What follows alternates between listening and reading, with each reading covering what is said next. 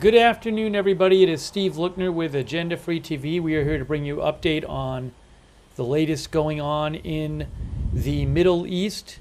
We have a couple cameras up for you, and we'll be bringing you updates. We'll be taking your comments and questions on the air.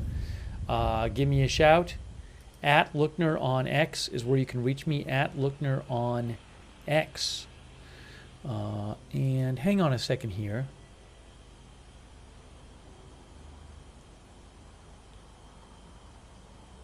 Give me one moment.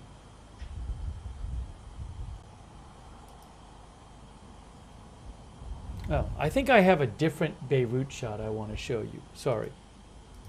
I don't know why I had that one up. That's the one I have.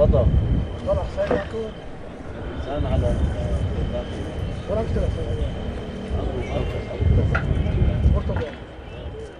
There is the shot from Beirut. The other one. Better.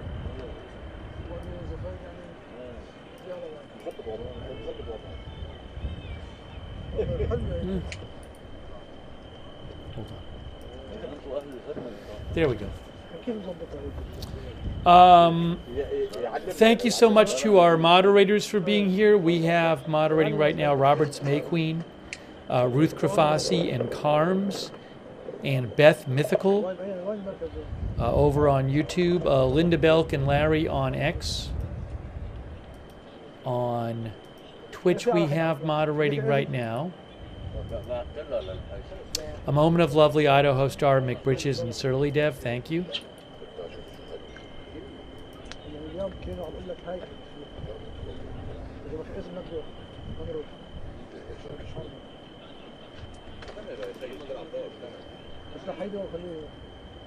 And on Facebook, Valerie Gale Griffin is moderating. Thank you.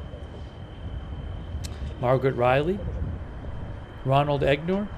Thanks for watching from Holland. Japki Shiztizma, if I'm pronouncing that right.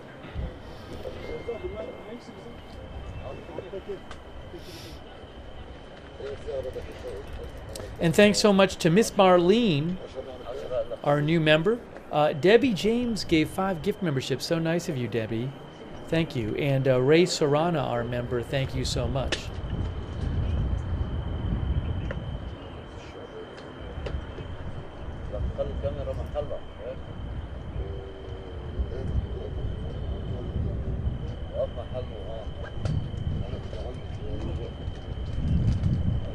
So we're going to bring you some live updates. As I think most of you know, on early Saturday morning, Israel launched an attack on Iran, and we're learning some more about that attack, and it's not clear if Iran will respond to that attack. I certainly think there's a decent chance Iran will not risk getting into a direct war with Israel, but we'll have to see. And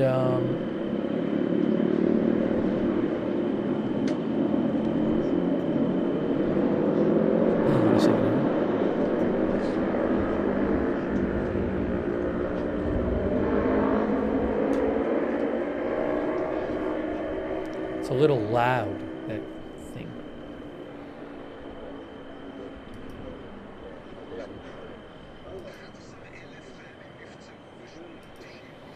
There was also overnight some more news out of Israel I want to discuss. So we're going to talk about that. There was actually a car ramming attack in Israel, a truck ramming attack.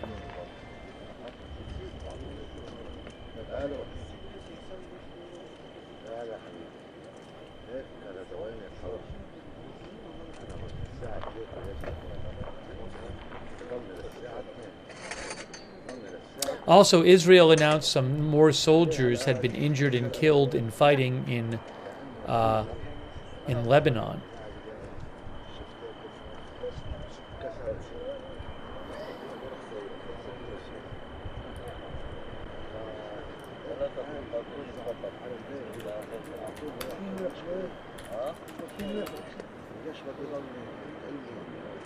Then there's some ceasefire negotiations going on.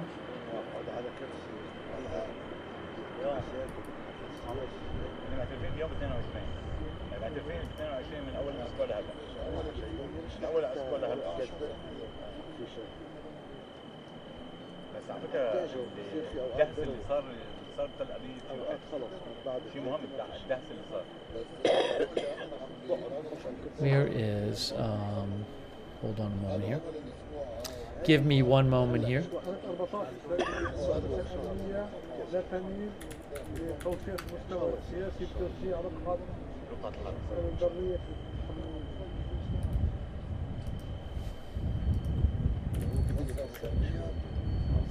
توسع بريا متوسع بريا بس بس تأمينات حسب المطار هو طاح زحف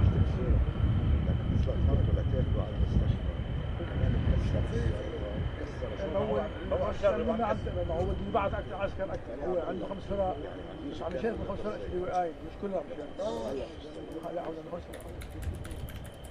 فرق بس عم يشاركوا عم يقربوا يطلعوا يتراجعوا اللواءين كلهم بس عنده 5 انا شفت اكثر بيعملوا في شويه عبر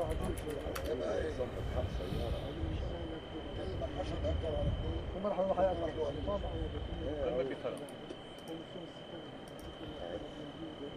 كيف ما كان ساعتها بتصيب فيه. I want to get you the latest updates on the truck ramming incident that happened earlier today in Israel at a bus station there near Tel Aviv.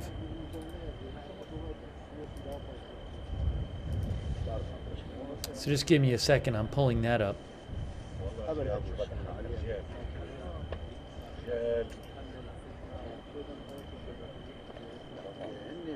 So what happened is in the Gelot area of Israel, maybe I can show you on a map where this was.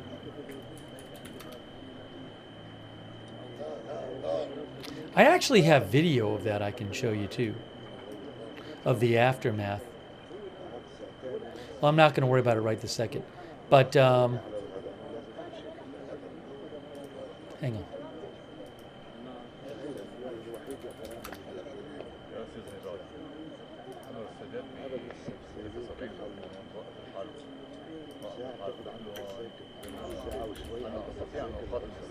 No, it's not Glilot, not Gelot, Glilot. The Glilot area of Israel, which is near Tel Aviv. That's where this happened.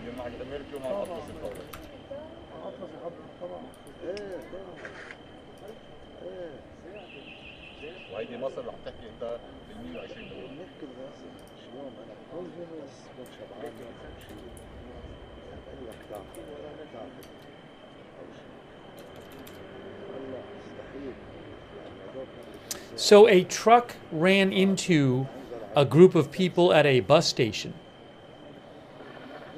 Manny Fabian's The Times of Israel said one victim died. 35 people were taken to hospitals following the truck ramming near the Glilot base in Israel. And 6 were seriously injured, 5 were moderately injured, and one of the people injured ended up dying. I don't know if there are updates on that. That is a suspected terror attack.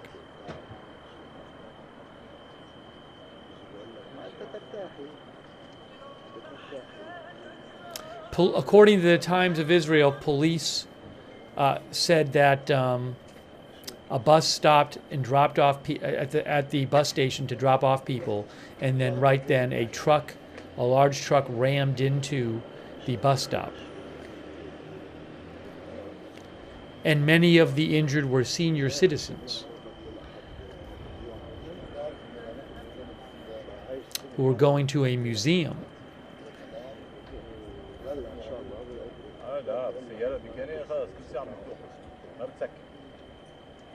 And also this happened in the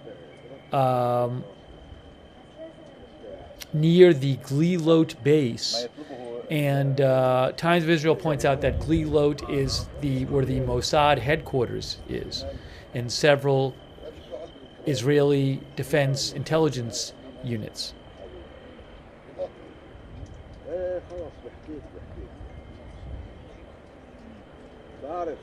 Oh, I think I have a little video I can show you right here of the aftermath. I have more, but I don't want to interrupt the broadcast now to show all that. But hang on a second here.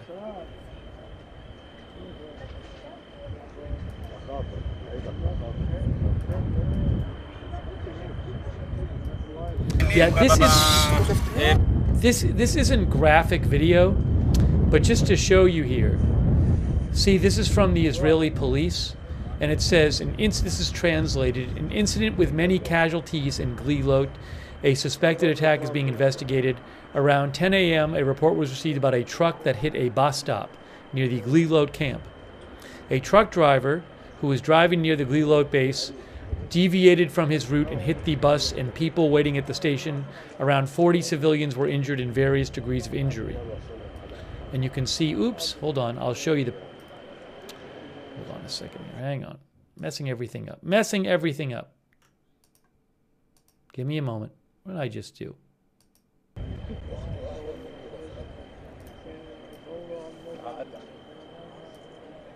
There. The driver, a resident of Israel, was neutralized in the driver's cab of the truck by a civilian who was present at the scene. Suspicion that the incident is a terrorist attack, and there is I believe that is the truck right there.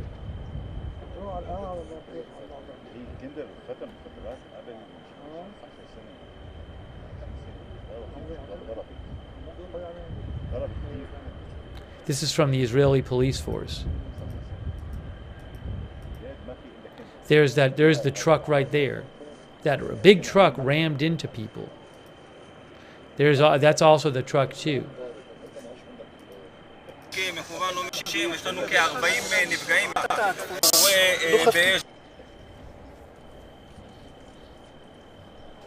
So that happened at about 12 hours ago. Hold on a second.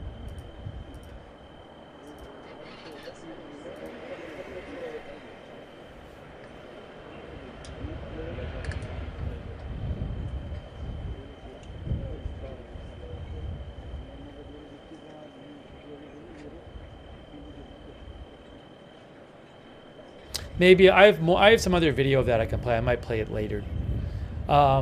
Hey, thank you to Rumi. That's really kind of you, Rumi. I really appreciate your support. Rumi, thank you.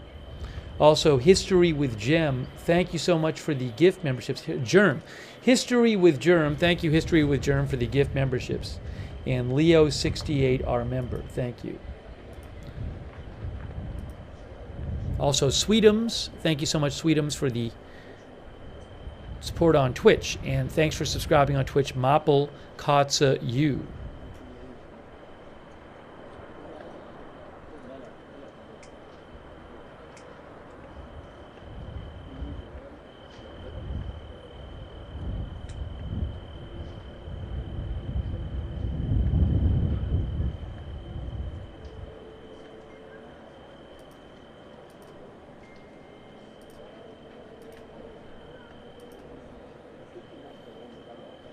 Patrick Donders says, is it going to be a quiet night? That I don't know.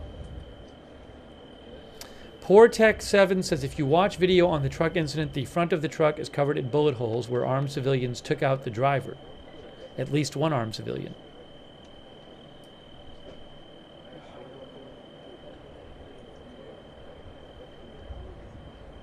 I mean, clearly there's also been so much fighting, we don't see, because there have been a significant number of Israeli soldiers killed and injured the last few days. Overnight, I believe Israel announced that 5 new soldiers had been killed. I have to double check the numbers. Actually, maybe 6, but 5 in Lebanon.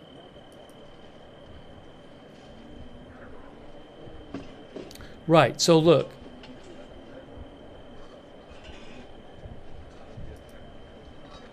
So 11 hours ago, Manny Fabian of Times of Israel posted 4 Israeli reserve soldiers were killed and 14 were wounded during a battle with Hezbollah operatives in a southern Lebanon village yesterday evening, the military announces.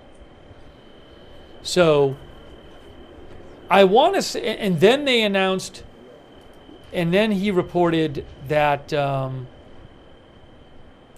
4 hours ago, the military said that another reserve soldier was killed in Lebanon yesterday in fighting, and a soldier was killed from fighting in Gaza.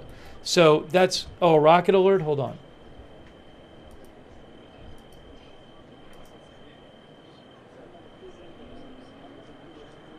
That is a, you know, there may be, or you may see something here on this camera. Hold on.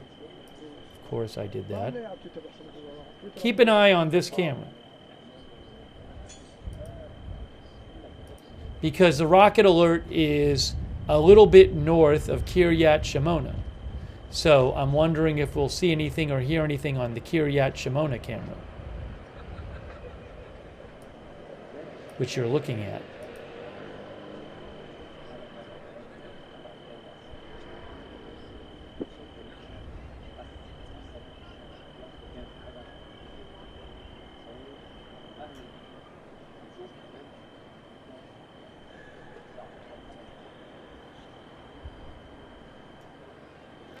Why is this here? Doesn't make any sense.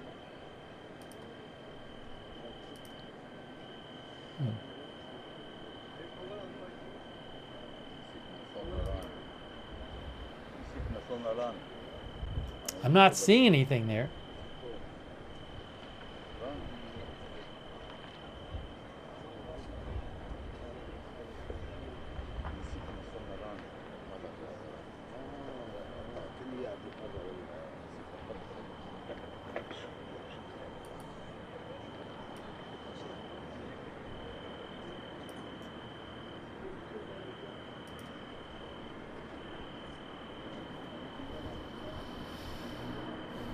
I'll show you where that rocket alert is. It's in Misgav On, which is a bit north of Kiryat Shimona, northeastern Israel. Kiryat Shimona is right here. That's where our camera is. That's where the alert is, right here. So I thought we might see something on the border camera, but we haven't at this point. Oh, a plane just landed on camera 2.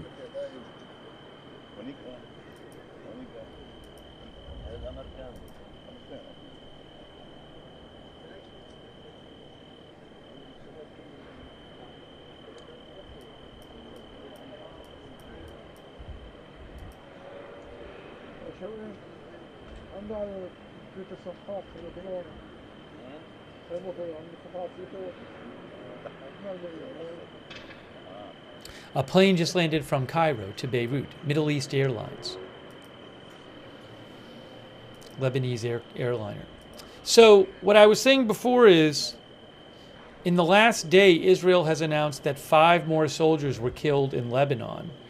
And I think that's like 15 in 3 days. And there's also been a similar number, I think a bit greater number injured.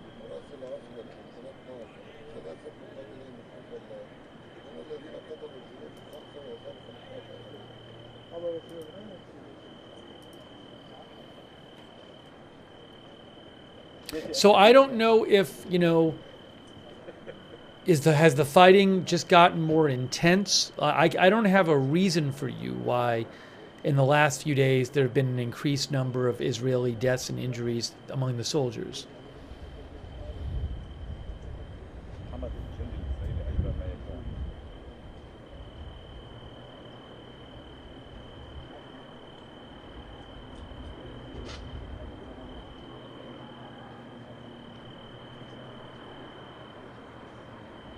اللي فاتوا بقوا او لحق عائلات طبعا او طلعوا برات الخدمه ولحق عائلات طبعا.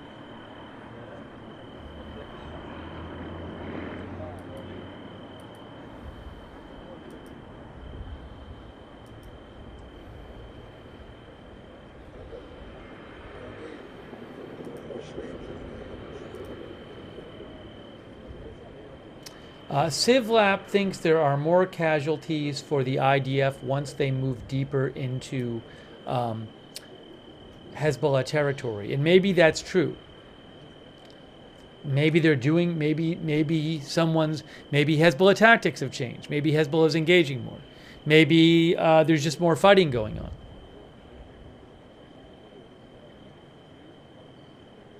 Angelo Max says because they are in a real fight right now. Carol says as Israel heads north, I assume they will face more and more resistance.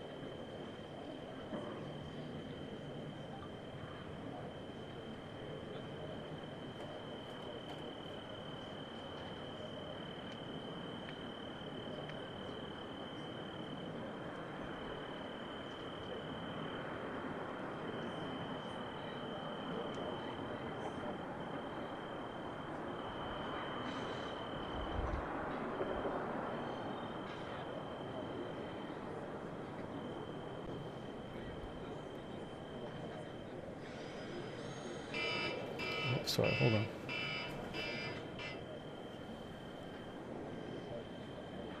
One moment here.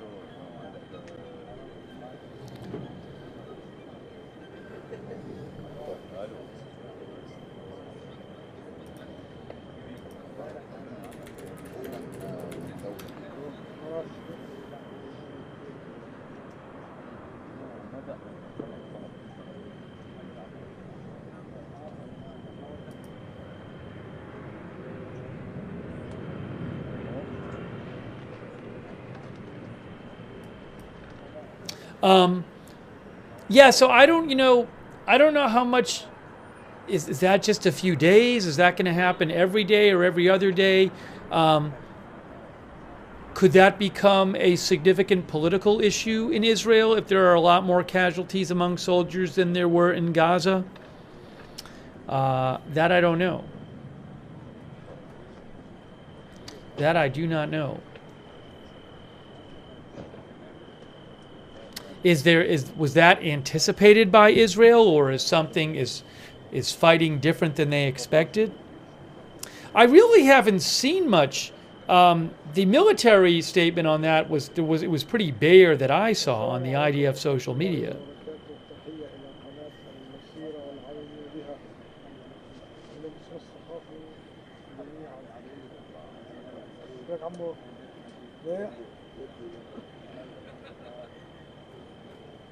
But to me, it's quite noticeable that happened the last few days. By the way, Israel they've issued a lot of evacuation orders for villages in southern Lebanon, but I think they reissued some today.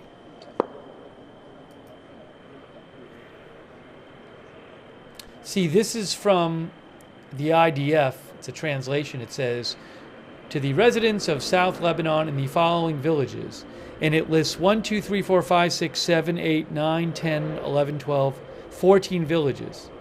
Hezbollah's terrorist activities force the IDF to act forcefully against it. The IDF does not intend to harm you. You must evacuate your homes immediately and move north of the Awali River, which I think is about 18 miles north of the border. You are prohibited from heading south. Any movement toward the south may pose a threat to your lives. We will inform you of the appropriate time to return to your homes as soon as appropriate conditions exist. Anyone who is near Hezbollah members, its facilities, or its weapons puts his life in danger. So this is 14 different villages in South Lebanon.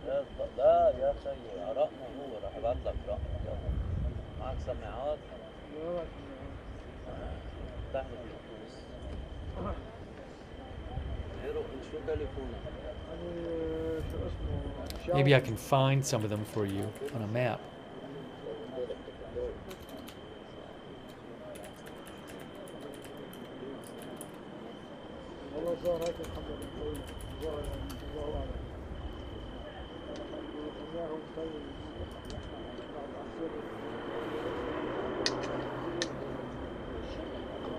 Yeah, so if I have it right, wasn't one of them this one? Right. So, look, two of them are Tefata and Gassaniya.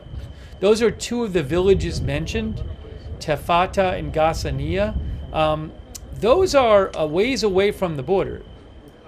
I mean, those are about over 20 miles from the border this way, south. I mean, I guess they're a little less from this part of the border. 15 miles this way. But those are not right on the border. That's Gassania there, and then that's Tafata. Those were two of the ones mentioned in the evacuation order. There's Gassania. Then where's Tafata? Tafata's up here. Some of the villages in southern Lebanon have just been, they've had a huge amount of their buildings destroyed, some of them. I don't know what the plans are for these 14 villages named in this evacuation order today.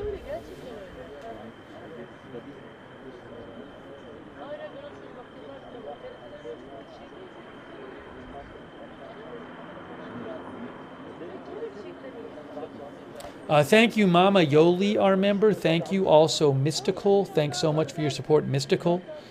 I appreciate it.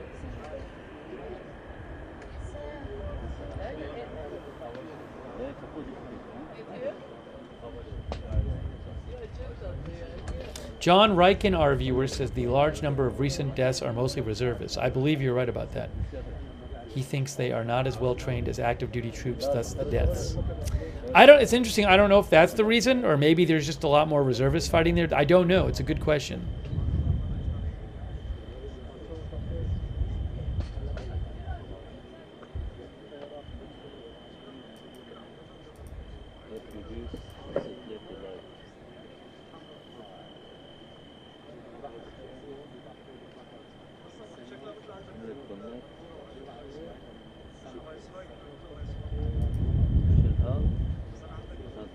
One of our viewers mentioned this Egyptian ceasefire proposal.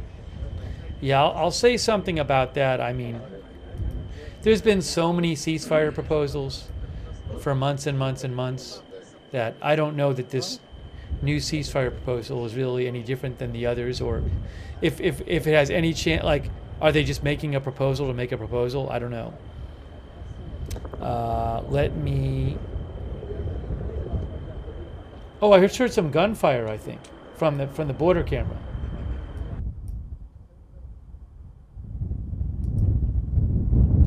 I think I just heard some of that, like it sounds like helicopter gunfire on the border camera. We'll wait a second, see what we can hear. It's windy there on the border.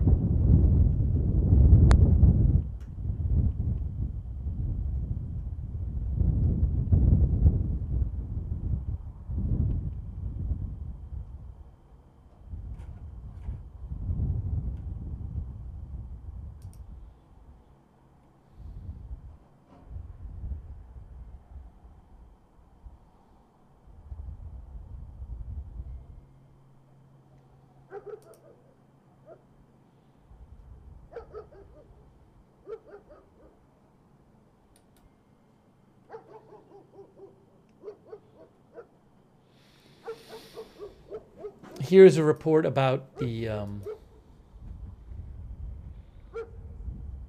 give you a report about the Egypt proposal. I'm not hearing the gunfire anymore. I'll turn the other volume back on. Look, Reuters says, AP says,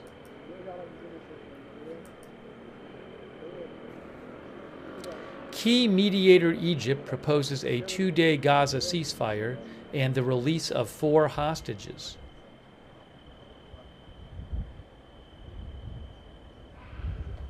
This picture on the right is Netanyahu taking a part in a ceremony marking the Hebrew calendar anniversary of the Hamas attack on October 7th of last year.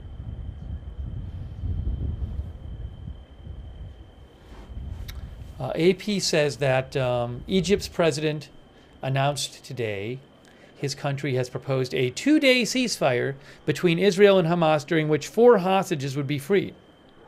There was no immediate response from Israel or Hamas, as the latest talks were expected in Qatar, another key mediator. So look, I don't know. This could just be Egypt making a proposal for the politics of making a proposal, and to say they made a proposal. I don't know that there's any chance of this realistically being adopted. President Abdel Fattah al-Sisi of Egypt said the proposal includes the release of some Palestinian prisoners and the delivery of humanitarian aid to besieged Gaza. He said it aims to move the situation forward, adding negotiations would continue to make the ceasefire permanent. Talks in pursuit of a longer phased ceasefire have repeatedly stalled. Hamas wants Israeli forces out of Gaza as a precondition, but Israeli Prime Minister Netanyahu has said that Israeli forces will remain in Gaza until destroying Hamas. There has not been a ceasefire since last November's week-long pause in fighting in the earliest weeks of the war. I remember that. That was last November. Renee Walker says, need a ceasefire now.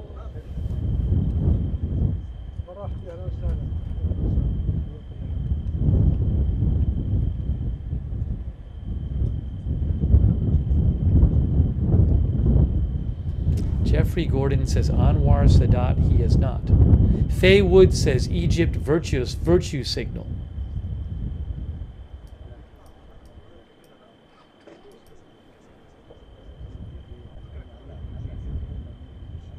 The hostages for Hamas, those hostages are their big bargaining chip with Israel.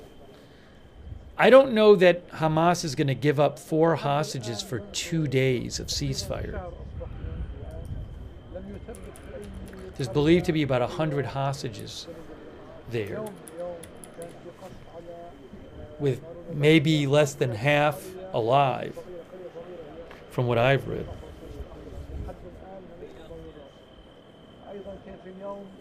Excessive Force says there's always that precondition that Hamas has of Israel leaving Gaza, which we know they won't, so basically these proposals are useless. Yeah, I mean, I agree with you in that there's just very basic things they differ on. Amin Hamdolahi says he is watching from Iran, which, if that's true, is very cool. Hello. AP says that Israel's Mossad chief was traveling to Doha today for talks with Qatar's prime minister and the CIA chief of the U.S.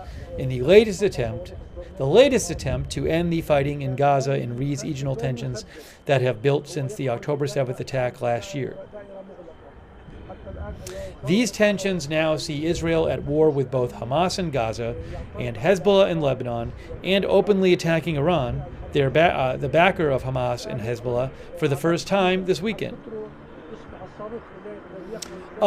Today, Iran's supreme leader today said Israel's strikes should not be exaggerated nor downplayed, while stopping short of calling for retaliation. I got to tell you something more about that, what the supreme leader said today.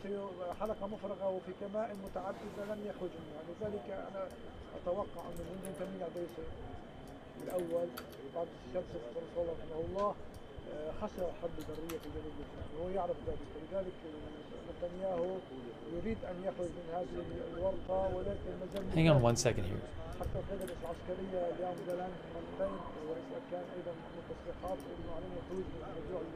Give me 1 moment.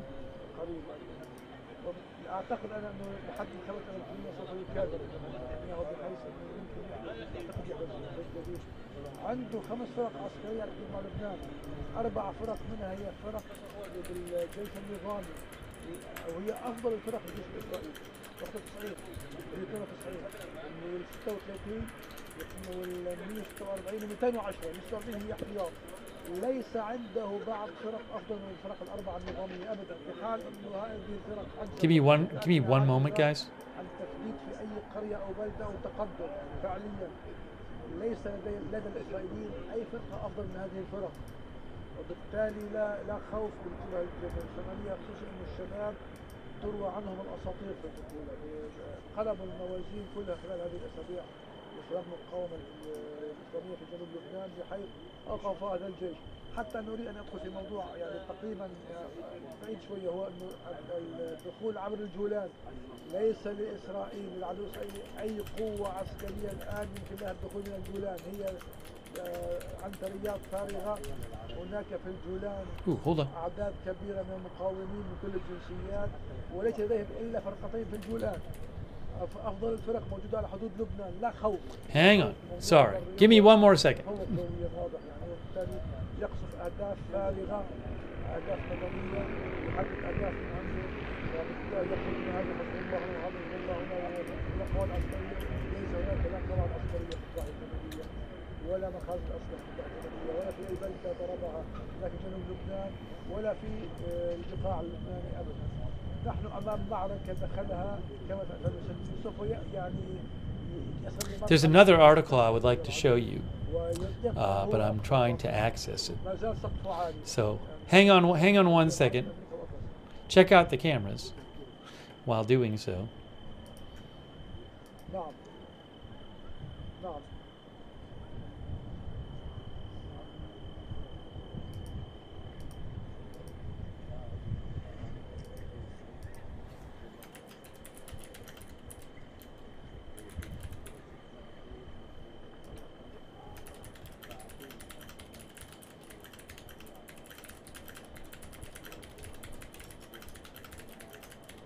نعم هو يعني صدقت. هو بالحرف الواحد من في ساعة موقع عبري يقول عن مصدر إسرائيلي كبير إنه القصف قالوا له لماذا لم تردوا على قصف بيت نتنياهو بإيران؟ قال لهم من قصف. Sorry, I was talking about the ceasefire proposal, which I have no evidence that Israel or Gaza is really interested in this proposal, but Egypt proposing a 2-day ceasefire in the release of 4 hostages, as AP said. Oh, and I was going to tell you more about what the Supreme Leader said today.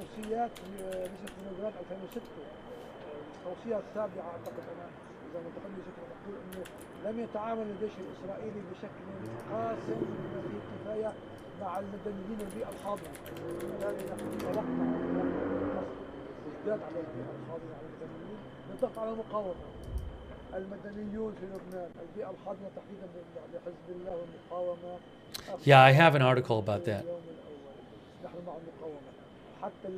But AP says the Supreme Leader of Iran today said Israel's strikes should not be exaggerated or downplayed, while stopping short of calling for retaliation.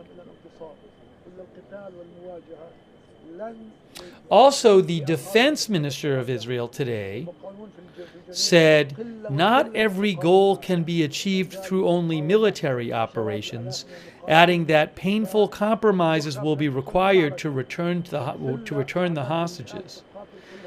Will Netanyahu and his government be willing to make such compromises? I don't know.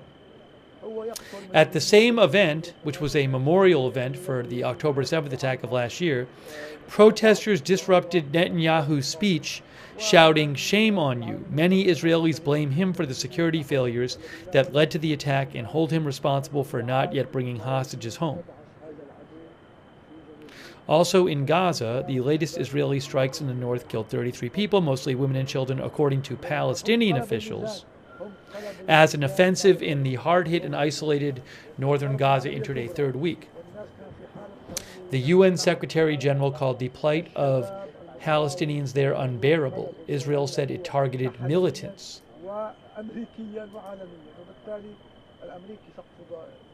Oh, and something more about the truck ramming here from AP. A truck rammed into a bus stop in Ramat HaSharon near Tel Aviv. That was about 12 hours ago or so, killing 1 person and wounding more than 30. Israeli police said the attacker was an Arab citizen of Israel and had been neutralized, I believe, by a civilian at the scene. The ramming occurred outside a military base and near the headquarters of Israel's Mossad spy agency. Hamas and the smaller Islamic Jihad militant group praised the attack but did not claim it. Miss Jamie says there have been American hostages in Israel for over a year now. Not Israel. I mean, you mean in sorry, in Gaza.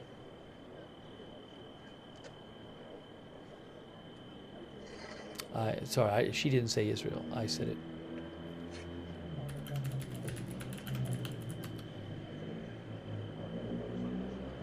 According to the American Jewish Committee, there are 7 American hostages still held by Hamas. They have American citizenship. Some of them might be, I'd have to look it over, some of them might be dual citizens.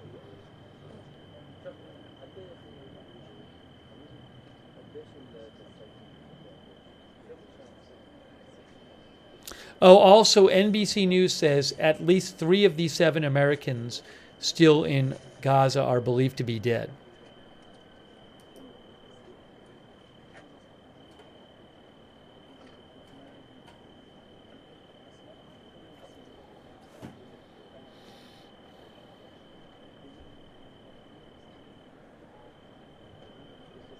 Wren thinks that Netanyahu got heckled due to large IDF troops casualties and corruption charges from weapons companies.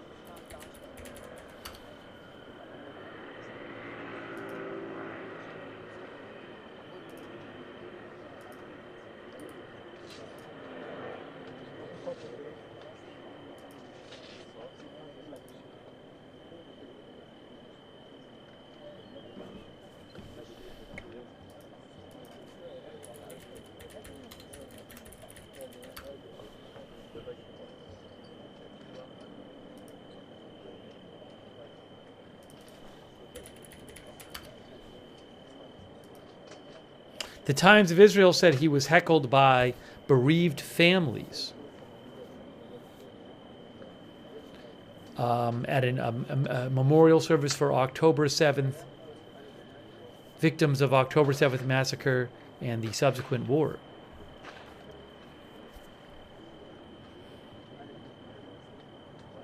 In their report, they don't really get into specifically what they said.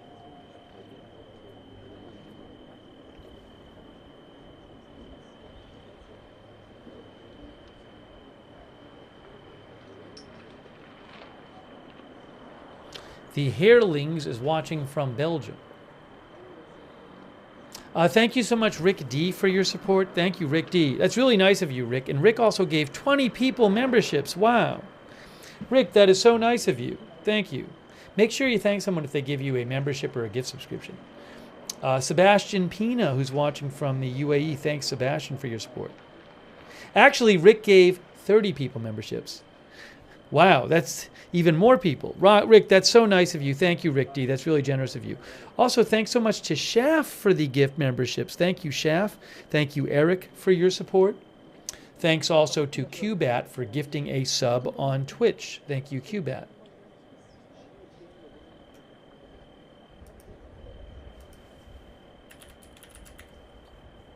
There have not been any evacuation orders issued tonight for the Beirut area.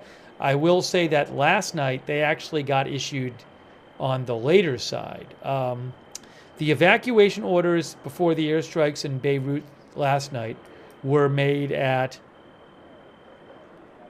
5:17 Eastern time. It's 4:17 right now.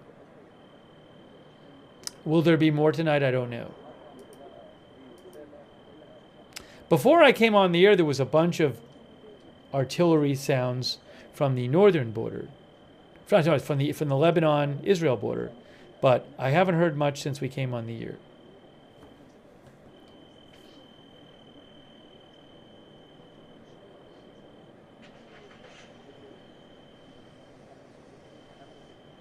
Hold on a second here.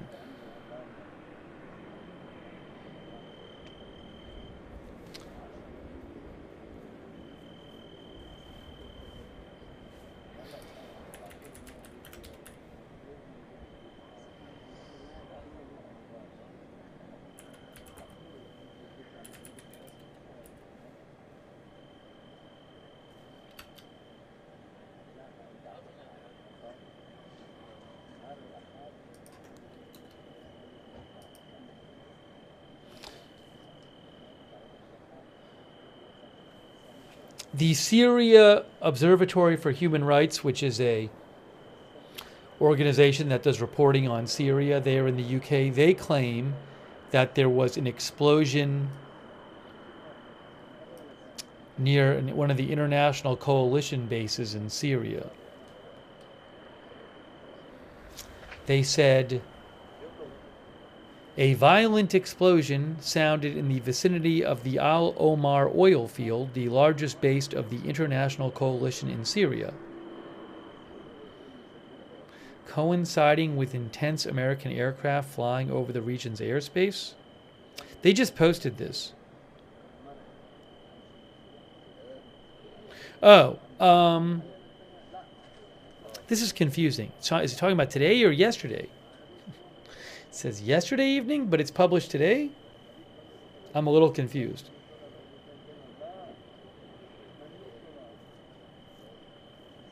I can't tell if it sounds like they're almost saying this explosion happened yesterday and was caused by coalition planes targeting something. I don't know. It's a little confusing, the actual article, because it's a translation. Anyways, if I hear anything new about that, I'll let you know.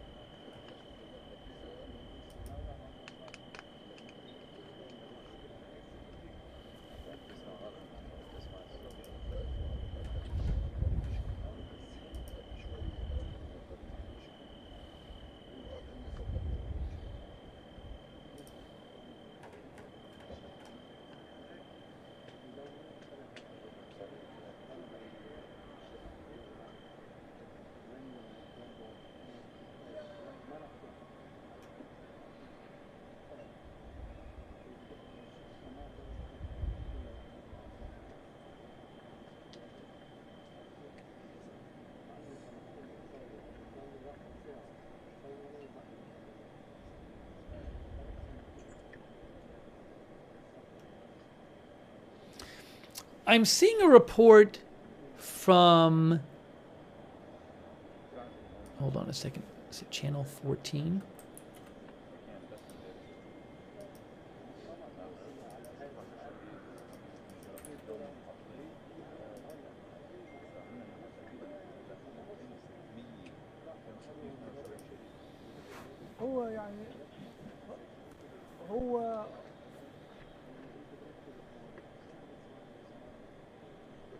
هو يكذب يعني عندما يقول يريد إعادة المستوطنين إلى قراهم وبلدات. Checking some Israeli media here too.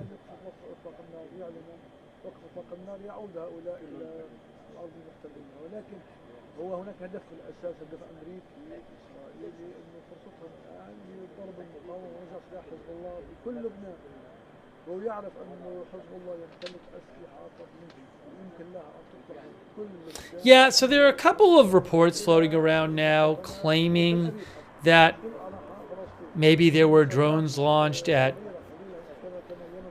U.S.-led coalition bases in Syria. These attacks can happen. I can't confirm that they've happened today. I just don't know. It's kind of fuzzy. But I'll keep an eye out and let you know what I hear.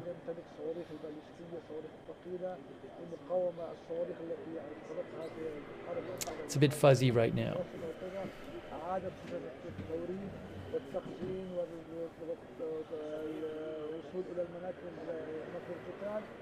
ليس هناك أي نقص في هذا الموضوع، هو يعرف أن هذه يكذب هو على شعبه، على جماعته، على المسلمين، هو يعرف أنه لا يمكن له أن يعيد هؤلاء إذا لم يكن الخطة الأمريكية أو أعلنها الأمريكي في الاجتماعات يريد نزع سلاح المقاومة في لبنان. حتى الأمريكي ولبنان سقفه عالي، سقفه عالي. خلال 10 أيام لم يرد على أي اتصالات في لبنان. Thanks again to our moderators who are here. I really appreciate it. We have moderating right now Beth Mythical and Ruth Krafasi and Carms, Robert's May Queen. Also over there on Twitch, A Moment of Lovely, Good Luck Duck, Idaho Star, McBritches, Sarah, and Surly Dev.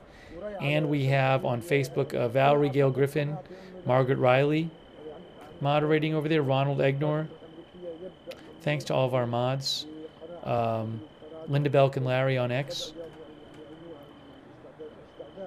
You know, I was thinking of something last night. I was thinking, you know, the last 4 or 5 days, there have been strikes at night in the southern suburbs of Beirut. And I started to wonder, I was like, you know, are they striking the Beirut area in the middle of the night every night because new targets are just found? Or is part of the reason they're doing it just because I've read articles suggesting that Israel wants to turn people in Lebanon against Hezbollah. For example, with the attacks on the banking locations, the Hezbollah of the Hezbollah-linked bank, I saw articles suggesting that a big reason for doing that was to just turn the Shiite Muslim population against Hezbollah. Kind of say, like, look at all these problems they're bringing you. So I do wonder if the attacks on Beirut every night, like in the middle of the night, these loud airstrikes, is part of that just part of this, like, trying to get people to sour on Hezbollah. And, you know, look at what they're doing to you. You don't get to sleep every night. There's airstrikes in your city. You're frightened every night. You know, so I don't know if that's kind of part of if it's kind of a psychological thing in part at this point. I mean, maybe they are finding new targets every single day.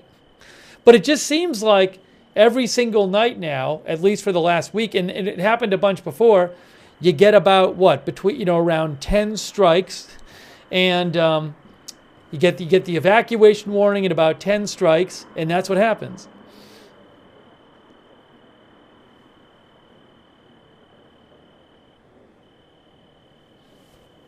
So just a thought I had is maybe they're spacing them out and they want to do it every night.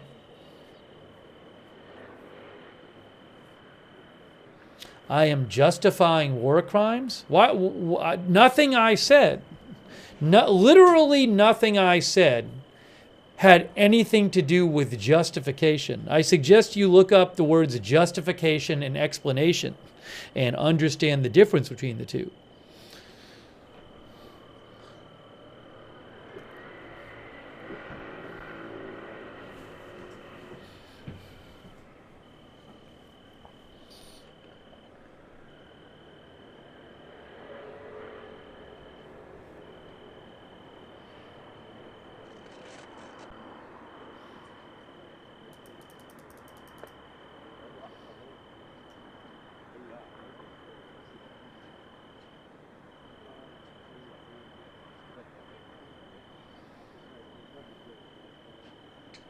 Anyway, so I have no idea if there'll be more strikes in the Beirut southern suburbs tonight.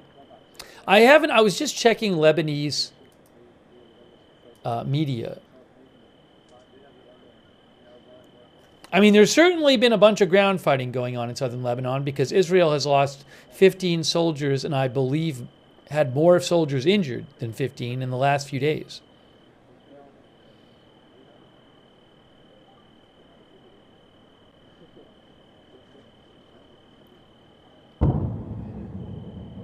That is from the northern border, that boom right there.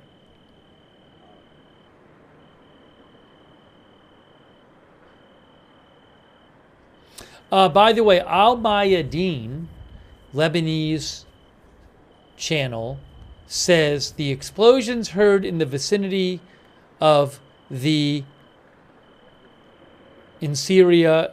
The explosions heard in the vicinity of the city of Deir ez-Zor were caused by American bombing originating from the Conoco base.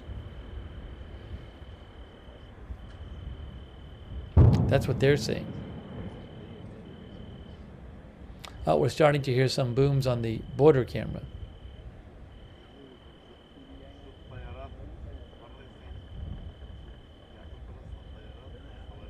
Is it Deir ez-Zor, says Farouk? So I can't tell. I mean, we don't really have a window into when there's a lot of ground fighting. There could be heavy ground fighting going on right now in southern Lebanon, and we just have no way of knowing.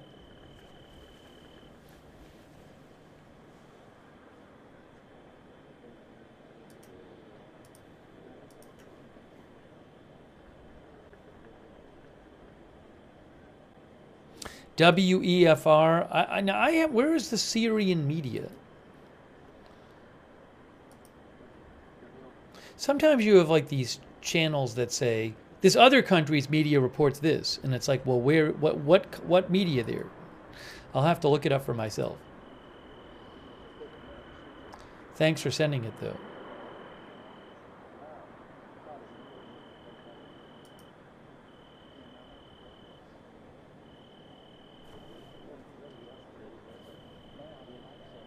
Al Jazeera says that Lebanese health officials are saying there were 14 dead and 39 injured as the result of 2 Israeli airstrikes today on the towns of Haret Sidon and Burj al-Shamali in the south.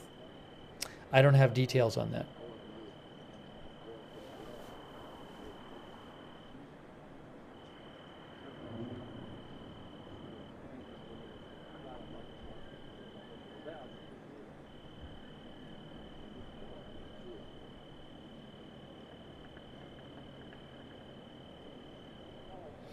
Syria TV, which is a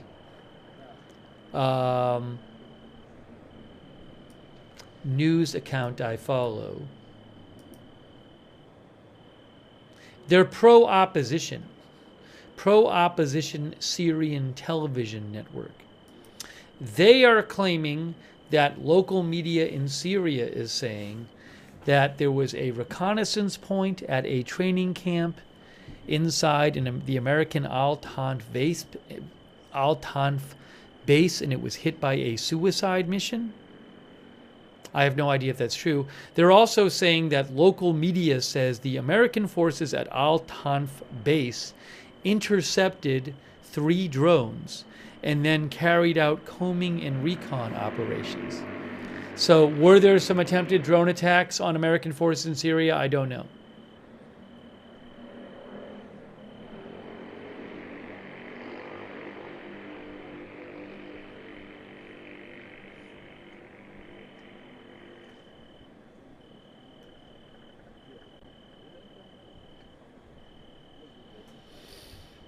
Al Jazeera also says, Syrian media says American forces at Al-Tanf base intercepted 3 drones and then carried out combing and recon operations.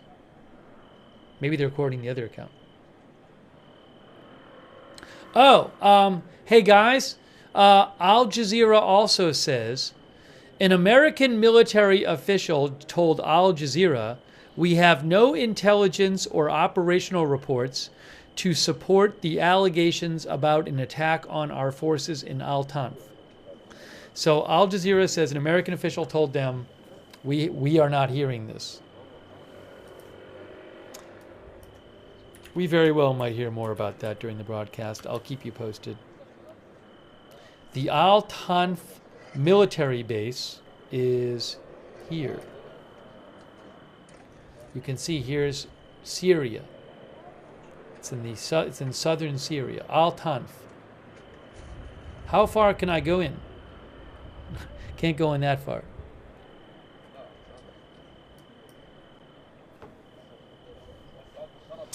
Wow, Rick D just gave more memberships. Crazy. Thank you, Rick. That's so nice of you. Rick D, thank you. Rick D gave more memberships and another donation. Wow, Rick, that is really nice of you. I think Rick has given like 50 memberships or something. Rick, that's super nice of you. Thank you. Also, Captain Jenks gave some gift memberships. Captain Jenks, thank you. Make sure you thank somebody if they gave you a membership or a subscription. Thank you. Also, JR, thank you so much, JR, for your support. And Sherry94, our new member. Thanks, Sherry.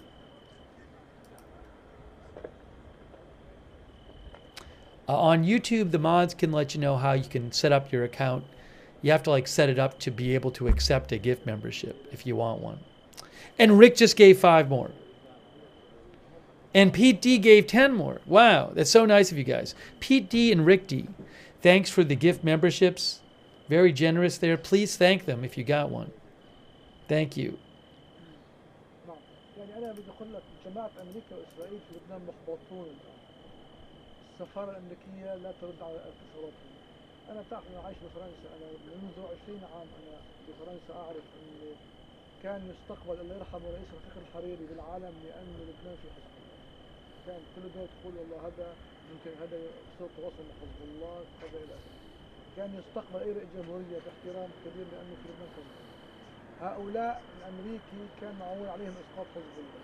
عندما فشلوا الآن يتصلوا فينا قوات لبنانية وجماعة قوات لبنانية يتصلوا بالسفارة نحن عم نرد إنه أنتم فشلتوا نحن عم نقول الآن نحن حزب الله ما لنا بحاجتكم. وبالتالي هؤلاء بذكرون عندكم بجانب موضوع القادمية وصنعاء. كانوا بال 2015 Miguel Cardona mentioned to me what Amakai Stein of Khan News had posted. I saw this before. Thanks for reminding me, Miguel. Amakai Stein of Khan News Israel says that Khan News is reporting that the U.S. estimates that Iran is still able to respond with the same magnitude missile attack as they did on October 1st, with hundreds of missiles, but the U.S. believes the damage to the missile production capacity will affect the nature of the response. Yeah, so Israel attacked Iranian missile production facilities and also Iranian air defense. So if Iran uses a bunch of its missiles to launch another attack on Israel, well, they're not going to really easily be able to replace them, or maybe not be able to replace them at all for maybe months and months, maybe over a year. But there's reporting that their missile production facilities were hit, and that's what Israel said they did. So they need to produce more missiles if they use missiles, and right now it appears that production capacity has been severely degraded. JVD says they didn't build their production sites and bunkers in mountains. A bunch of them no, because there's satellite evidence we've talked about that some of their missile production buildings and facilities were destroyed by Israel.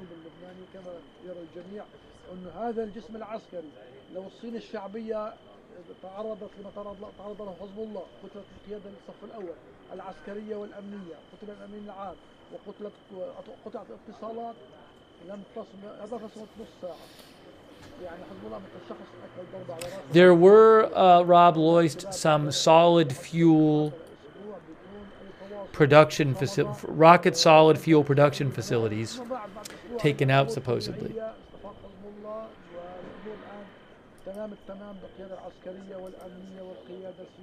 Maybe we'll get you some more on that in a little bit. And by the way, thank you again, Rick D. Rick D, so nice of you. Wow. Thanks, Rick, for all your support. Incredibly generous. Rick D. Also, DJ just gave 20 people memberships. Whoa. Hey, make sure you thank DJ if you get a membership from DJ. Thank you, DJ. Thank you also, JR, our member, and Trish Cisco, our new member. Thank you.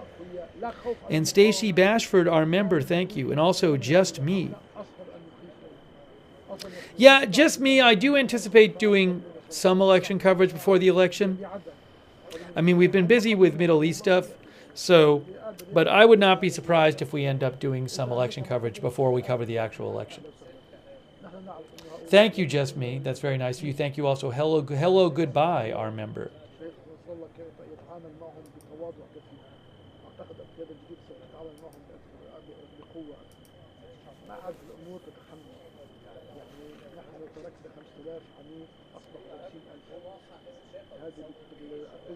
Gameplay Guru thinks that the ceasefire proposals are all BS and Israel will never stop until Hamas and Hezbollah are vanquished from the area. That's what Gameplay Guru, our viewer, thinks. WEFR sent me a report for the Jerusalem Post claiming that Netanyahu opposes the Egyptian ceasefire proposal. According to N12 Israel, says this. So N12 Israel said it, while Hamas said they were not in favor of the deal. Yeah, as I said, Egypt publicly proposed this ceasefire deal, but I saw no reporting suggesting that Israel or Hamas had said in advance that they were supporting the deal. So it seemed like it may have just been, Egypt proposing something just for the politics of proposing something. There was no evidence that that had been something supported by the two sides. But you never know. I'll let you know if I hear anything different.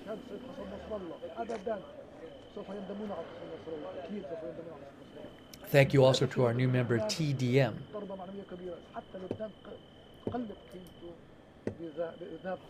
ولكن على كل حال هذه أمة ولادة كما تعرفون وهذا خط ولاد وبالتالي سوف يخرج 1000 حسن نصر الله.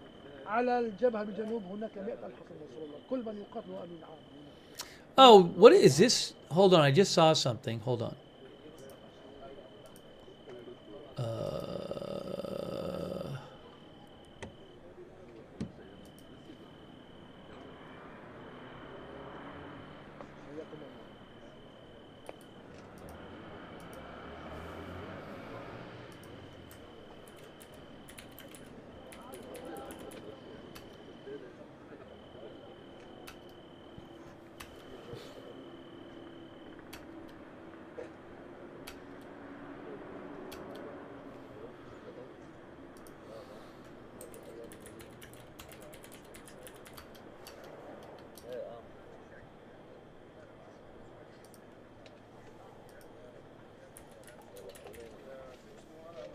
تفضل يا استاذ. حياك الله.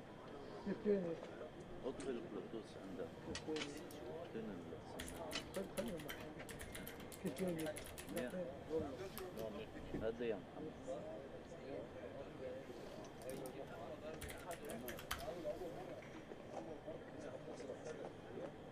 قربها بعد يا زلمة، هيك بدك تقرب. I see a lot. I see a lot where like one news outlet will report what another news outlet is saying, and they just don't. It's not accurate. Then you go to the original news outlet, and you're like, wait a second, that's not what they said.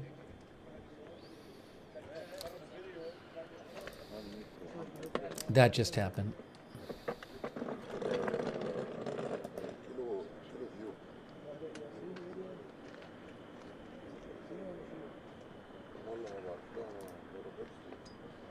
قربها بعد يا محمد، ما راح يطول.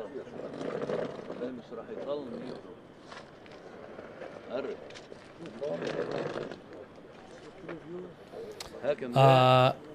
According to Al Mayadeen channel, Lebanese news channel, they say that the Lebanese Ministry of Health says there were 7 dead, including paramedics and a nurse, and 24 injured in an updated toll of the Israel airstrike on a center for the Al Resala Health Ambulance Association in the town of Ain Baal, Lebanon. I don't have details on that. That is a town in southern Lebanon. شو؟ شو واحد ما يعني عم بحكي يا زلمة. Wow, Rick D just gave more memberships. Rick D has given so many memberships. Wow, thank you, Rick D. That's really kind of you. And also, Brian Leggett just gave 20 people memberships in the YouTube chat. A lot of very generous giving of memberships today. Really nice of you guys. Make sure you thank them. Thank you, Rick D. and Brian Leggett. Also, thanks Dolores Wilson for your support. Thank you, Dolores. And JR, thank you. Thank you, JR. And Gerard Canavan. Thank you.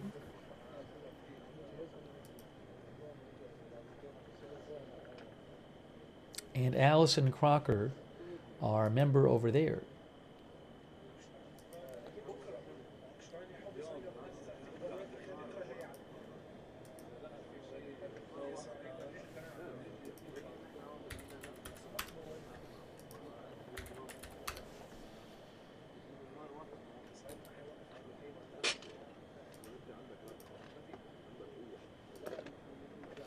Our viewer Ariel believes that Israel wants the Lebanese population to kick Hezbollah people out of it. Also, Ariel says the Dahia district in Beirut, yes, in the southern suburbs, is often bombed as it is the headquarters area of Hezbollah, as well as Tyre, Sidon, and he lists some other places as well. Yeah, so there certainly are. The southern suburbs of Beirut are known as a place with a lot of support for Hezbollah, and where Hezbollah has a lot of sites. So it's not surprising that Israel would target sites in the southern suburbs of Beirut. My point is that given like the last that there's been so many days where it's like here's the evacuation warning tonight in southern suburbs of Beirut.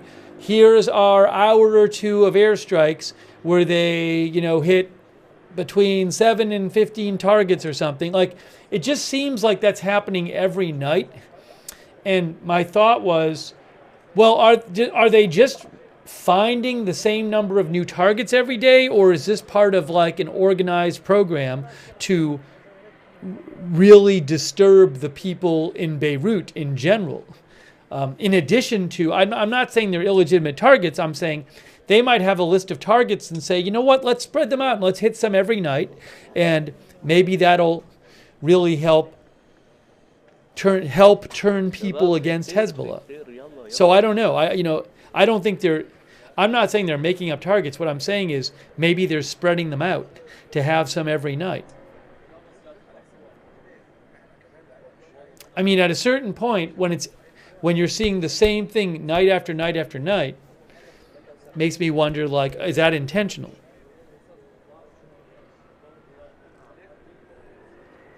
Trident 1 says there's less civilian population out and about in the middle of the night.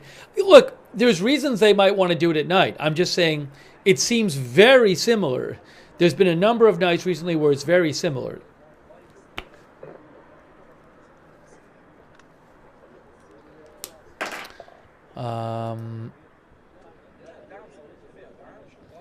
Elint News mentioned this. Thanks, Elint, for writing in.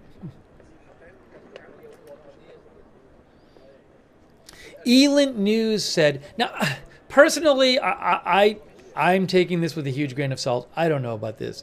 Elint News, who I follow for Middle East stuff, very good account, on X, ELINT News, all one word, said that Hillel Bitten Rosen with Channel 14 Israel claims the assessment in Israel is that after the damage control and the understanding the cost of the loss following the attack, following the Israeli airstrikes on Iran, Iran will want to respond, and therefore we are preparing accordingly. I have my strong doubts that Iran is going to respond to Israel and launch a strike. I do not think Iran wants Israel to give Israel an excuse to launch another strike on Iran. So I'll believe that when I see it. You never know, but I'll believe it when I see it. Israel just conducted a strike where a lot of what they did is take out reportedly Iranian air defenses. So if you're Iran, you need to assume that if you strike Israel, that they might strike you back and hit, things like oil facilities, nuclear facilities. They would have a much easier time of conducting a strike with your air defenses really weakened or destroyed. So I will believe that when I see it. I appreciate Elin sending that along, though. I can ask this question to you guys. I think we asked it last night. Will Iran respond to Israeli attack?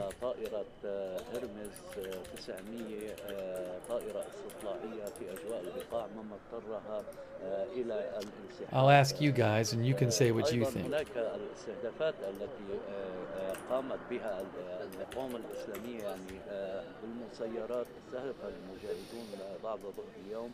بالمسيرات مستعمرة كفر يوفال بمسيرتين انقضاضيتين أصابتا أهدافهما بدقة، وإضافة إلى استهداف مستعمرة سعسع بمسيرتين ومستعمرات شوميرة وسعيد.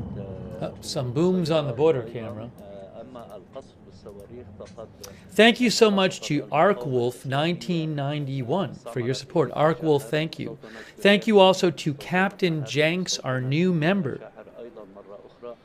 Thank you also to the Combat Drummer for the gift membership. So nice of you, the Combat Drummer. Also, DEFCON, thanks for your support. DEFCON thinks that Israel's response, not targeting oil, energy, leadership, nuclear, DEFCON thinks that Israel's response was an obvious off-ramp for Iran.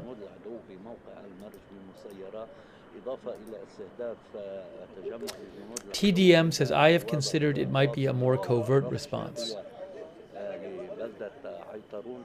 Yes, hearing some more, sounds like artillery on the border camera. And thanks so much to History with Germ. Hey, congratulations. Congratulations, History with Germ. And best of luck to you. Also, thank you to Shadows 6530 for the gift membership. Shadows gave a couple people gift memberships too. Thank you, Shadows. It's really nice of you. Hey, we're hearing a bunch of more booms now on the border camera, guys. على مستوى آخر يعني تناقلت وسائل العدو يعني ما يجري في جنوب لبنان، حيث نقلت صحيفة يدعوت أحرنوت العبرية أن قوات العدو الإسرائيلي تتحدث عن تزايد عمليات إطلاق. All right, let me show you the poll results.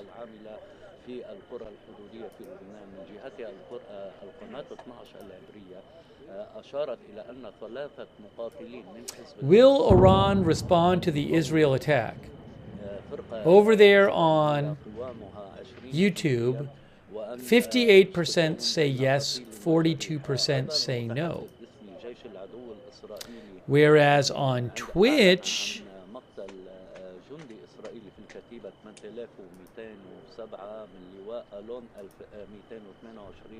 في معركة جنوب لبنان، إضافة إلى إعلان وسائل إعلام إسرائيلية عن مقتل 73 جنديا ومدنيا قتلوا. 55% say 56% say no, 45% say yes. So a bit of a different, but kind of split on both places. وزير الدفاع يؤاف جالنت تحدث اليوم عن أهم الثلاثة نقاط في الوقت الحاضر. Somebody saw a flash on View 2. Where was the flash on View 2? Not many people. A couple people claim they saw a flash on View 2. There have not been any evacuation warnings for the southern suburbs of Beirut yet. I'll look it up.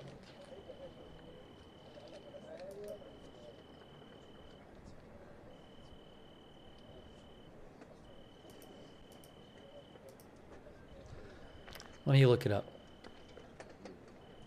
Oops, sorry.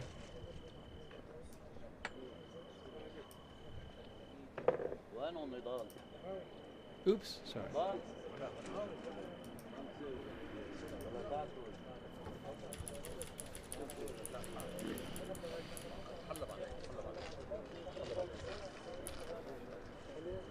When did people say they saw it?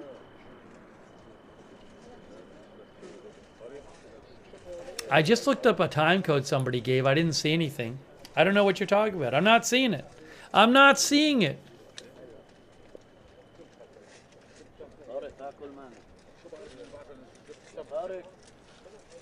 I didn't see the flash. All right, thanks for voting in the poll. 59% said yes, Iran will respond to the Israel attack on YouTube. 42% said yes on Twitch. So thank you for voting in the poll. All right, give me a moment here. ما فيني والله عزموني الشباب وما فيني بعدني هيك طالع.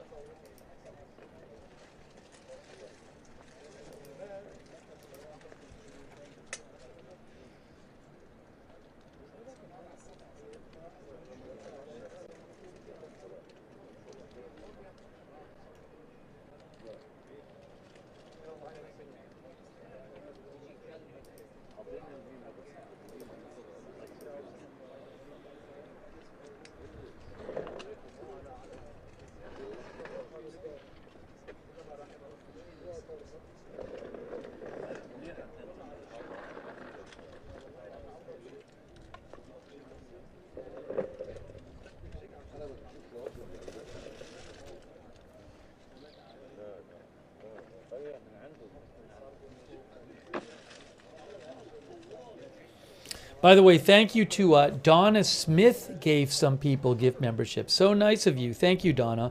And also, but I have all this lasagna gave people gift memberships. So many gift memberships. Thank you. But I have all this lasagna. Thanks to Janine B, our member, and Hoover Maneuver, our member, and Melissa N for your support. Neil S, GTUK gave a membership. Thank you, Neil S. And Janine B became a new member. Thank you.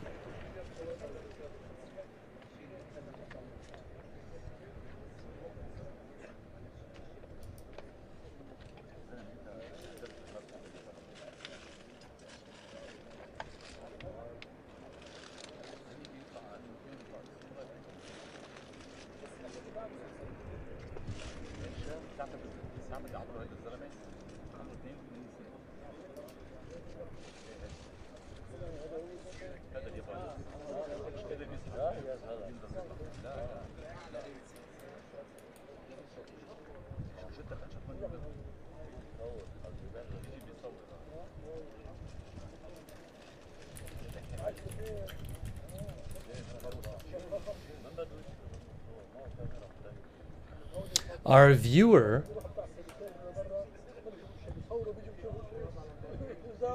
Saskia Wagamaker mentioned to me that the person who had been killed in the suspected terror attack, a truck ramming at a bus stop near Tel Aviv today, where over 30 people were injured, one person was killed. According to the MDA Emergency Medical Service, that person was Bezalel Karmi, 72 years old. There were 6, that's according to the Jerusalem Post. There were 6 seriously wounded and 7 moderately wounded, and one of the wounded ended up dying. Many of the people injured were senior citizens going to visit a museum. A large truck plowed into a crowd of people at a bus stop. It is believed that was a terror attack. The driver was shot and killed, according to the report I read earlier. The driver was shot and killed by somebody at the scene. I think by a civilian, yes. Civilians at the scene. Police said that civilians at the scene had shot and killed the driver.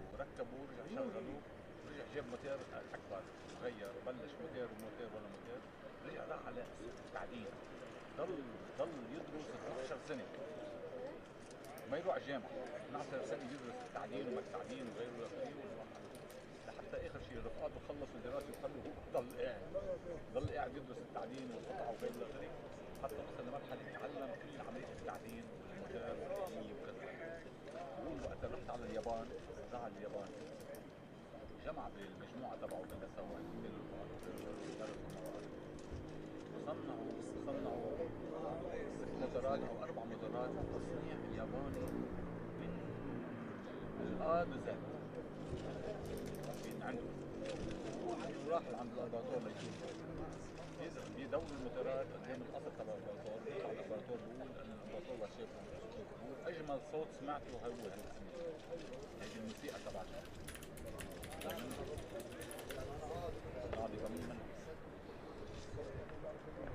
دولة صغيرة عملوا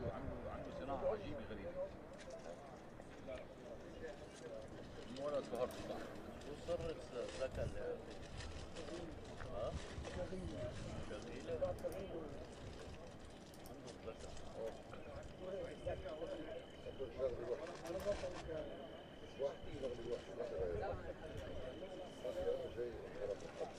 You know, this is interesting. There's a report from the Times of Israel.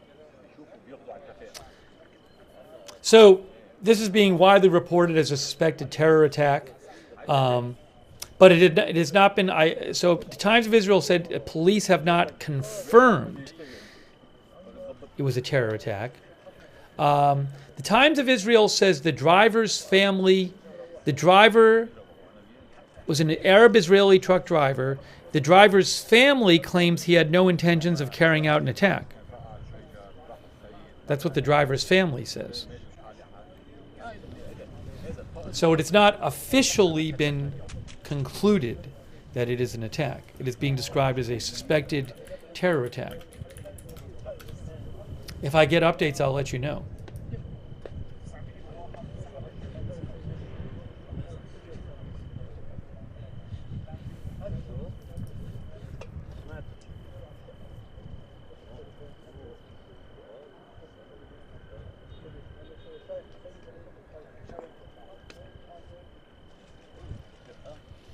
The Jerusalem Post says media reports said the truck driver is Rami Nasrallah Nator, an Israeli Arab from Kalansawi, if I'm pronouncing that right.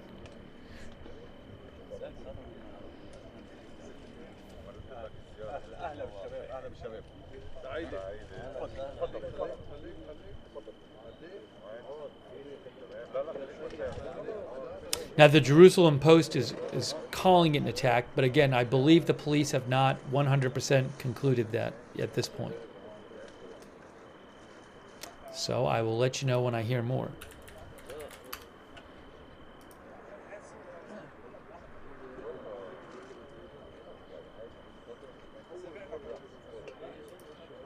Haaretz calls it a suspected ramming attack. They say the motive is still unclear and police have refrained from confirming it as a terror attack.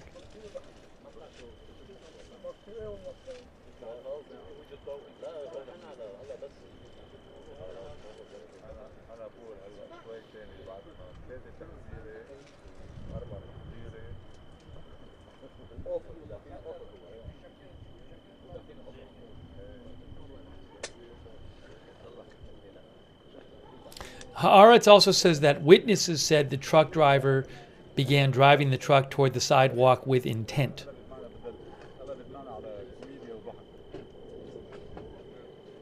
But I'll let you know if we hear more.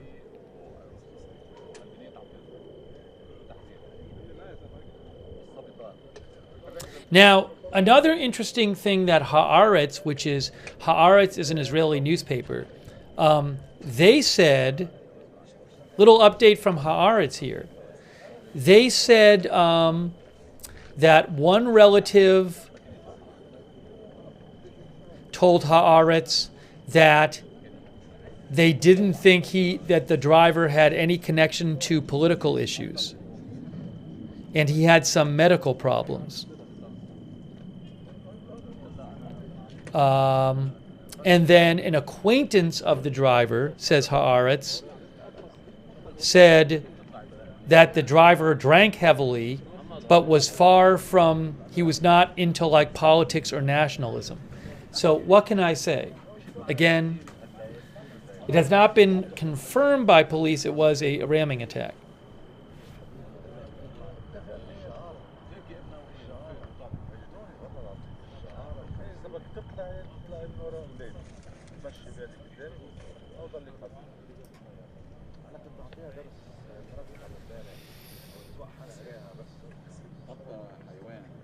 Anyways, I hope the people who survived, the over 30 injured, have a speedy recovery.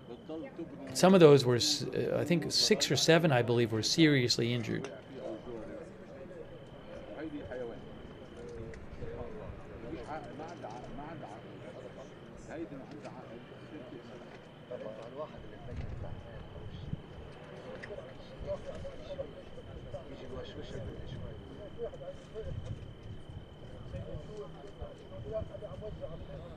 Now, if it wasn't an attack,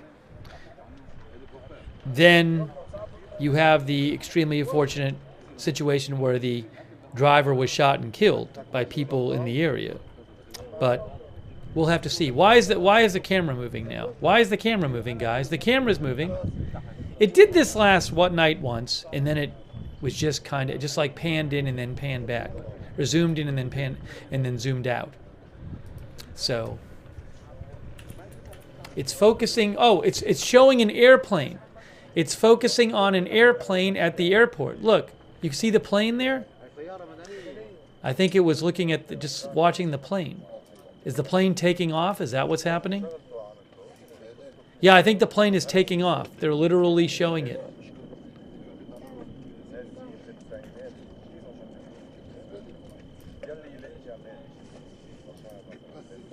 I can see one on flight radar taking off right now. It is a Beirut to Doha plane. Then there's one behind it too. Then there's Beirut to Jeddah. That's what they're showing. You can see it's two MEA Airlines planes taking off, one after the other. Well, they showed one of them. So according to Flight Radar 24, one took off, then another took off shortly after. Right now.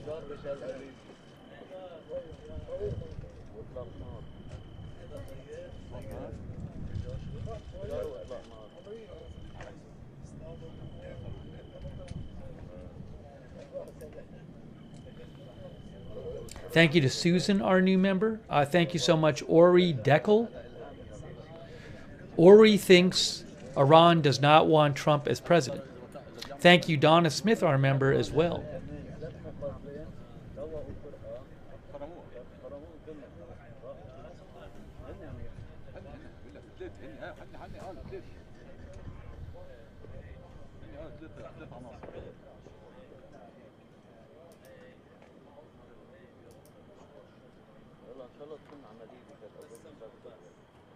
على فكره عمليه الدهس اليوم كانت مهمه، كانت 24 كان معقول كيف جمعوا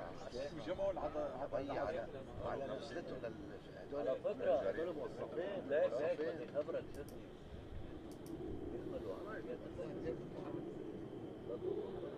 اكيد اللي بيضرب اليهود يعني كان ورا يعرفوا بيعرفوا مني هو تبع 48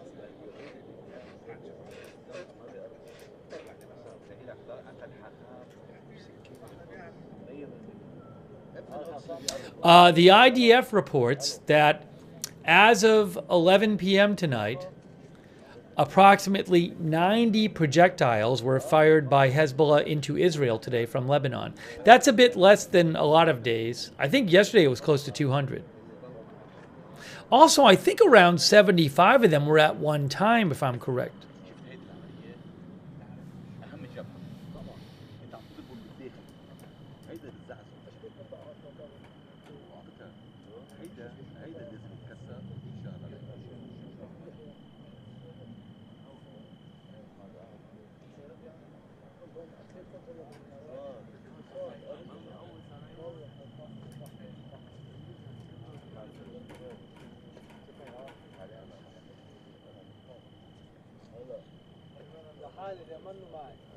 What is this here?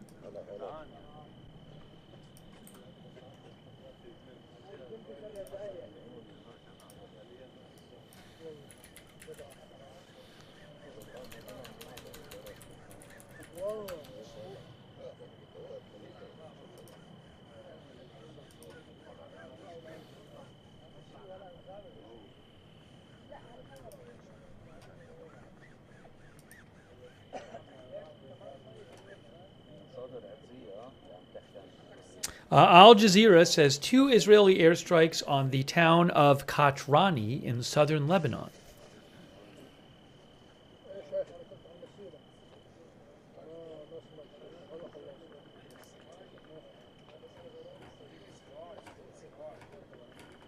Camera focusing on the airport again.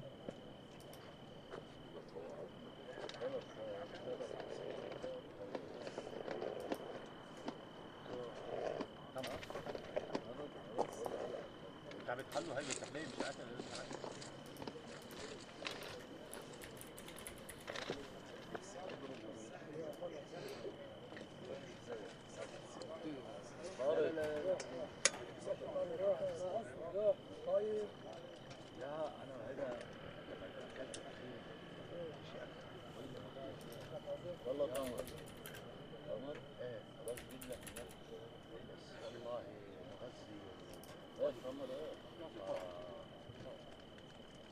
هاي ما اشتريت من يوم ما اكلت Our viewer Veronica Worthington mentioned to me that Israeli reporters Moriah Asraf and Doron Kadosh posted some updates, some reporting they had about the Israeli strike on Iran.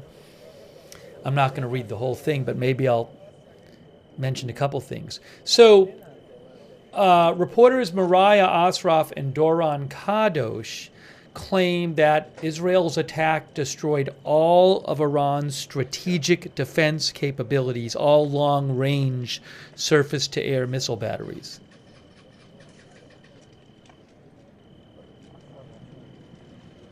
So, according to them, the most important air defense that Iran had, the long-range surface-to-air missile batteries, all of that capability is destroyed, according to them.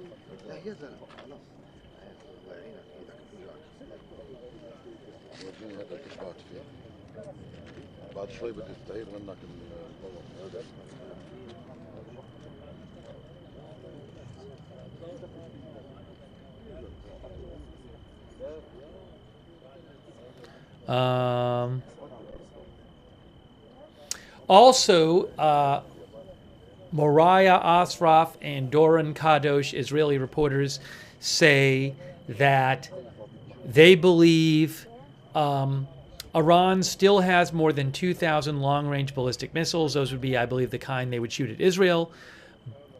But their production capabilities were affected.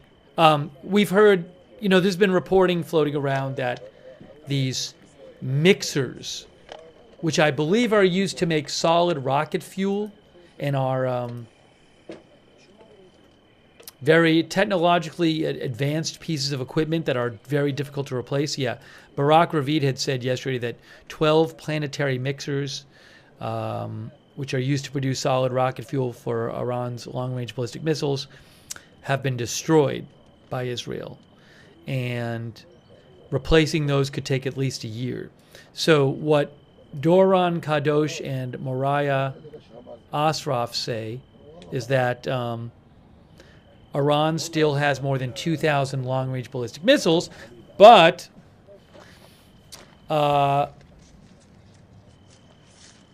in the near future, for months or years to come, they will not be able to add to their missile stockpile.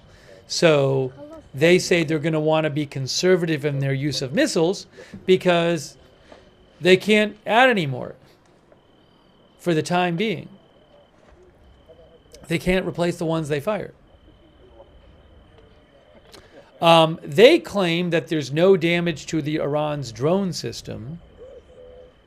I guess that would include the drone production facilities.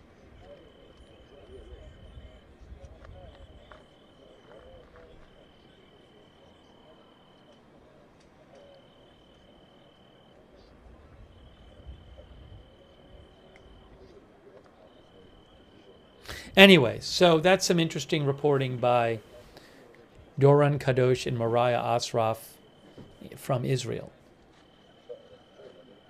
Thanks, Veronica Worthington, for passing that along.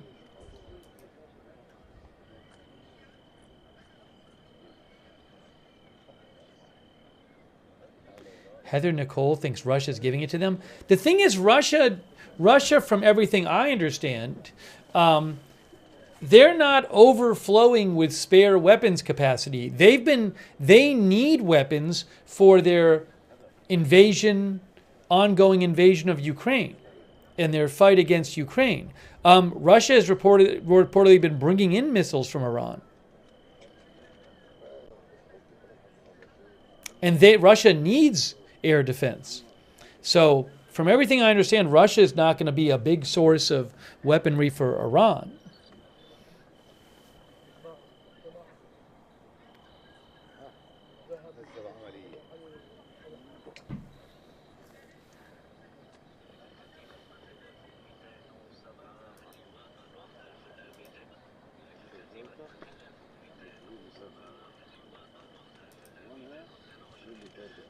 Daz UK thinks Iran won't be crippled yet.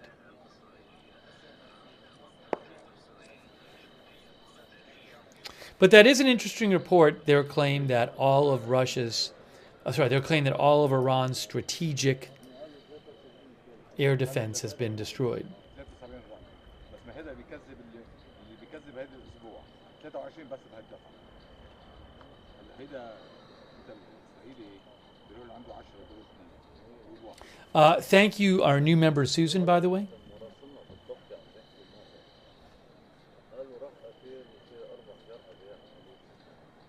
عم يفتهز هو هذا المطلوب انت قول انه راح بالالاف اول شغله الجندي بينهار اهله بينهاروا عرفتي بطلوا خلوه يبعثوه بخبوه بيطلعوا يبعثوا على الجبهه تلعب دور الميديا كثير في نص الحرب هي الاعلام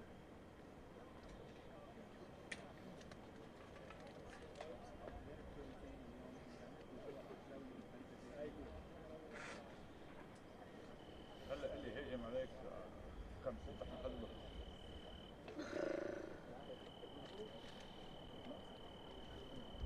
قال لك واحد ضلوا برا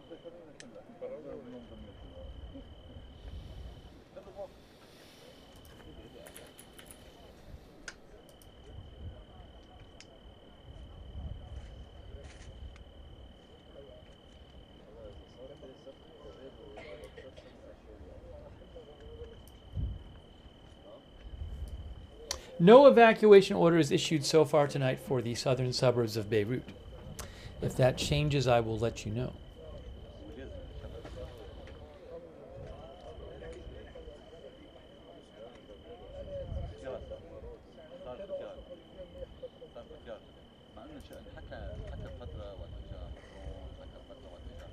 I want to mention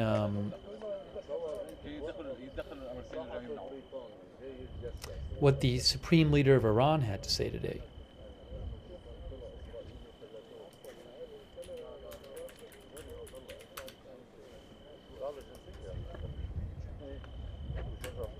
One moment, please.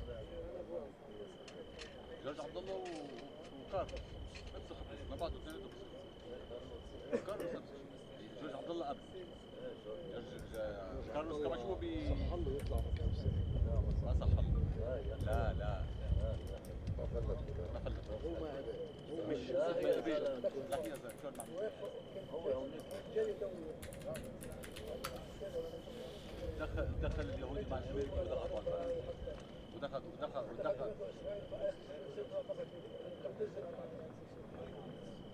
ليش بده ليش نفس الشيء كان Article from Reuters. Netanyahu says Israel hit Iran hard. Supreme Leader Khamenei says damage should not be exaggerated.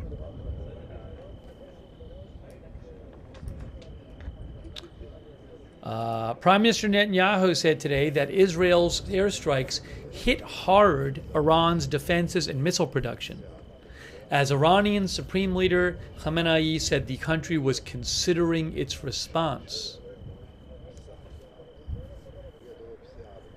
A day after the Israeli airstrike on Iran, there was no sign that Israel and Iran would spark another round of escalation. However, heavy fighting in Lebanon between Israeli forces and Iran-backed Hezbollah, which sharply intensified over recent weeks, continued today with an Israeli airstrike killing 8 people at a residential block in Sidon, medics said.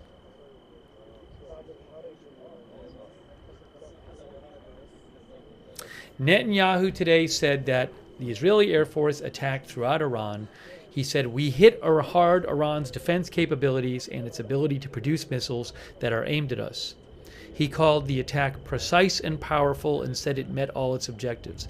Iran has not yet signaled how it will respond to the Israeli strike, which involved dozens of fighter jets bombing targets near the capital Tehran and in the western provinces of Elam and Khuzestan. The UN Security Council will likely meet to discuss the attack on Monday.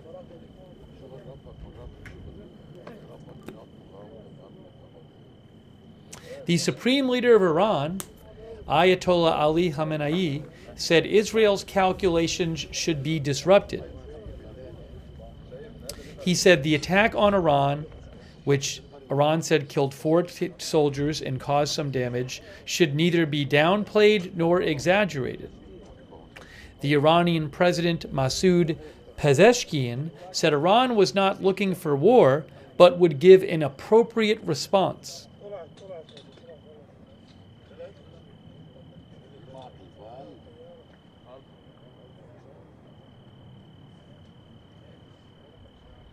The Israeli Defense Minister Yoav Gallant said Iran was no longer able to use its allies Hamas and Hezbollah against Israel. The two groups, he said, are no longer an effective tool of Tehran.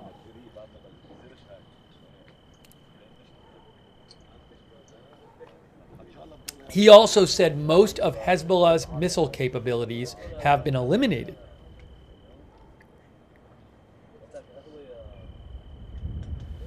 Hezbollah says its command structure remains intact and it retains significant missile capabilities. The Israeli defense minister said Hezbollah's senior command has been eliminated.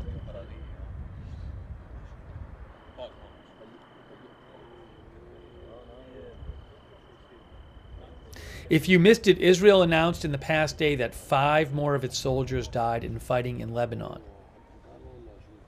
And a number of its soldiers were injured. So roughly, if I have it right, roughly I believe around 15 Israeli soldiers have been killed in Lebanon in the last, I believe, 3 days.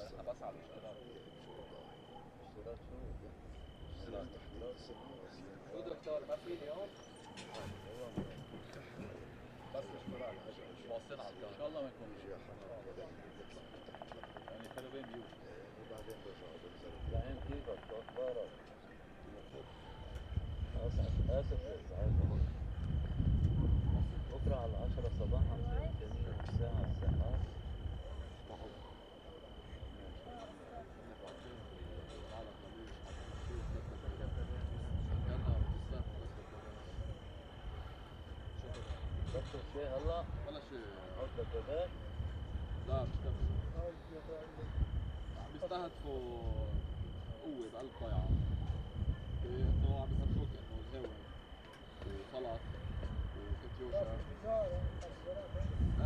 صابون مع بعضهم كلهم واخر شيء انه عم ينسحبوا بالضيعة على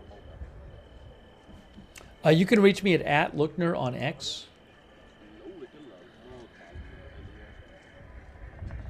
Michael for real says, I don't believe they did great damage or Iran's response would be greater in talk and action. Well, some analysis has said that Israel crafted a response which would allow Iran to claim there hadn't been much damage, which would allow them to not strike back.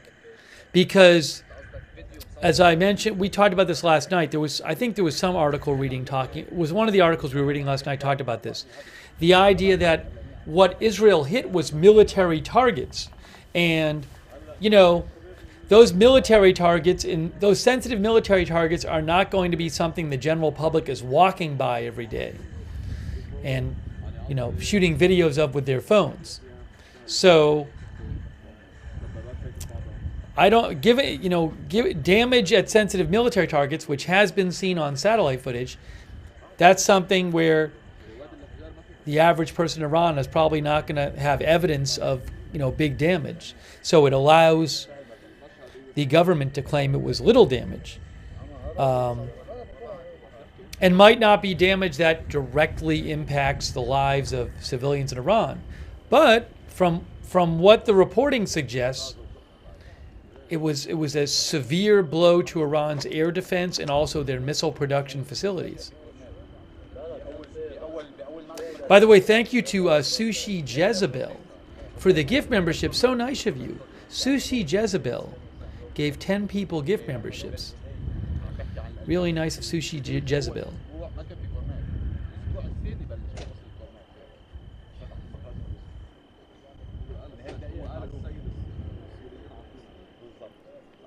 Brandy says, still odd that Israel first claimed they would strike Israel hard and alluded to freeing the Iranian people.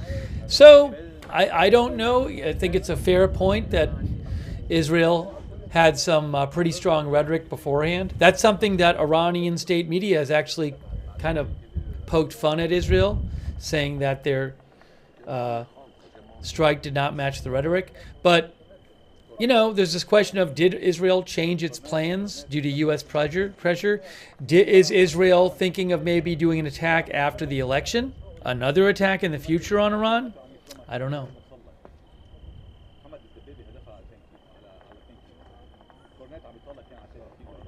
You know, somebody said they thought they heard small arms fire. I'm hearing that kind of thing. My guess is that's not small arms fire. Yeah, that sound is coming from the Beirut camera, that clacking sound. I don't know what it is, but my guess is it's not small arms fire. Because it's been going on for a little while.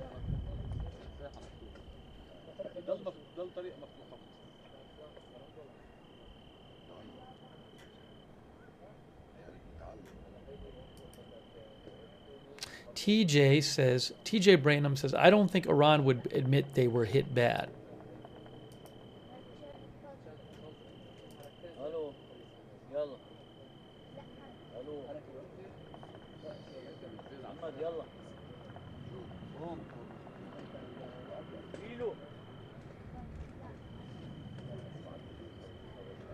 ايش نزلتها يا زلمه؟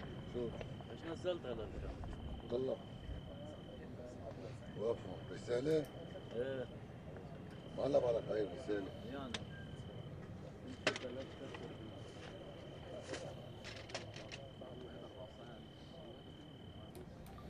الو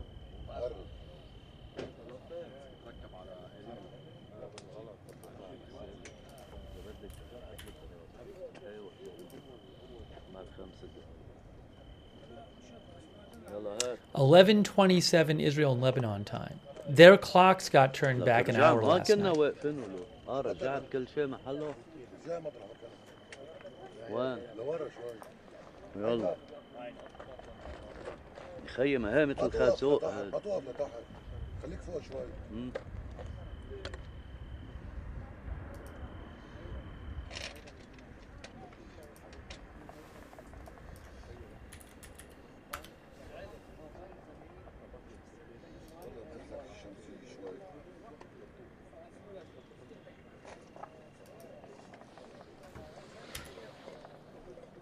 سلكياي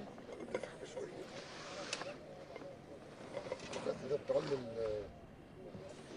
ايش التراك بيطلع رقبتك في الشارع وانا ودك خلاني كان عند الضوي بعد ما عمل الكيس The New York Times has an article today talking about this idea that the New York Times had an article today talking about the idea that مش الحال Iran would worry that now that their air defense, a lot of it has been taken out by Israel, they would feel really vulnerable, and that would make them want to race towards getting a nuclear weapon to protect themselves. ما تزيد خلص خليك مثل ما انت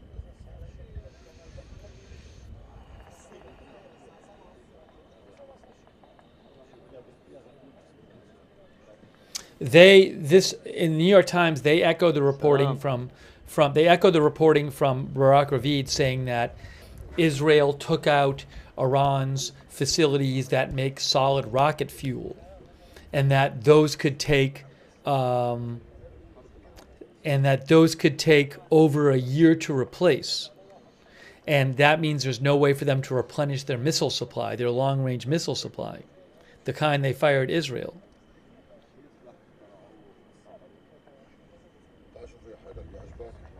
So the Times raises this concern, which I've seen raised elsewhere as well, that Iran's leaders might conclude, hey, to protect ourselves, we got to get a nuclear weapon.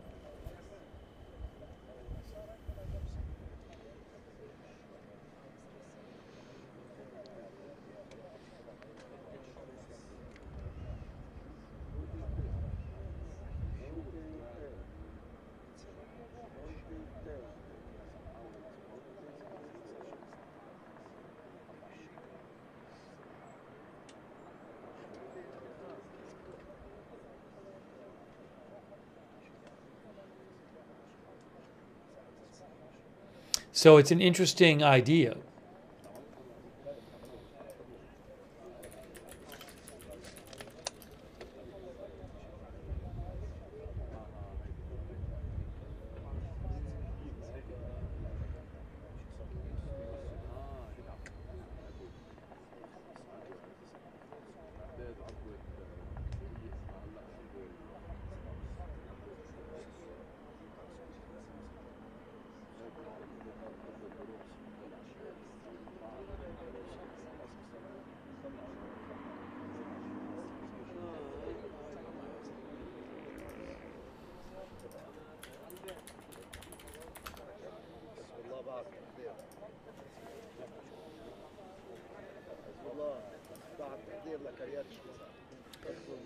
Daz UK says solid rocket fuel is easy to make. That's not what the articles I've read have said. They've said the equipment that they needed to make solid rocket fuel was advanced equipment, which could take over a year to replace, and which I believe they cannot build themselves.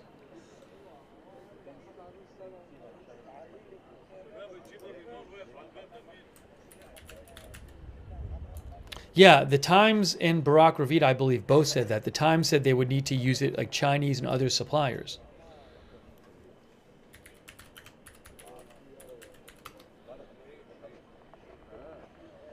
Yeah, and the Economist had an article, a month ago, saying after the decapitation of Hezbollah, Iran could race for a nuclear bomb.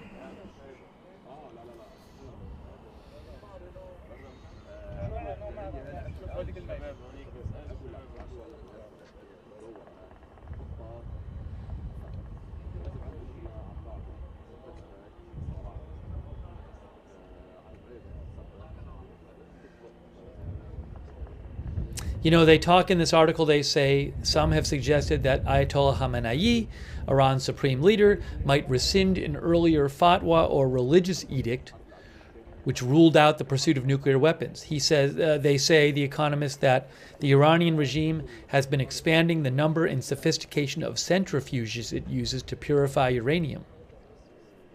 It now has a big stockpile of near weapons grade material.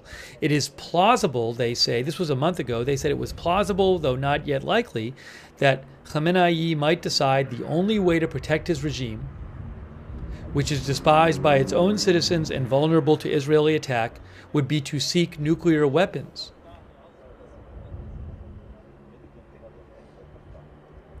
They say that America and Israel have long said that Iran would not be allowed to build a nuclear weapon. But they say, The Economist says that even if Israel and the U.S. tried to attack Iranian nuclear sites, there's no guarantee that would succeed.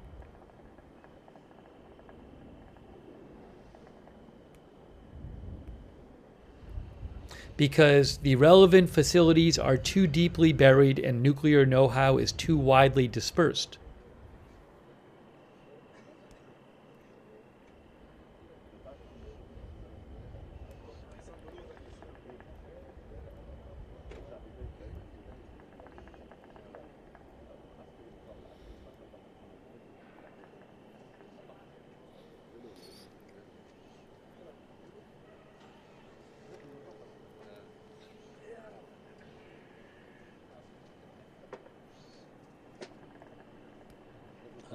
نعم أخ نجيب، يعني اليوم شهد الجنوب والبقاع غارات عنيفة شنها العدوان الصهيوني منذ صباح اليوم. آخر الاستهدافات لهذه العمليات العدوانية كانت غارة للطائرات الصهيونية على بلدة الحوش في منطقة صور، إضافة إلى استهداف بلدتي الخيام وبلدة دبين بغارتين متتاليتين. إضافة إلى ذلك يعني اليوم Liberty أعلنت Kimball وزارة says, will الصحة عن Iran سقوط strike back? 5 شهداء وجريح We do not بسبب غارة know. العدو الإسرائيلي أيضا. I'd be surprised if they struck back in any kind of significant way, استهدف أيضا but طيران العدو الإسرائيلي we'll have to مبنى see. أو مجمعا سكنيا في حارة صيدا جنوب لبنان، أدى إلى استشهاد 14 مواطن وإصابة 39 بجراح، إضافة إلى سقوط 7 شهداء من بينهم مسعفين وممرضة و24 جريحا في حصيلة لغارة عدوانية للعدو الإسرائيلي على مركز لجمعية الرسالة للإسعاف الصحي في عين بعال. على مستوى العمليات يعني 29 عملية للمقاومة الإسلامية اليوم نفذتها، ما بين استهداف لمواقع وتجمعات العدو ومرابط Our viewer والمستوطنات. Epona47 thinks Iran will try to get a nuclear weapon and maybe use it. I hope not. Well, using it would be a whole other step. يعني كما تقدم سالفا وأشرت سابقا بأن المقاومة الإسلامية مؤخرا نشرت على موقعها انذارا لسكان كريات شمونة بالإخلاء. إضافة إلى ذلك يعني اليوم بثت المقاومة الإسلامية مساء قبل قليل أيضا مشاهد لاستهداف جنود العدو وتجمعاته على مثلث ربة 30 الطيبي، على أطراف ربة 30 الطيبي، مما أدى إلى استهدافهما وتحقيق إصابات مباشرة وبالتالي انسحاب القوة المعادية. على مستوى الاستهدافات يعني استهدفت المقاومة الإسلامية العديد من التجمعات. يعني وحدة الدفاع الجوي في المقاومة الإسلامية أطلقت صواريخ أرض جو باتجاه الطائرات الحربية في القطاع الغربي، مما اضطرها إلى الانسحاب. أيضا فوق في أجواء guys, there was an interesting thing posted by Hezbollah a couple minutes ago. Hezbollah 8 minutes ago posted this thing. Hold on. الاستهداف للتجمعات أيضا والمستوطنات، تم قصف العديد من المستوطنات منها إيليت هشاحر، مستوطنة كريات شمونة، مستوطنة نهاريا. Hezbollah just posted to the residents of Kiryat Shimona. Now, Kiryat Shimona, I think, is largely, I think it might be completely evacuated. It's either largely evacuated or completely evacuated, depending on, I don't know if it's in a closed military zone. But it's near the border, so even if there are some civilians there are not that many. They said, to the residents of Kiryat Shimona, you must evacuate immediately. So I don't know if this is like their version, and then there's a picture of a drone. So I don't know if this is like Hezbollah's version of, hey, Israel can issue these evacuation orders, so maybe we can too. But they literally just posted this 10 minutes ago. Hezbollah posted a evacuation order for Israeli residents in Kiryat Shimona.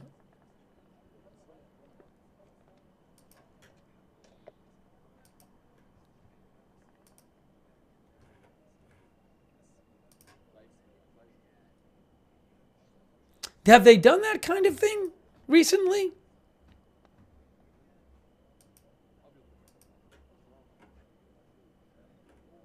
I mean, my guess is that maybe they'll fire some rockets or drones at it, which they often do, by the way.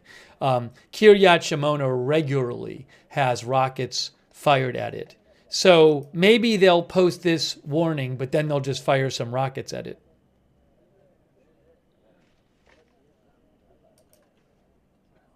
Oh, Tony said that they did it yesterday. Hey, Tony, That's real. If you're gonna be rude, you're gonna be timed out. Come on, Tony. It's ridiculous. You can come back when you're not rude, Tony.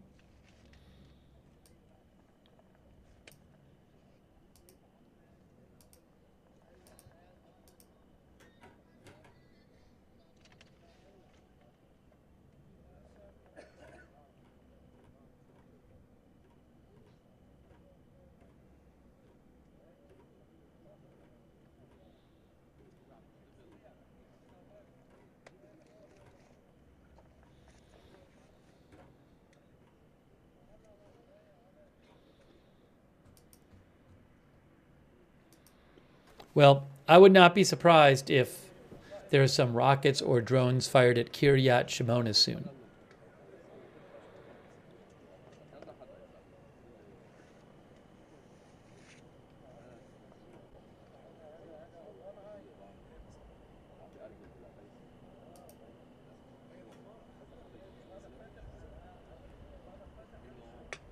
So again, Kiryat Shimona is the camera, is the top left camera here, this camera.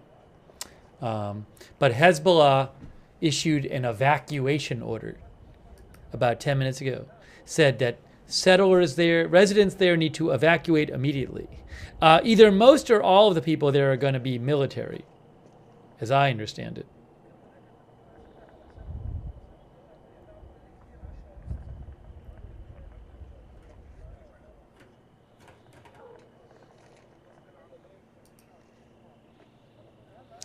The evacuation order is like a picture of Kiryat. It's like a picture of a map with red smeared on it, and it has a drawing of a drone and rockets heading towards Kiryat Shimona.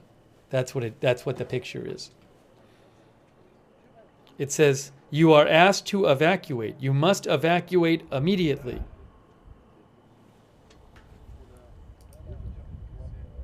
I can't post the image.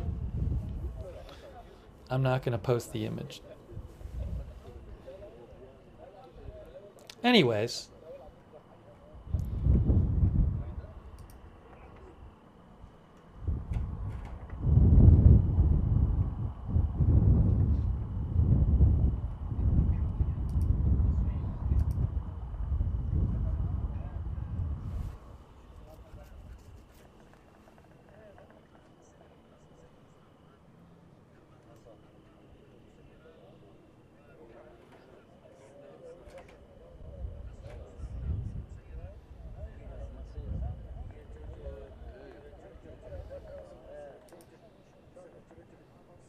I would kind of like to see, is Kiryat Shimona, last time I checked I couldn't figure out if Kiryat Shimona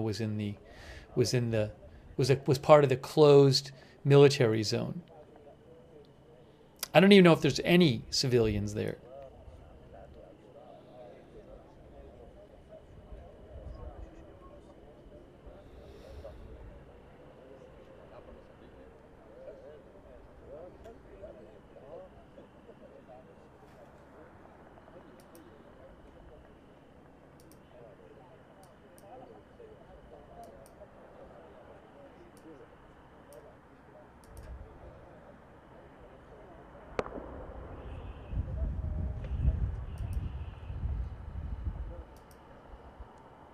Yeah, I think it's part of a closed military zone. So if you look here at this map from the Institute for the Study of War, from their update a couple days ago, well, this map is as of October 24th, but Kiryat Shimona is right in here. That's some booms, some firing or something. Kiryat Shimona is right here, which is... where is that coming from? Anyways, it says closed military zone. Which camera is that on? Is that the Beirut camera or the border camera?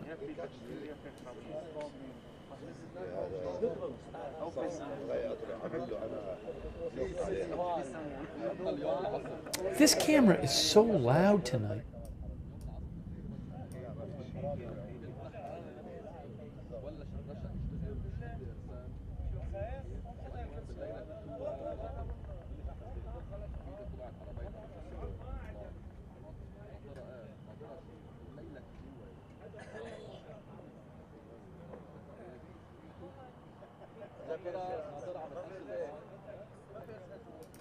Anyways, it's just interesting because that Hezbollah evacuation order that they posted about 15 minutes ago is for Kiryat Shimona, and they say the residents need to leave. But I believe Kiryat Shimona is a closed military zone where there would be no residents because it's only the Israeli military there. But, it might be their way of... Hezbollah likes to post a lot about all these supposed attacks they're doing on Israel. And they are known to sometimes exaggerate. So my guess is maybe they're just for PR reasons.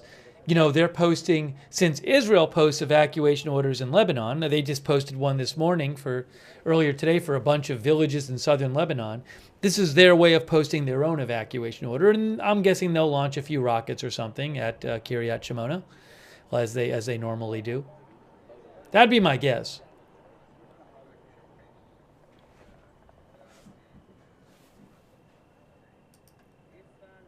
Rick D agrees with me.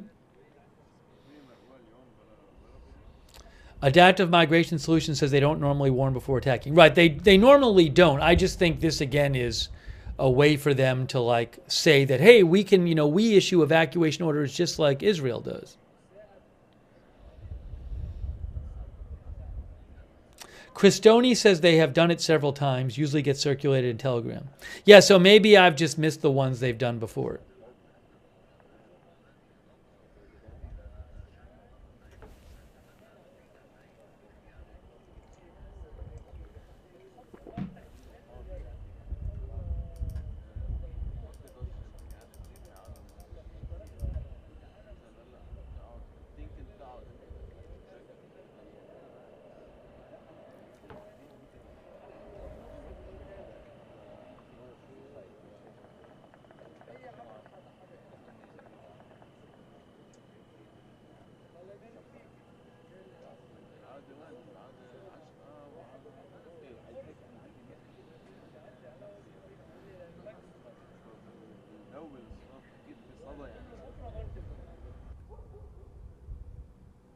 The sound just cut out on the...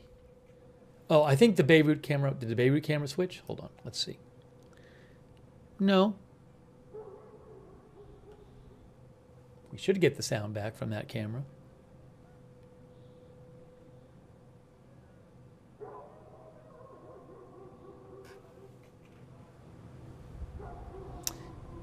Hey, thank you, by the way, to Lori Weckba, our new member. Thank you, Lori.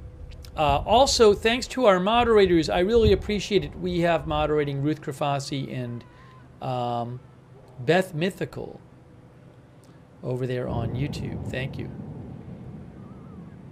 That sounds like maybe some booming going on the northern border. Linda Belk and Larry on X, thanks for modding there. A Moment of Lovely, Good Luck Duck on Twitch, and LB Prairie Dawn, Idaho Star, McBritches, Sarah, Surly, Devon Tariak, thank you. Also on Facebook, Margaret Riley, Kay Lowry Body, Beth Shepard,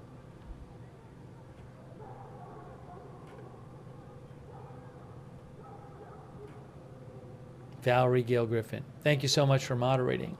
Thank you so much, Kitty Cat, our member from Texas. Thank you. Thank you, Sushi Jezebel, who gave 5 memberships. Thank you, Sushi Jezebel. Much appreciated. Ronald Egnor is modding too. Thanks, Ronald.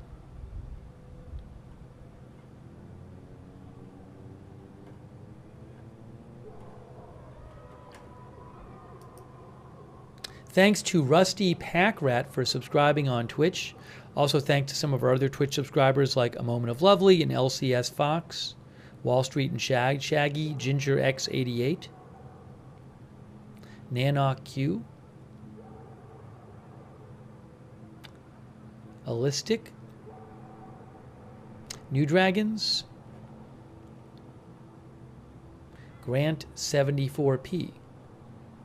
Grant says Iran isn't going to come out and say all of our air defense is gone, and they hit loads of other stuff. Our viewer Mandarilks says IDF are very effective. Thanks to our subscriber, Freedom or is Pepsi or Coke. Reportedly, Freedom is Pepsi or Coke. Israel took out Russian these S-300 air defense systems, of which I believe Iran, it was reported Iran had 4 of them. I don't believe they have the 400, which is the replacement for that.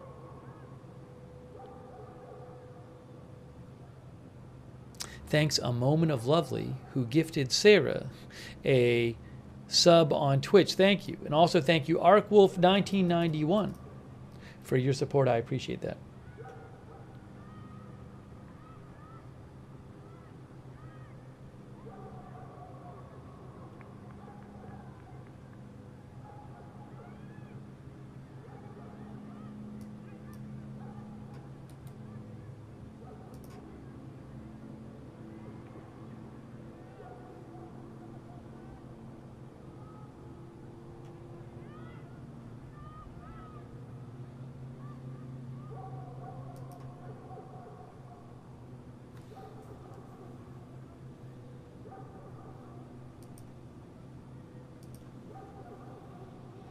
Thank you for also to our viewer in Sweden, Oyesta. Oyesta, thank you.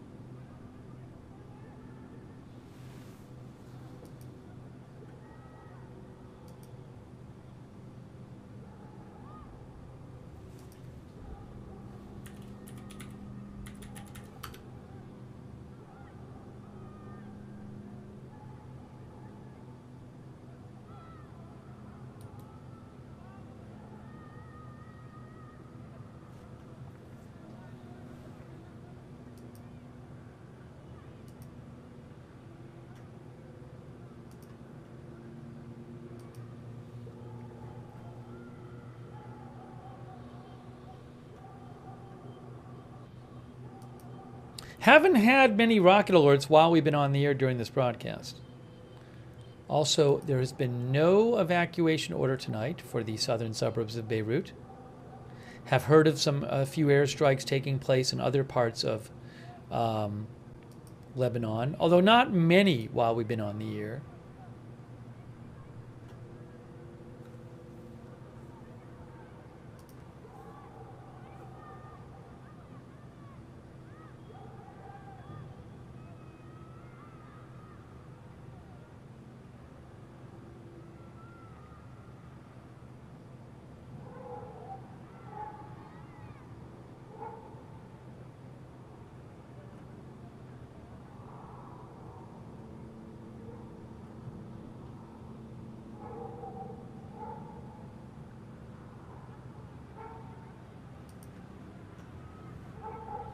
You can reach me at Lookner on X.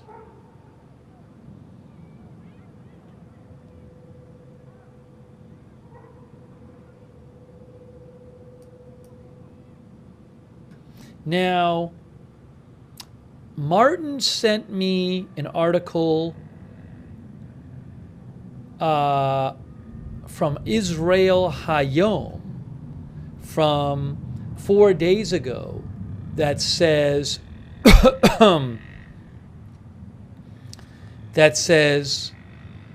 there are fewer than 3,000 residents there. I'm confused though, because I thought it was part of a closed military zone where no one is allowed in. Maybe it's not part of the closed military zone. Because some of these border communities, the border communities near the Lebanon border have been under evacuation order for months, I believe, and most people have left them. But then once the fighting the last few weeks started once Israel launched its ground operation They have much of that border is now a closed military zone where literally you're not allowed to be in there if you're not the military. So my assumption is that is that anybody who's in a closed military zone, once they name it a closed military zone, has to leave. Maybe Kiryat Shimona isn't. I don't know. This article that Martin Wiedebrand sent me from Israel Hayom suggests that there's less than 3,000 residents who are still in Kiryat Shimona.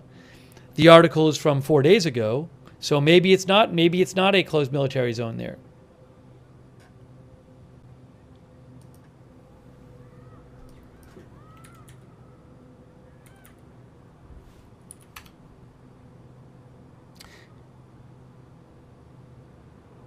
Kiryat Shimona is not right on the border, but it's very close to the border.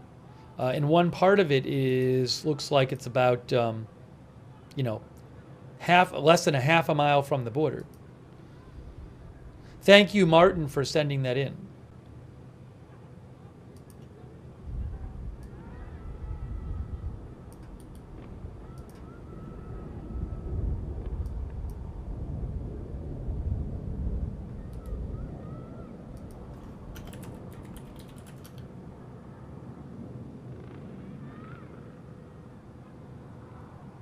Oh, you know what? And Martin actually pointed out that on a couple of weeks ago, there was a rocket attack, and a couple that I believe were walking their dog got killed in Kiryat Shimona. That's a good point by Martin. I remember that. Thanks, Martin. So apparently there are some civilians still there.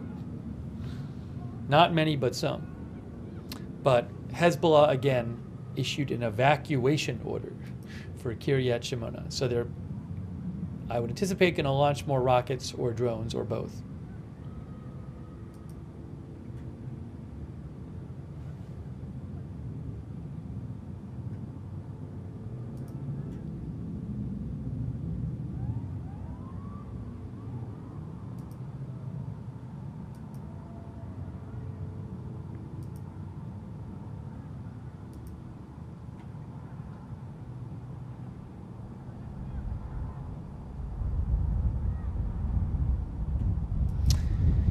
The Shark sent me a report from Iran International English that says Iran's foreign minister said that the Islamic Republic of Iran will not leave the Israeli aggression unanswered. He said, anyways, I guess in a phone conversation with the Omani foreign minister, look, Iran makes threats all the time, so I'll believe that they're going to respond to Israel when I see it. I really think that they do not want Israel to attack them again. Thanks to Shark for sending that in.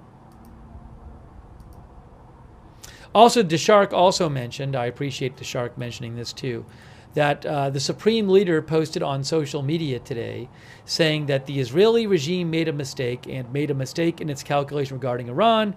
We will make him understand what strength, ability, initiative, and desire the Iranian nation has. I mean, whatever. That could just mean whatever, you know. So we'll have to see. But I just doubt we're going to, I can't imagine we're going to see like a strong, I would be shocked if Iran launched missiles at Israel, giving Israel an excuse to attack it again. But who knows?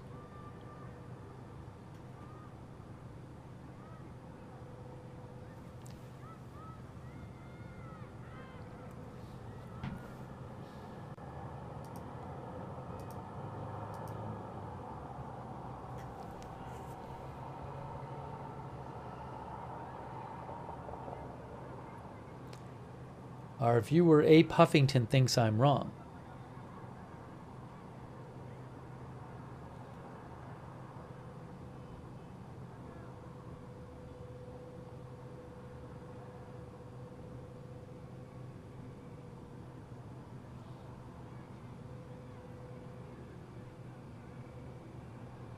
Also, the last two Iranian attacks on Israel did not do much damage to Israel.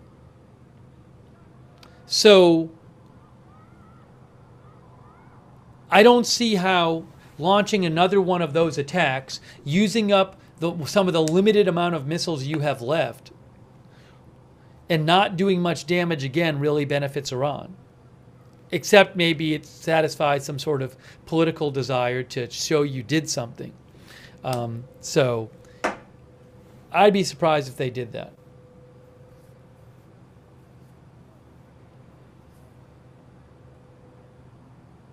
Dingabob says, let's hope there is no response. Thank you, Tony Vernon. Hey, thanks, Tony. I appreciate that. Tony Vernon, thank you for your support. In the note, Tony Vernon.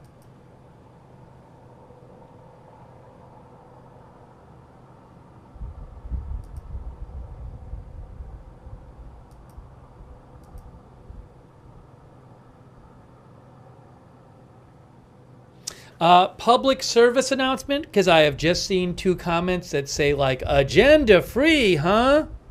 Just a reminder, agenda free does not mean opinion free. Having an agenda is being biased.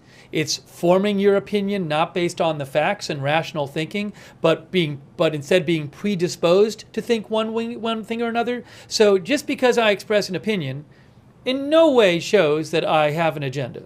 Just a public service announcement for our viewership.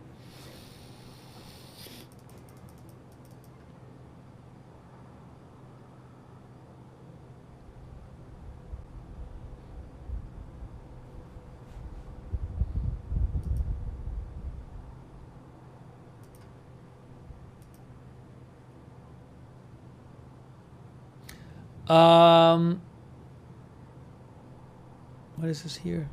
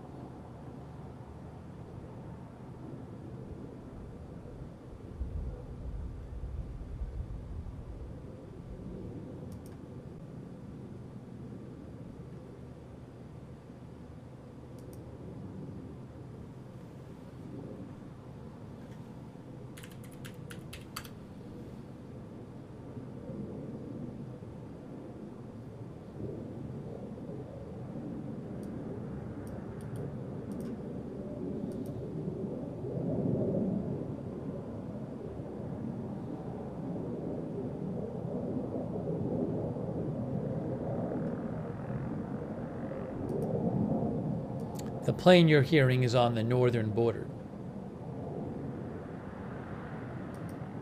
Not northern border of Israel. Israel-Lebanon border.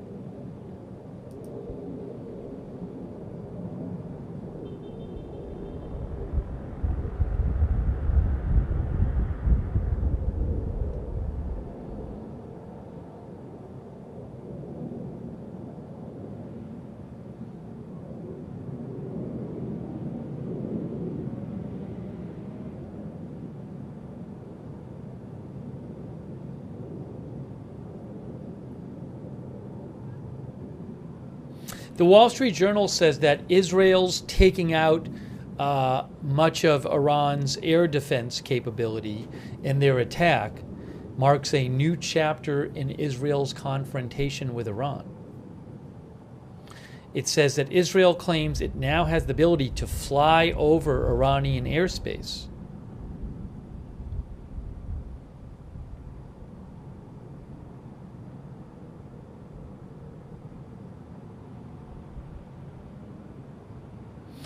Also, I mentioned that Iran reportedly had, I believe, 4 of the Russian S-300 air defense systems. And those reportedly have now been destroyed. The Wall Street Journal says Iran has long sought the more advanced S-400 systems from Russia, but There's no evidence that they've ever gotten any of them.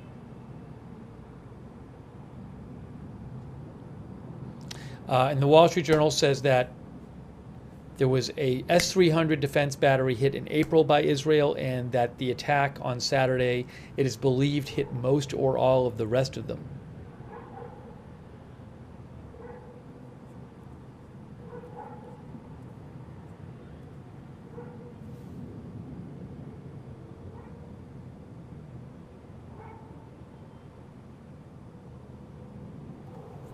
So it just appears that Iran is in a very vulnerable position right now because Israel, it sounds like, from what I've been reading, Israel basically can fly over Iran now and do what it wants.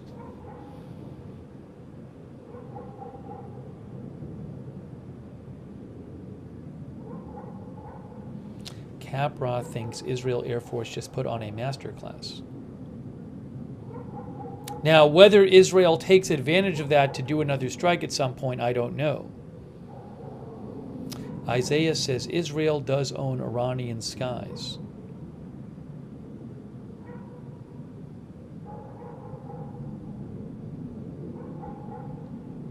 Snow thinks Iran is all bark and no bite. Thank you, by the way, to KM Alabama RTR, who says they may be afraid to tell the Supreme Leader the true level of damage. Hard to tell on what information he is basing his decisions. Interesting comment from KM Alabama RTR. Thank you. Mams Broke says not only Israel can do it, everyone can do it. Well, you'd have to have, a certain degree of technical sophistication and equipment and air power to fly over Iranian airspace. But yes, true.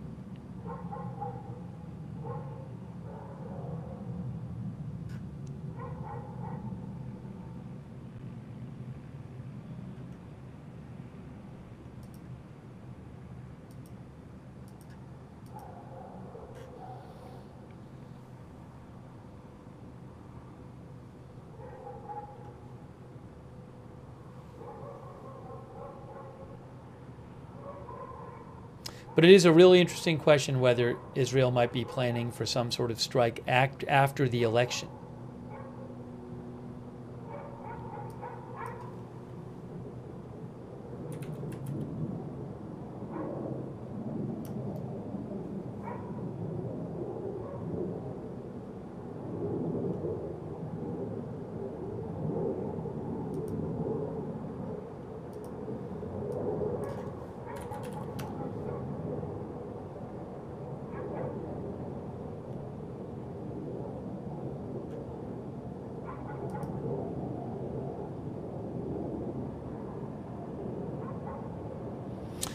The AP had an article about Iran,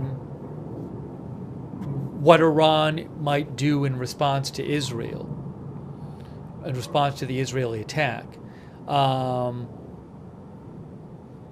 They say that, AP says that usually in the Middle East, you would expect Iran to respond to a strike like Israel's. It's the first time Israel has openly attacked Iranian territory. You literally had Israeli planes launching missiles that hit targets inside of Iran. So you would expect there to be some response. The AP points out that a retaliation by Iran would allow the Iranian leadership to show strength, not only to its own citizens, but also to its proxy forces like Hamas and Hezbollah. But they also say that trying to retaliate right now might reveal Iran's weaknesses and invite a more potent Israeli response. If they attack Israel now, that gives Israel an excuse to launch some stronger attack on Iran, and Iran's air defenses are weakened. Also, as I said, the attacks they launched, the missile and drone attacks they launched in April and in October really didn't do much to Israel. So launching another attack on Israel and have it not do much, that doesn't make them look very strong.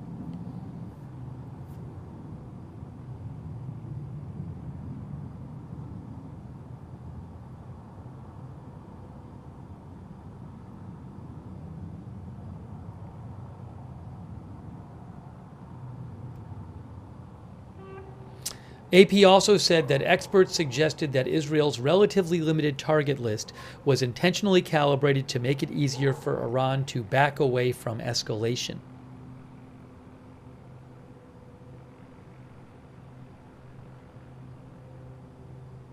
Also, an expert told AP that Israel would it would be that Israel, if they wanted to destroy Iran's nuclear facilities, would require help from the United States.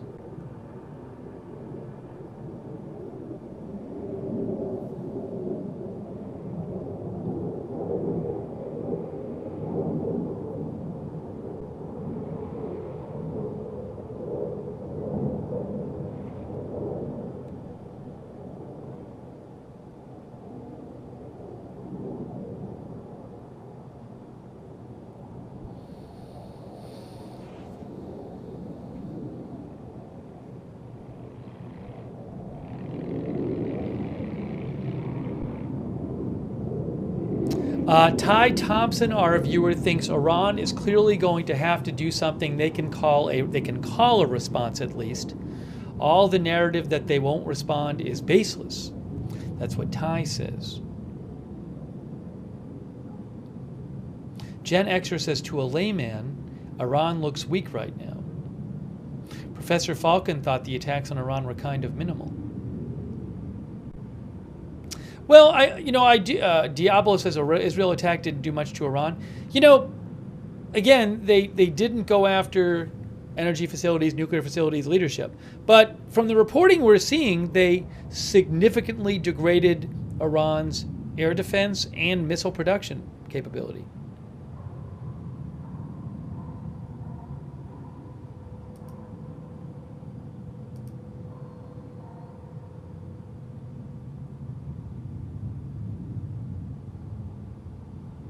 Gavin Shah thinks Iran will have to do something to save face and not look weak. Dr. Robert Lawrence says TBN Israel also said Israel will need U.S. help in taking out nuclear facilities.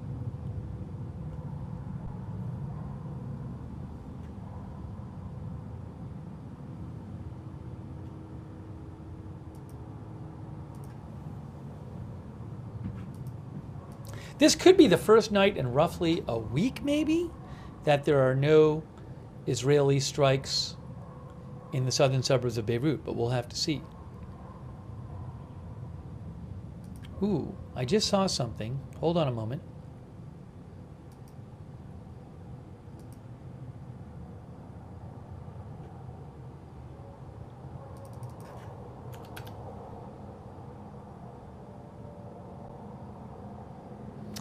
There's a new story in the Washington Post I want to mention to you. Thanks to AZ Intel for pointing this out. AZ Intel on X, who I follow. AZ_Intel. Check it out.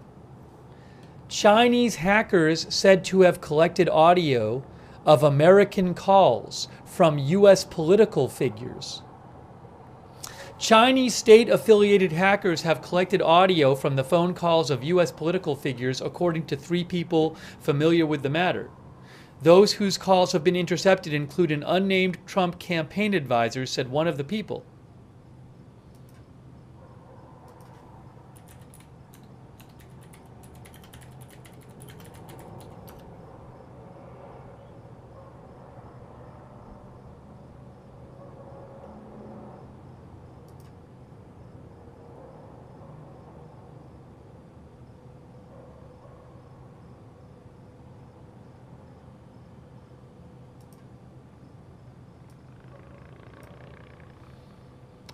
Let me read you more about this. Let me read you some more about this. New story from the Washington Post.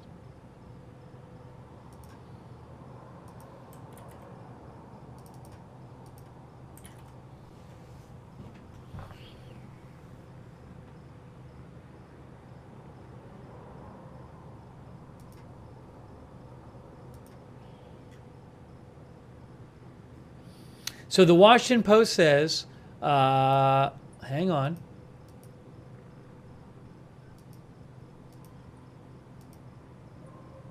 Again, Chinese state-affiliated hackers have collected audio from the phone calls of U.S. political figures, audio, including to 3 people familiar with the matter. Those whose calls have been intercepted include an unnamed Trump campaign advisor, said one of the people. The hackers are said to be part of a Chinese government-affiliated group that American researchers have dubbed Salt Typhoon, and were able to collect audio on a number of calls as part of a wide-ranging espionage operation that began months ago, according to people. The government is still seeking to determine how much audio the hackers have. Audio! They were also able to access unencrypted communications, including text messages of the individual, the people said.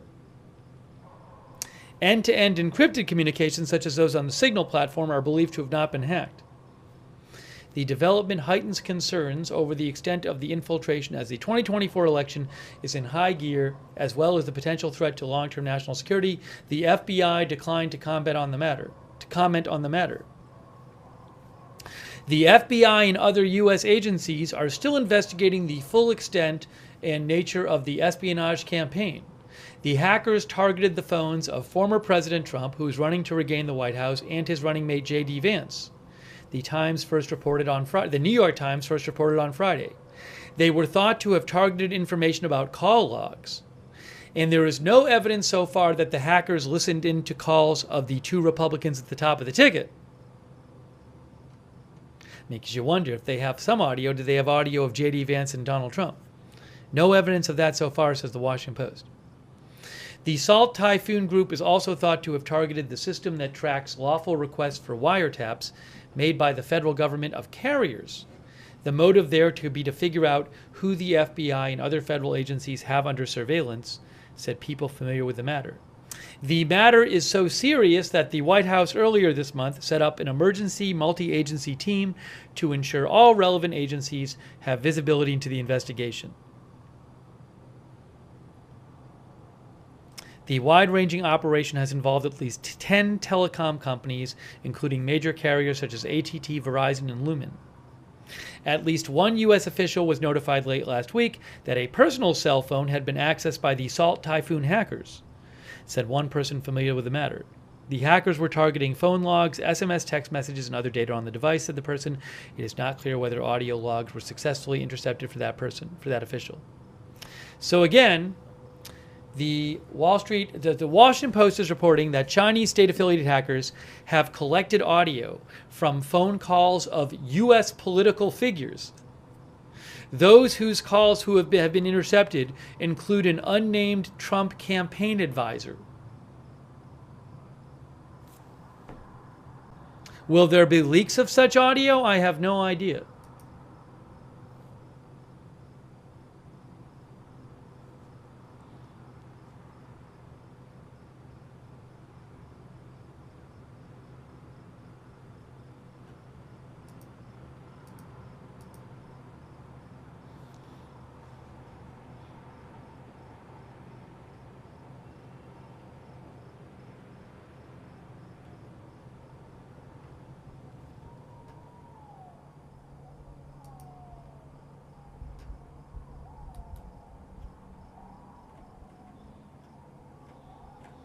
Evelyn Camp says sounds political.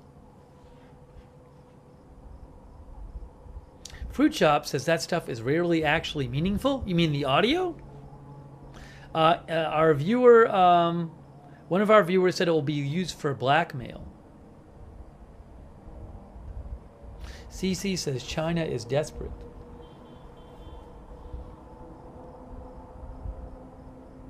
CMDR thinks you can bet there will be leaks of the audio, at least transcripts.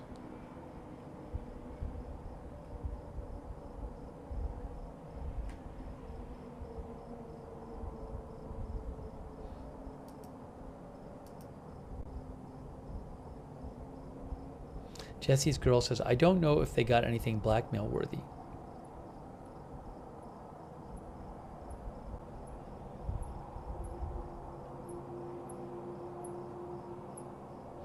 Oh, WEFR mentioned that the Jerusalem Post is reporting, according to Faytux News, that Israel is expecting a counterattack. So thanks, WEFR. Faytux News mentioned this about 7 minutes ago. At Faytux, Faytuks. Good account to follow for Middle East updates. The Jerusalem Post is reporting, guys, that Israel expects Iran will launch a counterattack in response to the Israeli attack. Security sources told the Jerusalem Post on Sunday. Oh, by the way, there are some rocket alerts right now. Rocket alerts. We have rocket alerts. It's Kiryat Shimona. It's right here. Keep an eye out for Kiryat Shimona. I bet you're going to hear sirens in a second. Kiryat Shimona and a couple of nearby communities. I think you're going to hear sirens coming up. There you go. I bet you're going to see interceptors. Interceptors right now. There's an interceptor. There's an interceptor.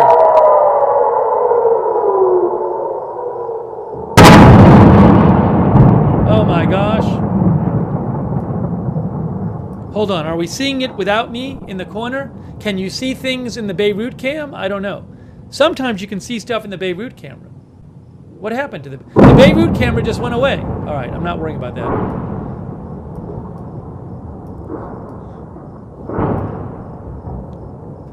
We're hearing interceptions, it sounds like, on the Kiryat Shimona camera. Oh, Beirut feed is coming back. Give it a second. So that was, sometimes you can see it on the Beirut camera, the interceptions too. So there was just a rocket alert in Kiryat Shimona where this camera is, and a couple of nearby communities. And now we're hearing animals.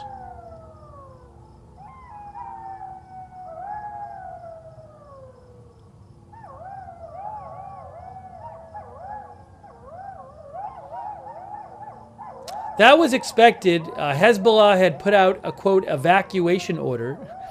An evacuation order. They said people should evacuate Kiryat Shimona about like half hour ago or something like that. They posted it. So we were expecting some rockets to be fired there.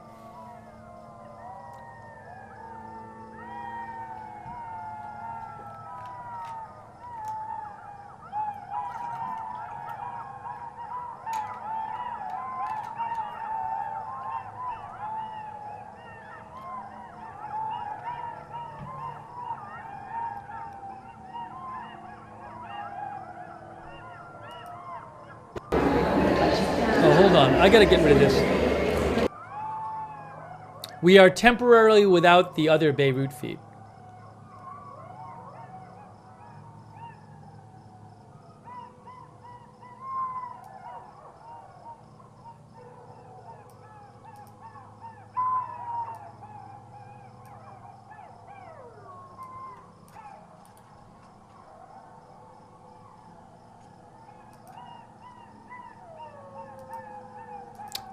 I can replay the rocket stuff for you in a second. All right, so we have the Beirut cam here. Then we'll put this here. We'll put this off. And we got to change this one to the border.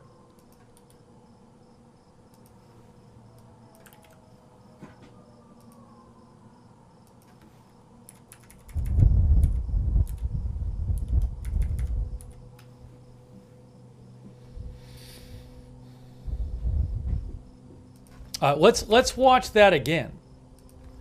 Let's watch again what happened. We're going to play a replay of what we just saw.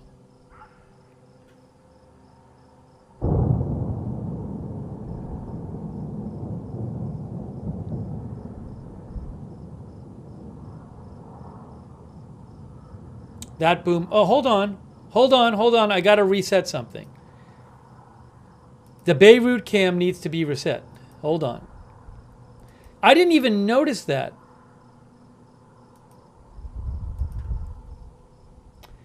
The Beirut one might have been frozen because I think what they do is they restart it every once in a while.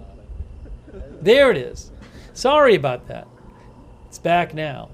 You know, what happens with the Beirut feed is sometimes they just restart the feed and they don't pull the other one down, and then it kind of goes like a spinning circle, but the spinning circle is black and I can't see it.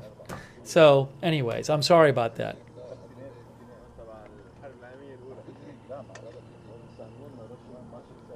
So I just unfroze it.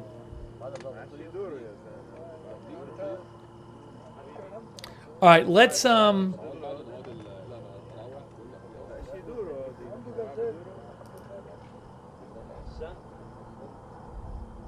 actually, hold on a second here.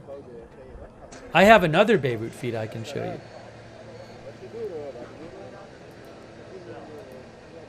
I have Beirut View 2.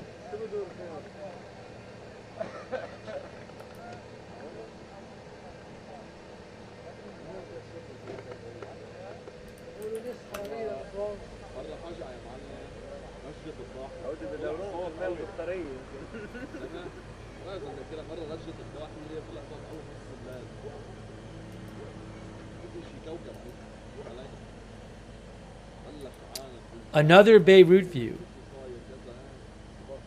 Give me a moment here. Nope, that's not it. There it is. There it is.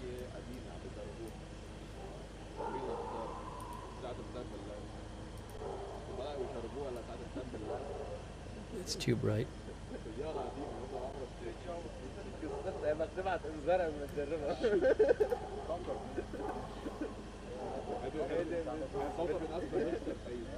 بتحذر قبل 24 ساعة ما نجرب طيارة.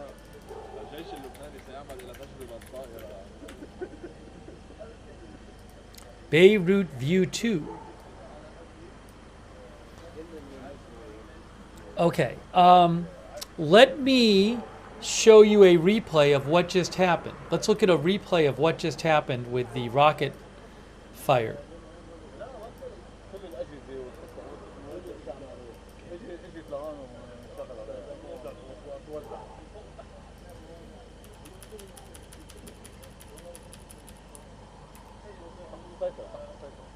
When was it actually? It was 12:20. 6 minutes ago? Hold on, I'll get you. I'm going to get a clean copy of it. I'm going to get a clean copy of the replay.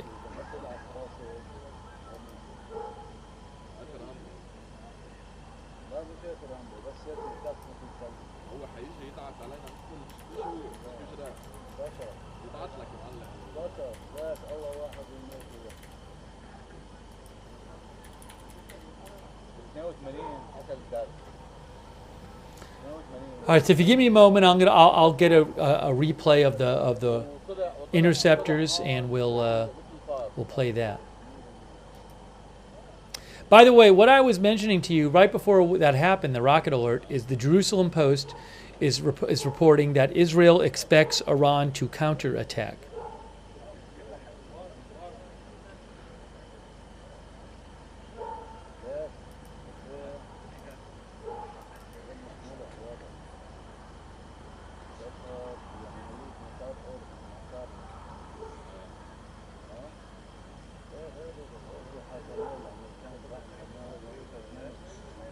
Again, I'll believe that when I see it. I think it's hugely risky for Iran to launch a counterattack against Israel.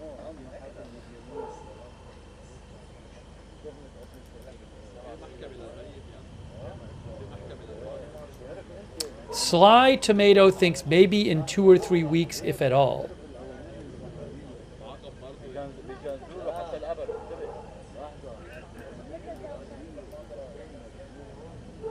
NY committee says Iran can't just leave it alone, huh? Well, we'll see if they actually do it.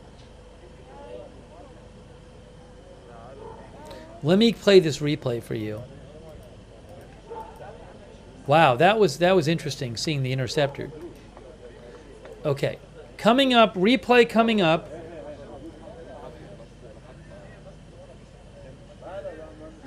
Replay earlier, and what we want to do is... hang on here.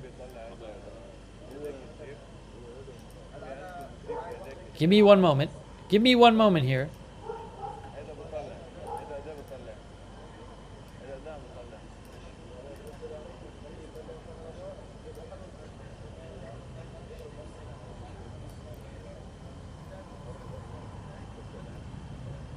Okay, this is a replay from earlier. Replay from earlier. Get ready.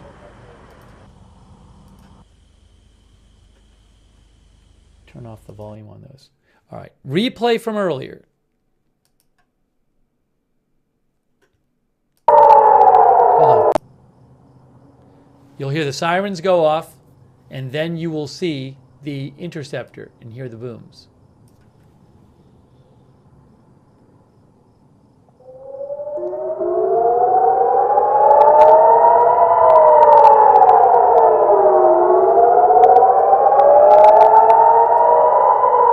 There's the interceptor right there. Look at that, it goes that way. Look at it turn and go that way.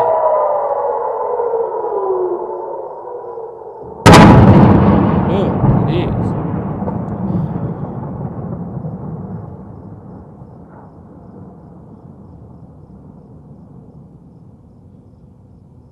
More booms coming, I remember.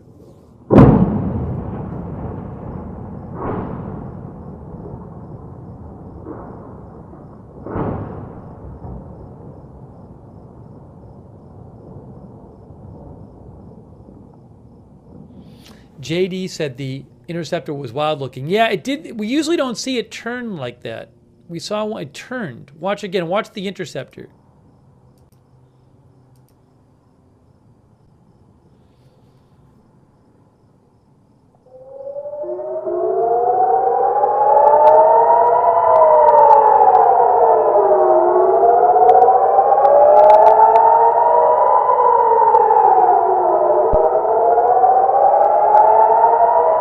Wow, look at that.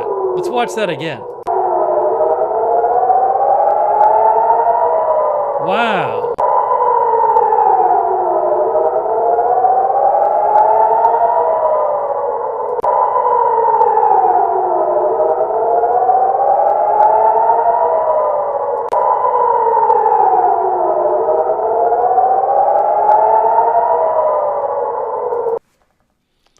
You really see the horizontal part of it, it's how stretched out it is. Can I even get it on the screen? Yeah, look at this.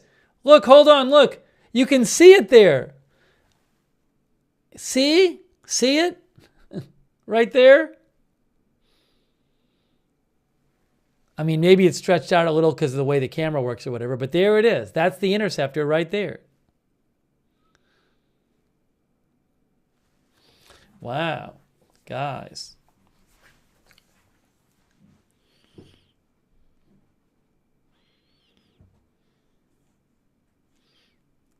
Yeah, thanks for reminding me to go under myself because my camera was on top of that. Or my picture was on top of it. All right, interesting. Interesting. One last time we'll play it and then we'll move on. We'll just play the interceptor going up.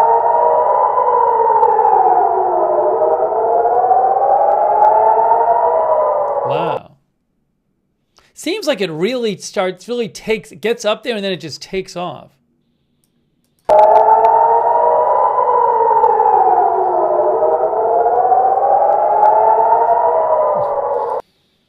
Wow. That's something. Moonshadow says that was unusual.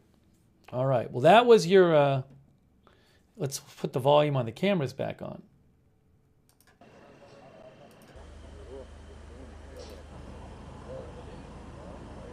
Hey, thank you to Batman, our member, for a year. Thank you, Batman.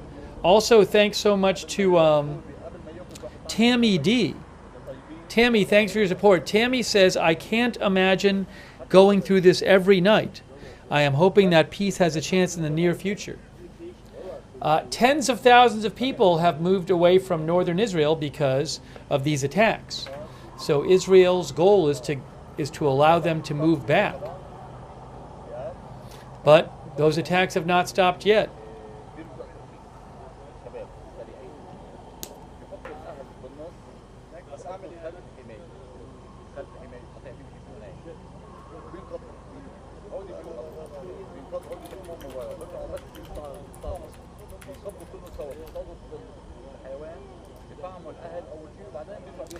Here is a picture of what an interceptor looks like from, if you look at Wikipedia, Iron Dome, and it says Iron Dome launches interceptor, this picture. That is from the IDF. That is, as of 2021, that is what an interceptor looks like. That's literally a picture from the IDF on Wikipedia.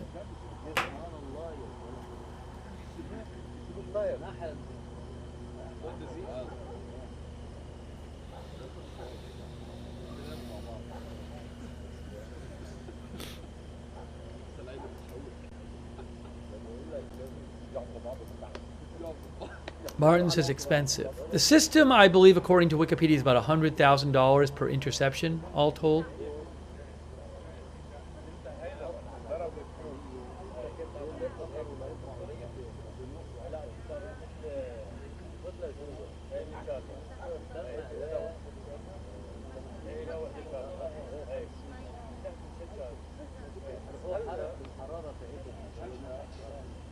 The interceptor was deployed from Kiryat Shimona, I believe, because that's where the camera is. Kiryat Shimona.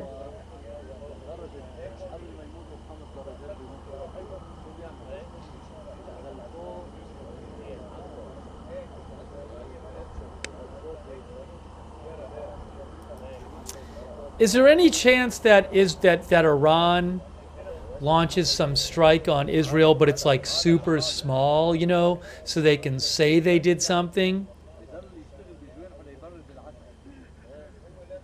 You know, Iran, they could launch 10 drones or something, or 20 drones, and Israel shoots them all down, and Iran says, like, let that be a warning to you, Israel. There's a lot more where that came from.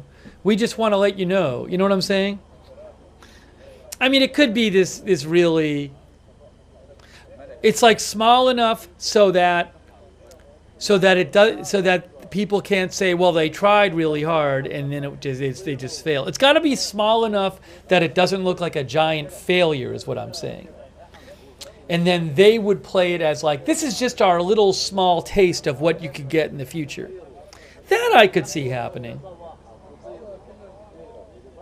Polar Bear says, I would say that's a distinct possibility. Because then it lets them say that they responded, but you're trying to avoid looking super weak. Dingabob says use proxies to attack. I mean, they could, but like Hamas and Hezbollah have been greatly weakened. So you're talking about using like Houthis or something? You know, but I don't know. But then it looks like they're not directly attacking, though. So.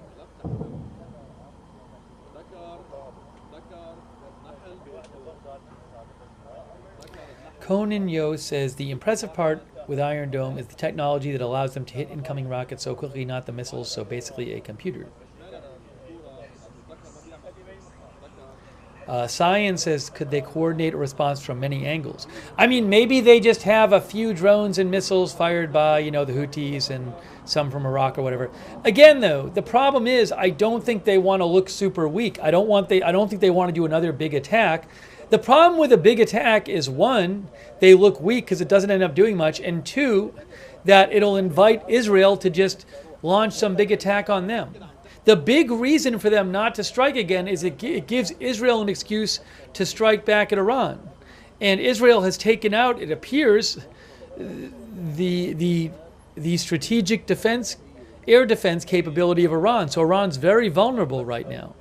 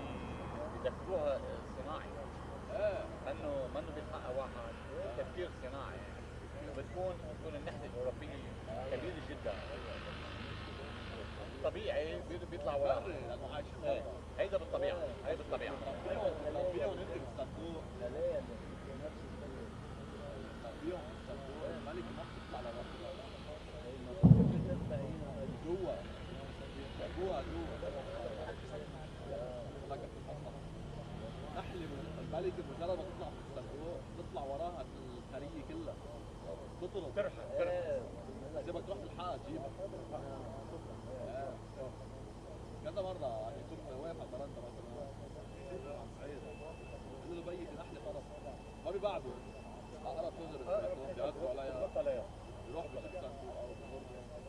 هي بس اكثر من ناحيه، تاخذ جزء من النحل وبتفل تطرد تعمل اثير لحالها، والتفكير هو بصير تفكير صناعي. Bob says, I believe the reaction is expected to be bigger looking at the THAAD preparation. I mean, there's also a world in which you just plan for the worst. Look, I might be wrong. I just have a really hard time thinking they're going to launch some big attack on Israel.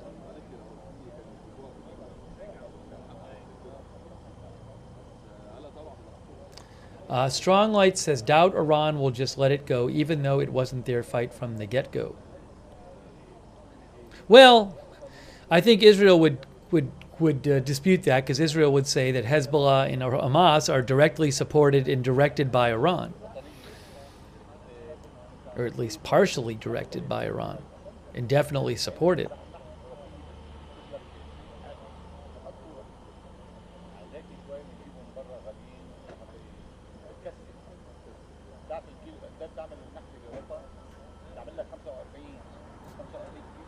Our viewer Brooklyn Pasian, is it? Says, Brooklyn Paisan says, Iran will stand down, won't jeopardize their oil reserves.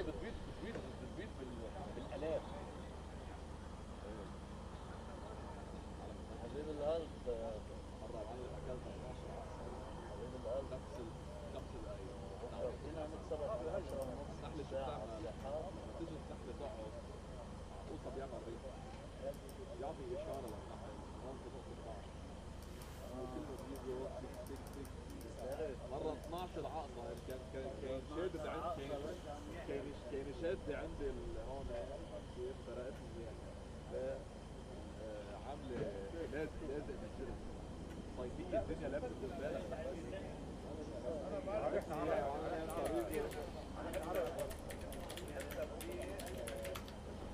Edward Moskowitz says Kiryat Shimona closed. Again, I don't know if it is I would think if it was a mandatory,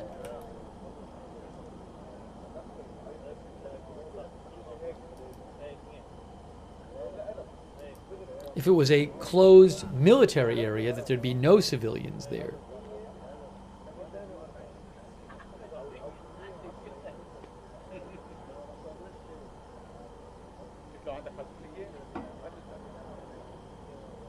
But there are some civilians there, reportedly.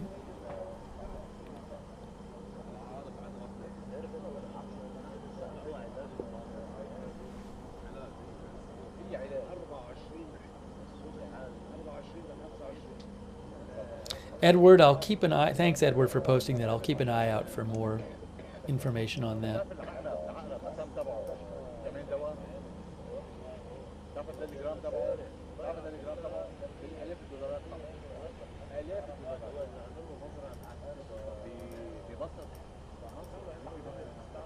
Guys, we're not covering the Trump rally. There's plenty of places you can see the Trump rally. This is a different broadcast than that. This is not politics broadcast, okay?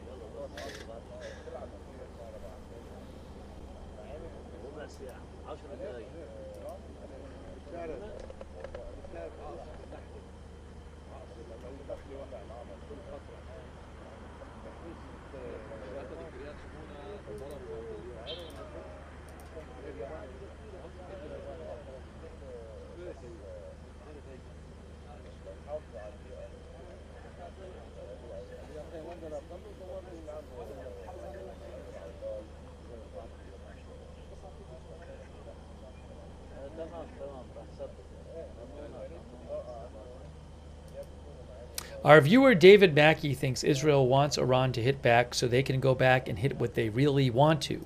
That's what David thinks. Thanks, David, for writing in.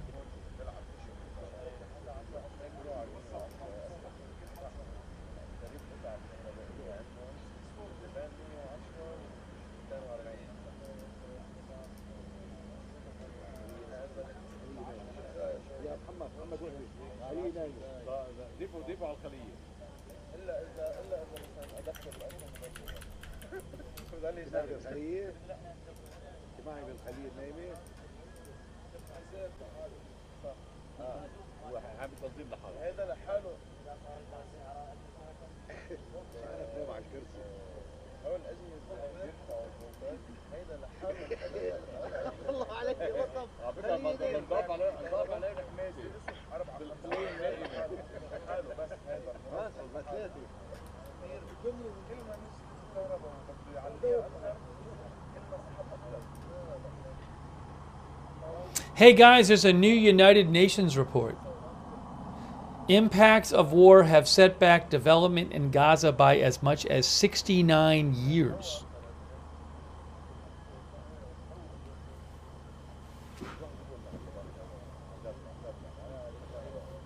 Without lifting economic restrictions, enabling recovery, and investing in development, the Palestinian economy may not be able to restore pre-war levels and advance forward by relying on humanitarian aid alone, they say.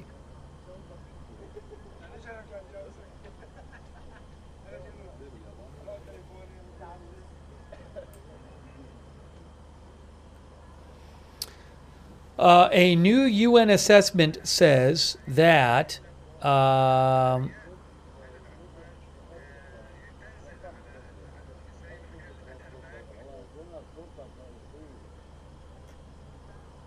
what does it say here?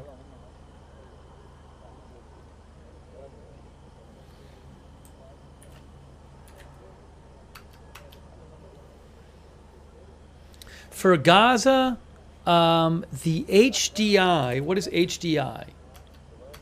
Human Development by the end of, the Human Development Index in Gaza,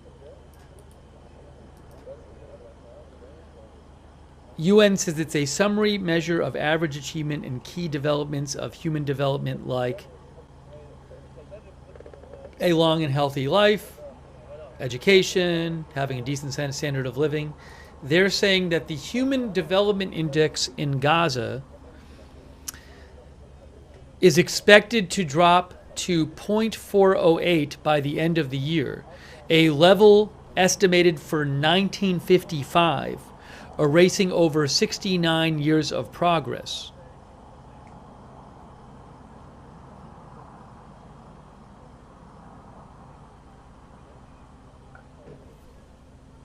So they're saying it's like basically people's way of living there and standard of living and level of the economy and education and stuff is being set back to 1955 levels.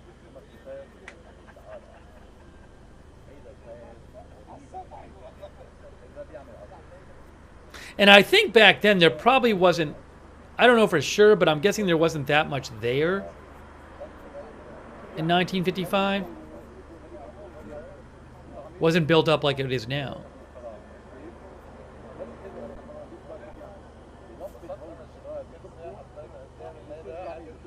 Oh, hold on a second.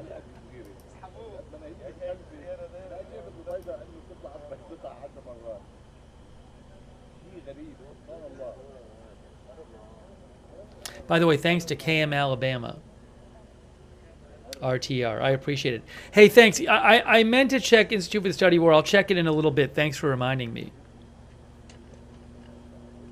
KM Alabama, thank you.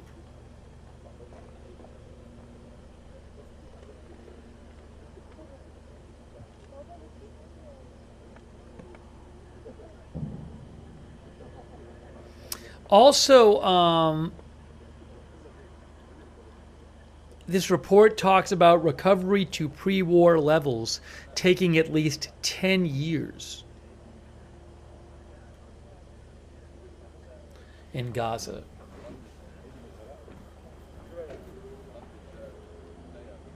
There's been other articles about that.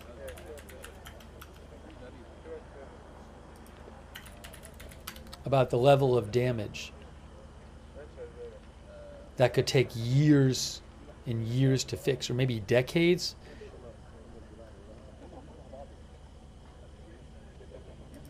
So much has been destroyed there.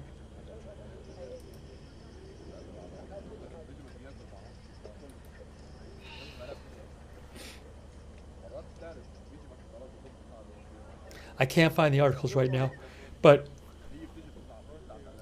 oh, I got the Beirut feed back, the original one back. Hold on. I'll get you that.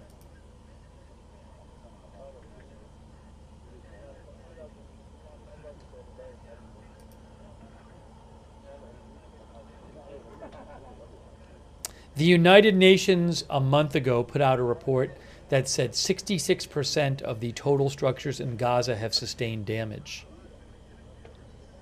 And that actually is based on data from early September. Oh, there's a rocket alert now. Hold on a second. Kiryat Shimona, same border. Border again. Oops, border again. Kiryat Shimona and surrounding area. We're going to hear the siren again?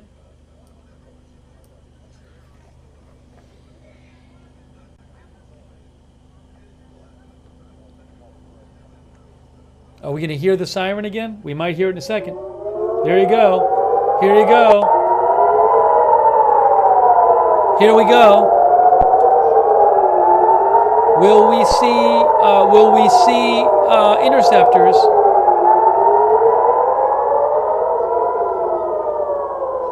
Any interceptors?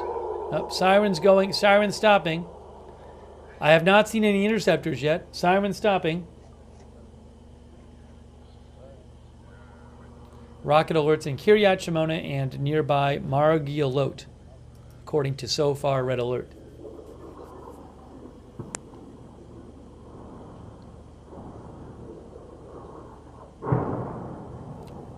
That sounded like something booming. Maybe there's an interceptor off screen somewhere. I don't know.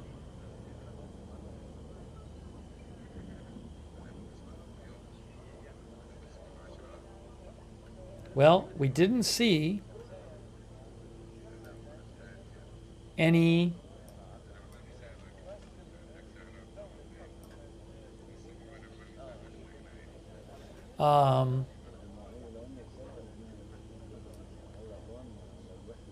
interceptors go up. Also, I do have now the original shot from Beirut, so I can get that on the screen for you.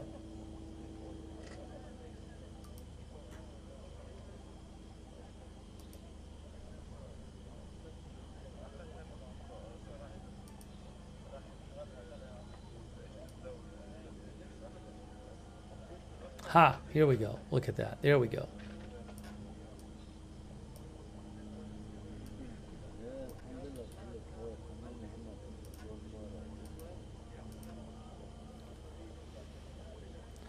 So this is going to be Beirut View 2.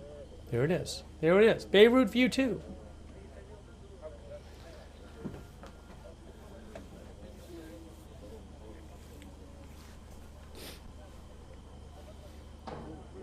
Purple Pulp says maybe it fell on open terrain, so no interceptor needed.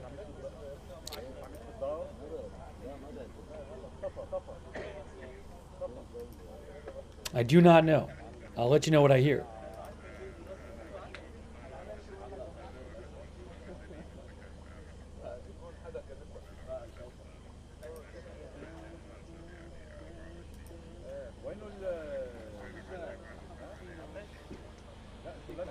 Thank you, Adventures with Crystal. Thank you, Adventures with Crystal, for your support. I really appreciate that.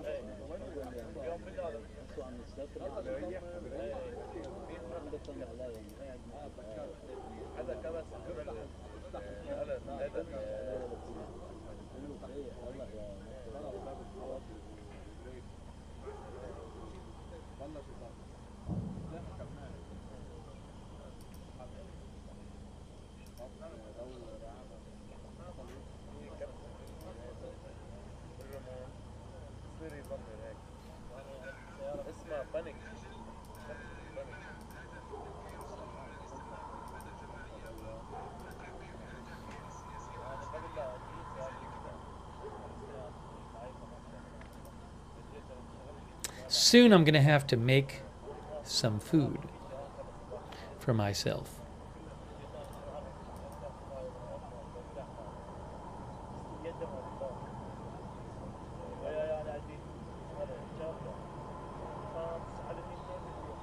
So I was reading you this though, roughly as of 2 months ago, according to the UN, as of the beginning of September, about two-thirds of the structures in Gaza have sustained damage.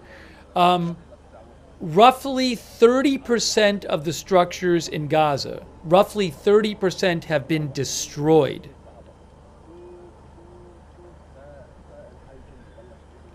Roughly 3 out of 10 structures have been destroyed in Gaza. Destroyed. Then also another maybe 11% have been severely damaged. So you're talking about, like 40% of the structures destroyed or severely damaged. And then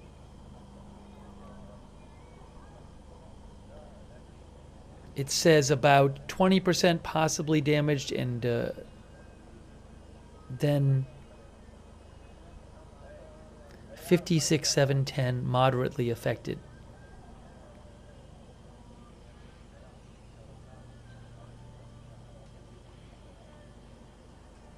And then some areas more than others. Yeah, I mean, just remember, like, for example, part of Gaza right now is the Israeli humanitarian zone where they tell everybody to go. So, because one of our viewers says it seems like more than that. But remember, there's certain areas that have been targeted more than other areas. So in the areas that have been targeted more, it's going to be more than that. That's just the average for the entire territory. The entire territory. The whole territory. So I'm not sure, I don't know exactly about which area has more and less and all that stuff, but certainly there are areas with more than that, percentage-wise.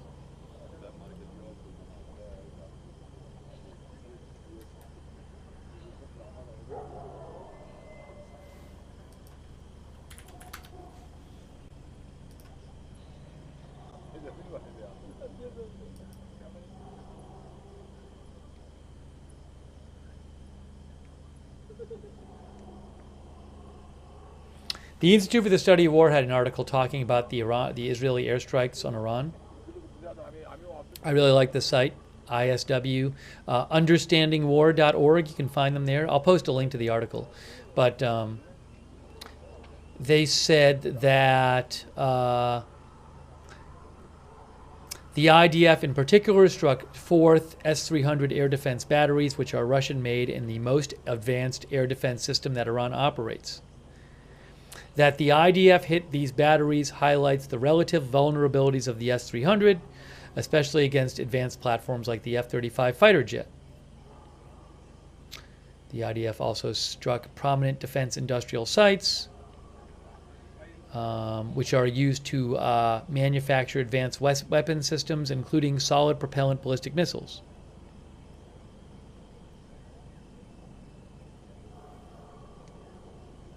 Although there are no new nuclear activities currently at the Parchin and Kojir sites, complexes which were hit, the IDF strikes at these complexes could impede Iranian progress toward a nuclear weapon, given the role these complexes play in building a delivery system. The IDF strikes could also disrupt the Iranian ability to build missiles and send some to its partners, such as Russia, Hezbollah, and the Houthis. Sources told Axios that the IDF targeted sophisticated mixing equipment used to make solid fuel for advanced ballistic missiles, such as those Tehran has used to attack Israel directly. Satellite imagery confirmed the IDF destroyed several buildings at the Parchin and Kojir complexes. The imagery shows no signs of secondary explosions, which is consistent with the IDF targeting industrial mixers rather than weapons storage facilities. That's interesting, that the satellite imagery does not show secondary explosions, which suggests they did not target weapons storage facilities. The IDF strike on the Kojir complex comes after Iran began expanding the facilities there in 2023 in order to increase the Iranian capacity to build missiles. The Israeli sources speaking to Axios said Iran will need to buy new mixers from China. Doing so could take months or possibly a year or more. hampering the Iranian ability to replenish its missile stockpiles and those of its allies in the axis of resistance. The IDF also struck several locations in Iraq and Syria before striking in Iran, says the Institute for the Study of War. The IDF was likely targeting early warning radars and sensors, which would have given Iran advance notice of the incoming Israeli attack. Iran has in recent years worked to build an early detection network across Iraq, Syria, and Lebanon in order to better defend against Israeli airstrikes. Okay. I'll post a link to the ISW article in the chat right now.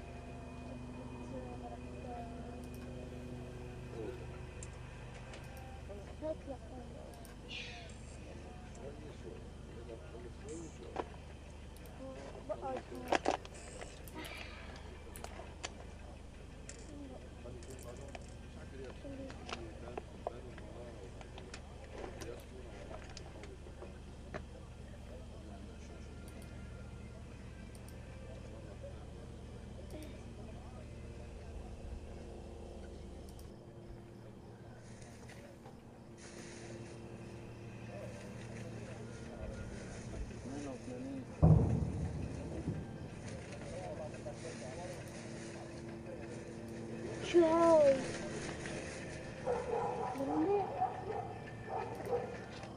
نملة سوريا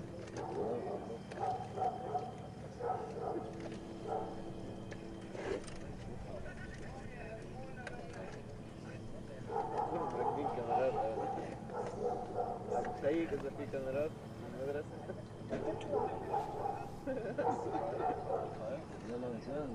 لك لك لك لك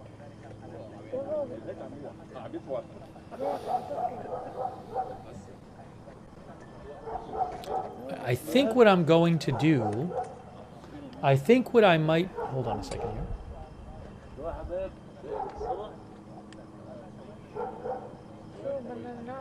By the way, so it is now 1 a.m. Israel Lebanon time, right? There have not been any evacuation orders for the southern suburbs of Beirut. So it could be the first night in a while without airstrikes in the southern suburbs of Beirut, in the greater Beirut area. We'll have to see.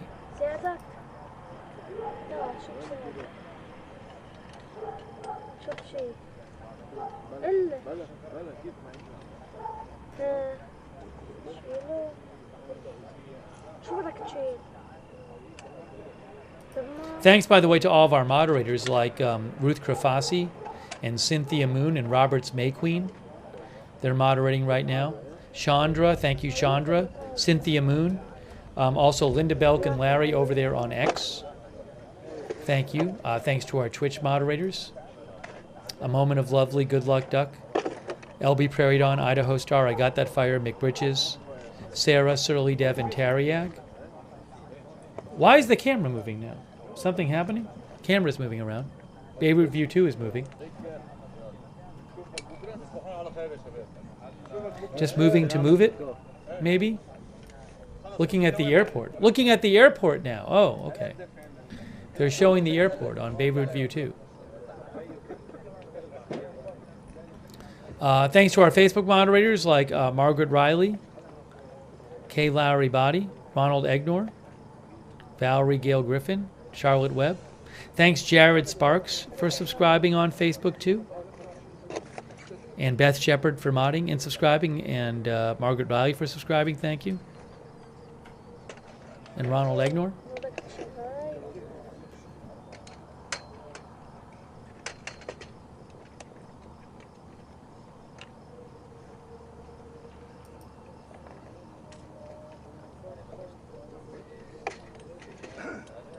تعطيتني شو اسمه لا هذا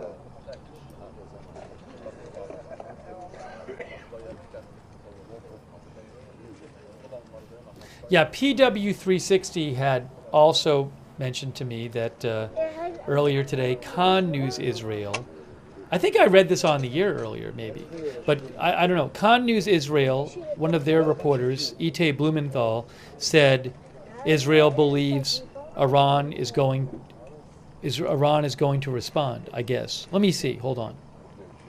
Yes. So Khan News Israel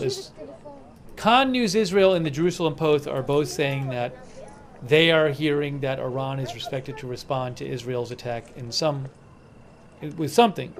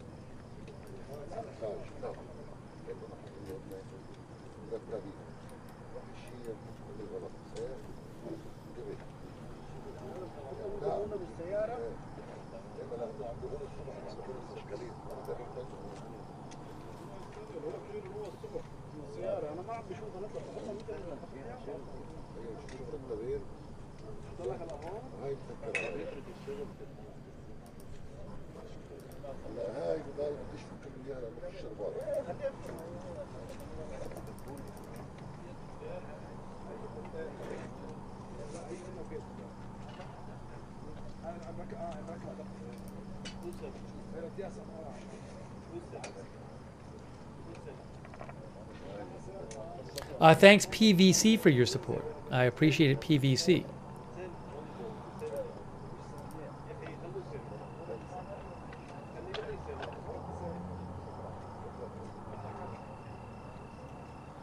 WEFR mentioned that Joe Truzman posted that the Islamic resistance in Iraq,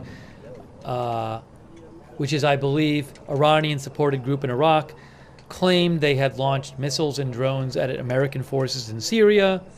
They did not provide any evidence to support their claim.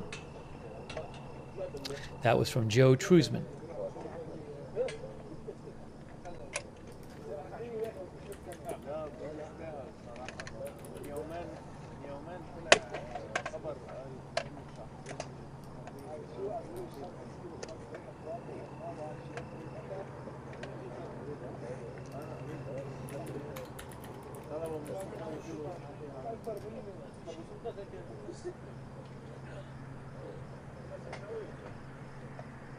هاي الشنطة الضوء فيه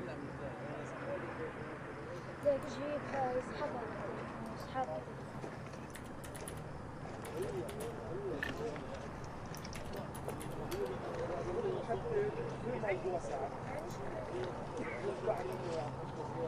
Yeah, also, something else WEFR mentioned is there was a Supreme Leader of Iran Hebrew account, which I believe had been created recently.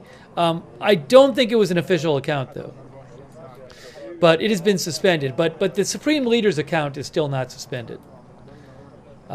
So the Supreme Leader's account is still there. So my guess is that maybe the Hebrew version was not an official account, and somebody just did it.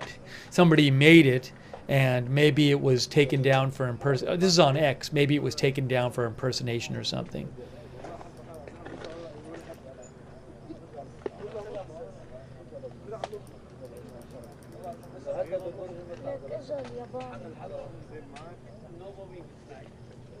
All right, I am going to just take 5 minutes right now and make some food and put some food in the air fryer. By the way, thanks to did I thank PVC? Thank you, PVC.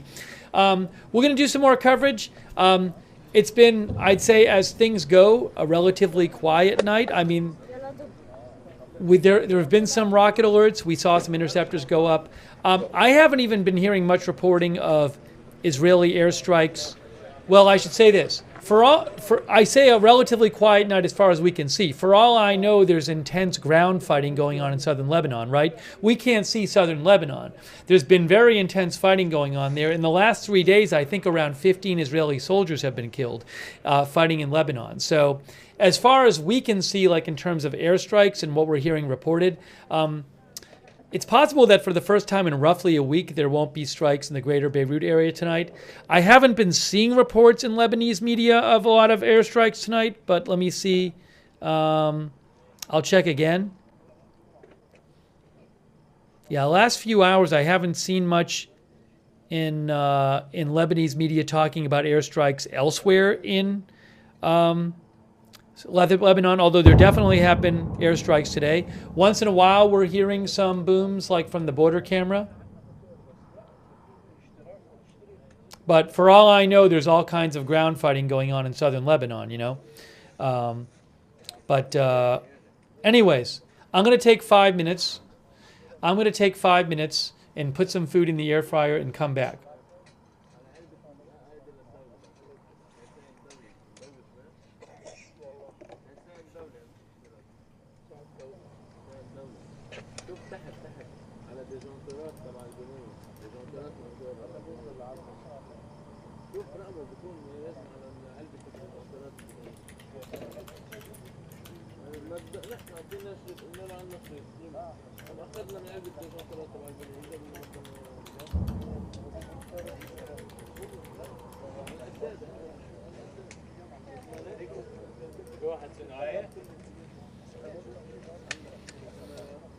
So I'll be back in 5 minutes. Roughly 5 minutes.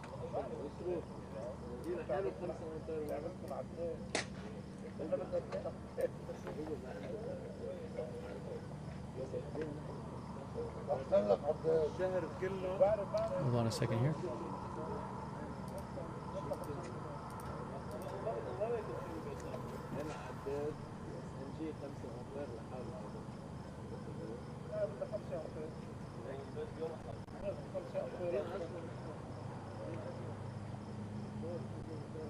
فارق 5 ولا 10 نفس الشيء.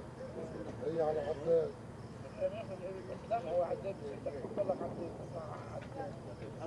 لا هي ذات العداد نفس الشيء.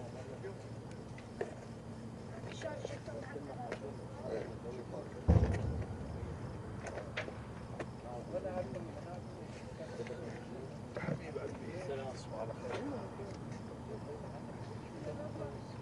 حبيبي. والله خير حيدر. اليوم رواق حيدر. الحمد لله انا هسه شوي. خلص ندور. ايه دور سادات زياده نفر. السلام عليكم. كل يوم بدك $20 بنزين كل يوم 20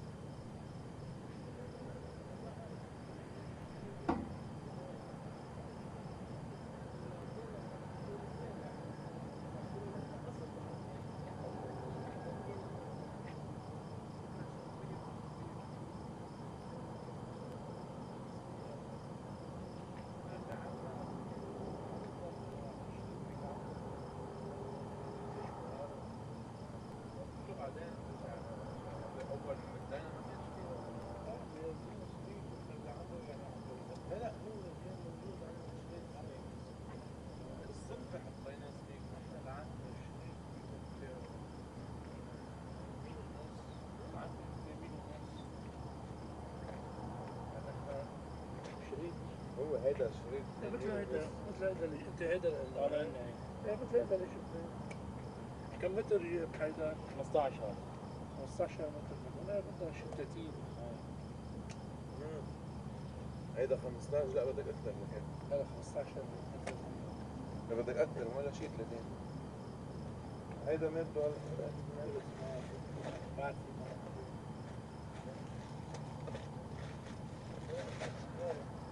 منين جايب الكهرباء؟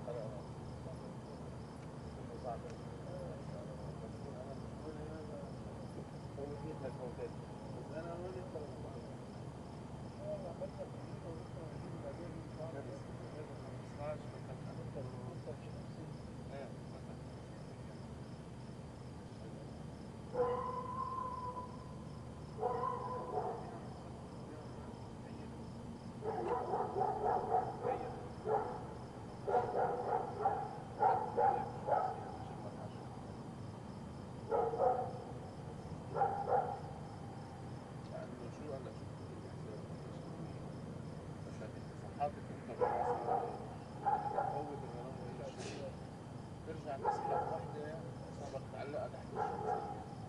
عرفت كيف؟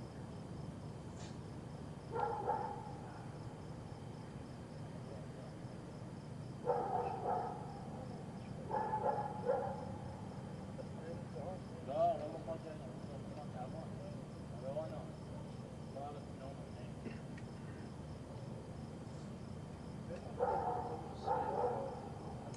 لا ولا هيدي بتصير شو بصير؟ بس تنقطع يعني بس تيجي الدولة انقطعت كذا بتظبط امورك ساعتين. ابو ساعتين قدمت عندك مرة بالنهار ومرة بالليل. نحن بالنهار بس هيدا بالدولة بالنهار. هيدا خلص عملنا معهم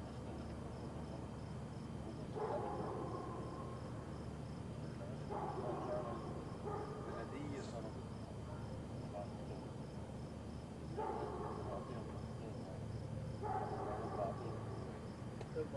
هيدي هلا اللمبة اخذين لمبة صاروا دولة.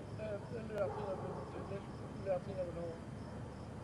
لا ما تفوت معه قل له بدي كهرباء استقل اثنين تعطيني قل له بدي كهرباء. هي الشيء المصري عمل لك موضوع على كل يوم.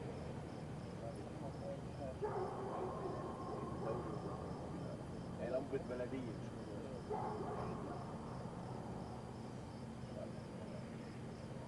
لأن هيدي اللمبة دولة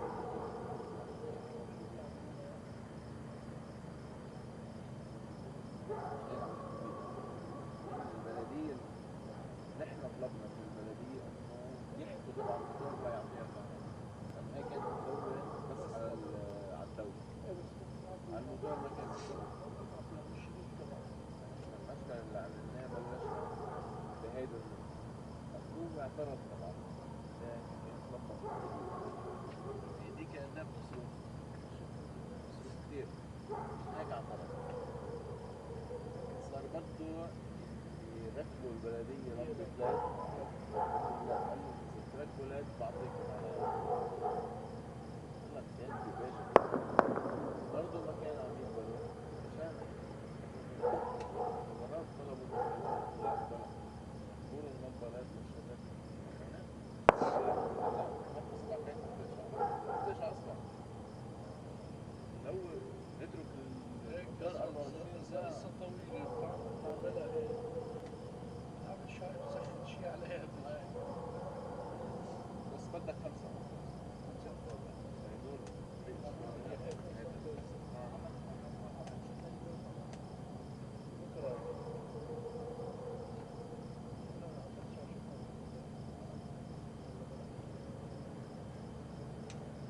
لا هنا واحد وحياة الله ببيع شفت البيع والله ولا خذ جزيرة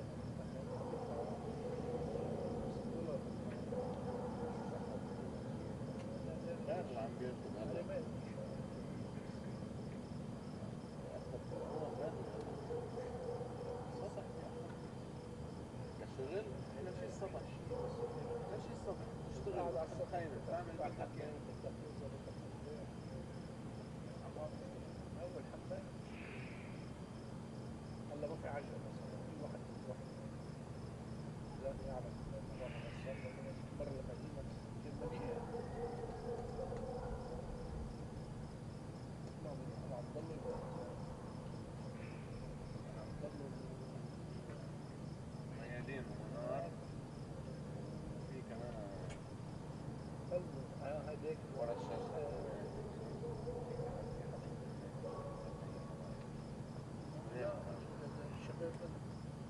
خلوا المصير.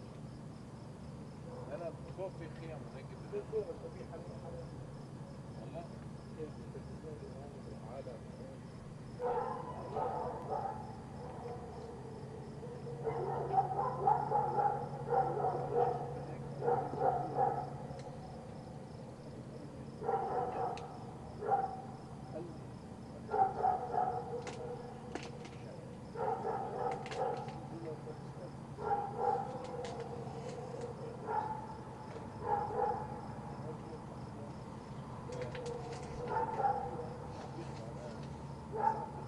والله لا انا بدفع لك مسبق.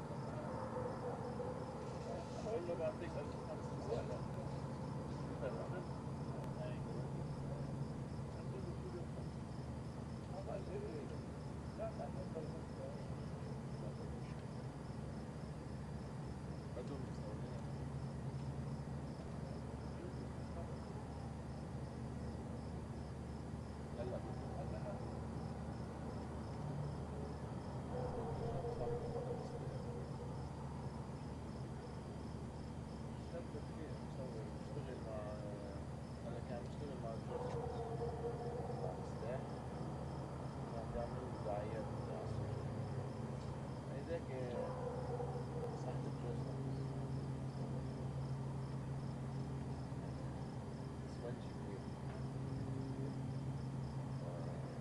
ما جاب واحدة موظفة صحبها شوية صغيرة تصير مدير الأندية. عملت إيه أي خانة شيء كل ما جت واحدة صارت تقعد تفزلك علي وتعمل علي معلمة وتطلبات خلص هي مديرتك. بتكون واحدة مصحبها يعني بتبلش بتكون موظفة هي بتبلش كثير بتجربها. يا عيني عليك. يا عيني عليك. أنا راح أقبله استيعاب مصاب بيها ثلاث أربع مرات.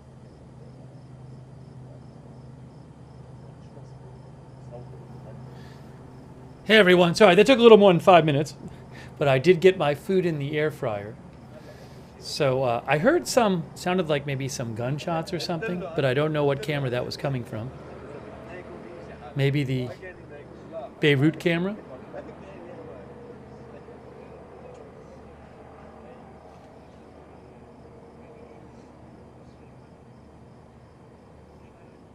By the way, thanks to W. Bester for your support. Thank you, W.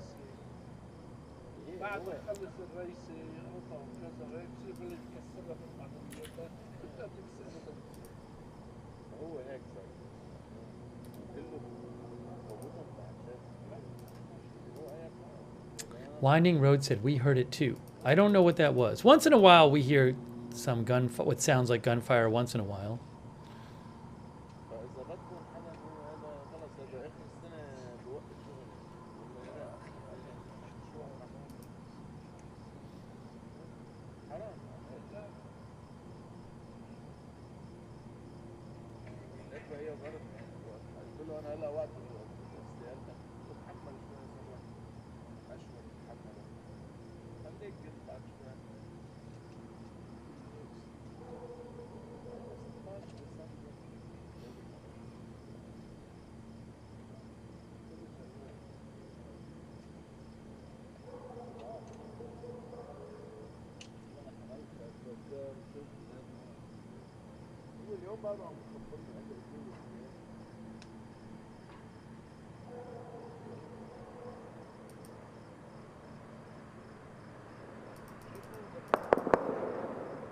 There, that sounded like a little gunfire there. Maybe, I don't know.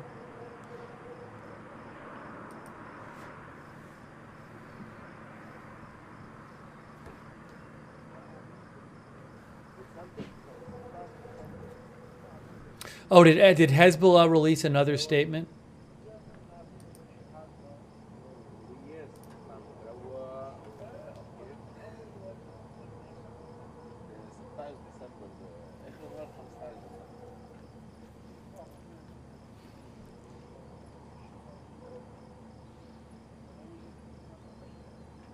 Yeah, Hezbollah talked about how they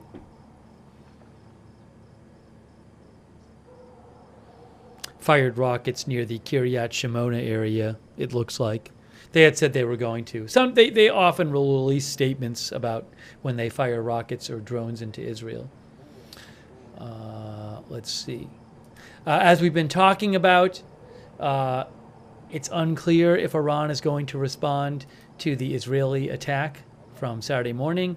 The Jerusalem Post and Khan News are claiming that Iran is going to respond, or at least that the thinking in Israel is that Iran's going to respond. Israel supposedly, reportedly took out, much of Iranian air defense capabilities. So I don't know if that's going to happen. If Iran responds, then you could have a big damaging Israeli response, but we'll have to see.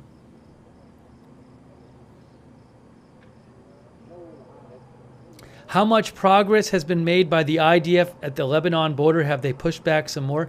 I can't tell exactly. I mean, they've been conducting operations for weeks now. They've certainly been, finding Hezbollah facilities and destroying Hezbollah weapons and facilities. We know that. There's some villages where satellite photos show that an extreme amount of, huge amount of buildings have been destroyed. So it seems like they're making progress in going through southern Lebanon. I can't tell you exactly how that's all going. And then what happens? I mean, if they leave, will Hezbollah move back there? What is the plan? It's not clear what the plan is, because their goal is to make it so that people can move back to northern Israel and have it be safe for people in northern Israel. Right now, it's not safe for people in northern Israel because Hezbollah is still launching sometimes a couple hundred rockets a day into northern Israel. So I don't know what the overall strategy is for Israel. We'll have to see.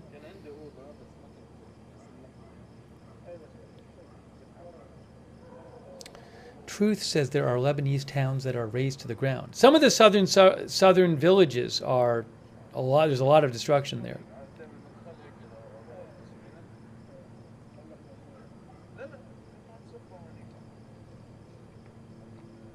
No, I'm going to be eating in a little bit.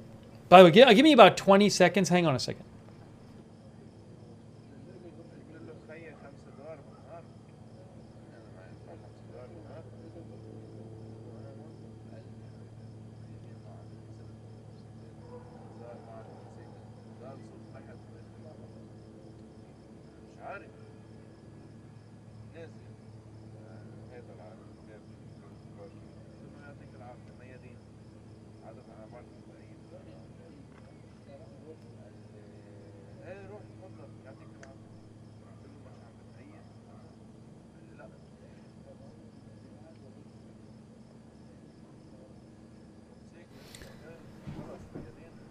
Reuters reports that oil slips nearly $4 a barrel after Israel shows restraint and strikes on Iran.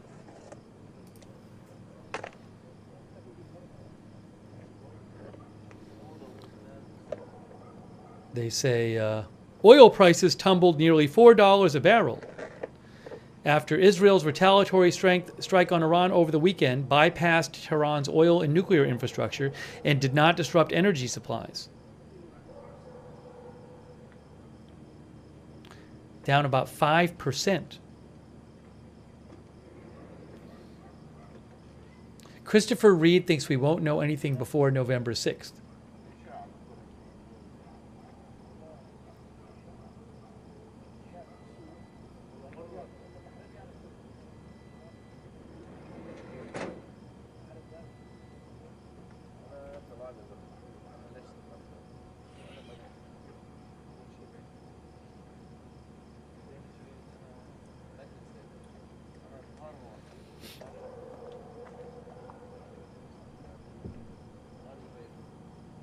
Thank you, Tippy Tappy Tutar, by the way. I appreciate your support. Thank you.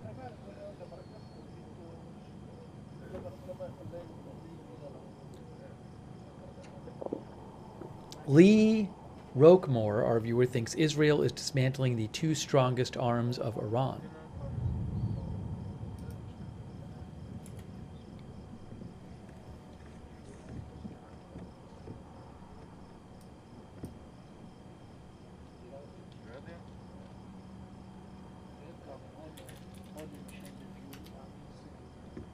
Oh, Beirut too was focused on the airport before. I don't know why it's moving now.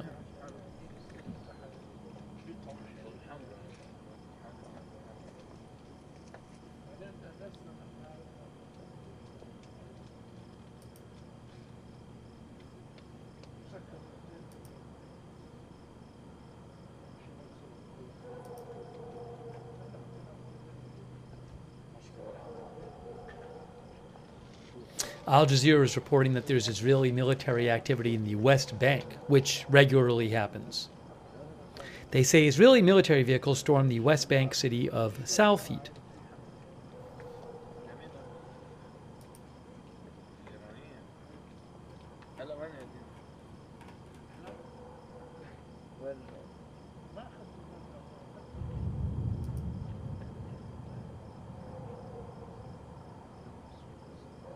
Oh, there's a report of a new airstrike by Al-Mayadeen. They say an Israeli airstrike targeted the town of Bablia in the Sidon district of Lebanon.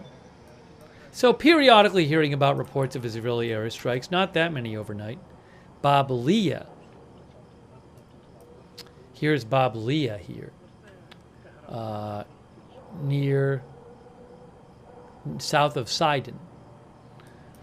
Report of an airstrike there.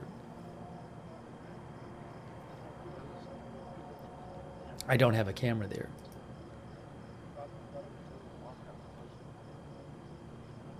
So in a few minutes, what I'm going to do is I'm going to eat, and then I'll come back and we'll talk about some more stuff. We'll see what happens.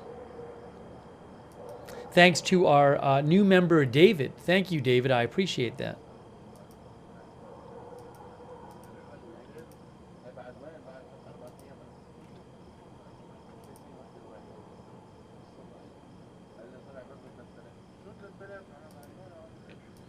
You can reach me at @Lookner.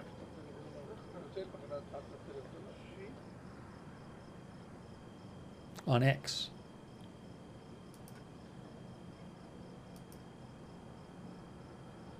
Michael Lauzon, our viewer, says, if Iran responds, it will be minimal in my opinion. Maybe drones, but not ballistic missiles. But I doubt they will. Thanks, Michael.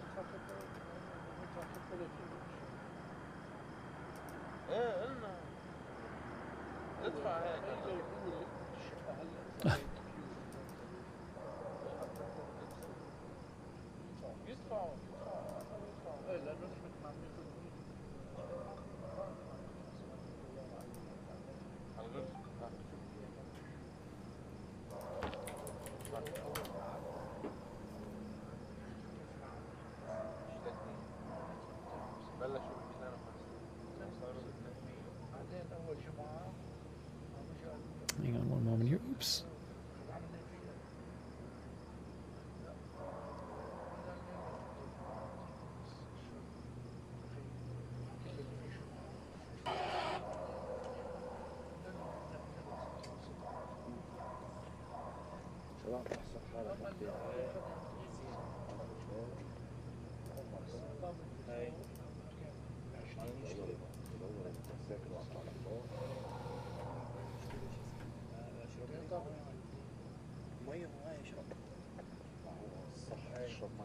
Jesse James thinks Iran is going to ask for more trouble. Give me about 20 more seconds. Hang on.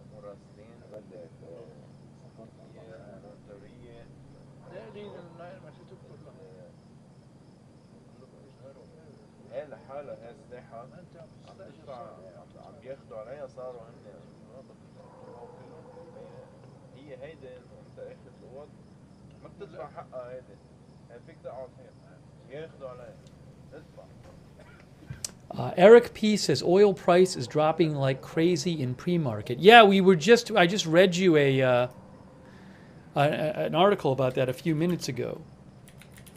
saying that because of Israel didn't attack, Israel's attack was seen as restrained.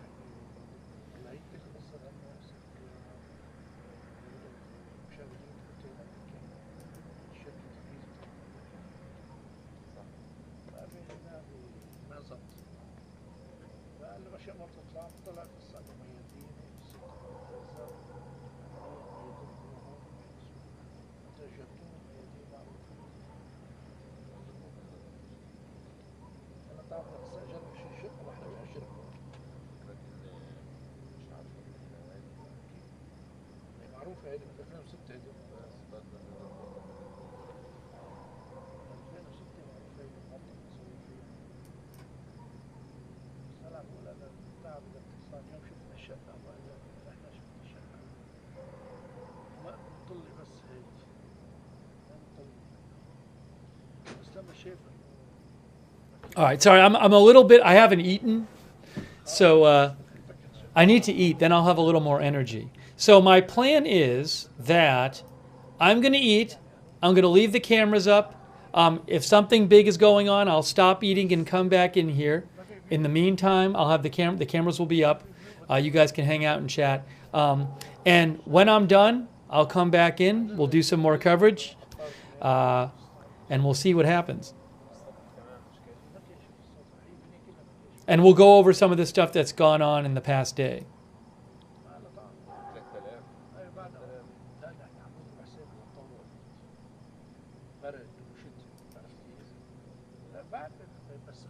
By the way, Elint News posted that one of the Iranian Revolutionary Guard's strategic Ghadir early warning radar sites was seemingly hit by the Israeli airstrikes. I'll post a link to Elint News' post in the chat. You can see it right there. Let me take out my headphones.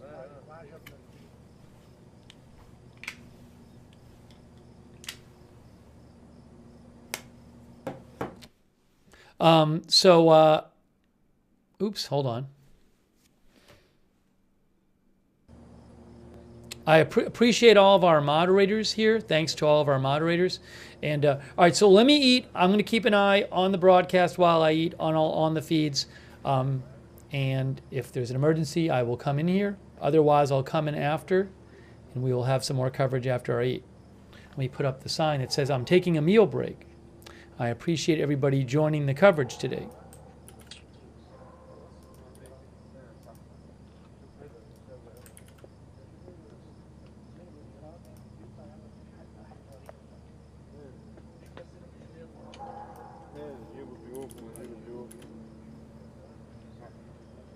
All right, I'll keep an eye on things, and I'll be back in a little bit.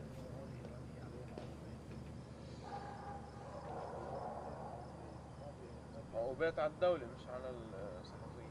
لا خلص التلفزيون ايران. طيب التلفزيون الدولي بس ما هو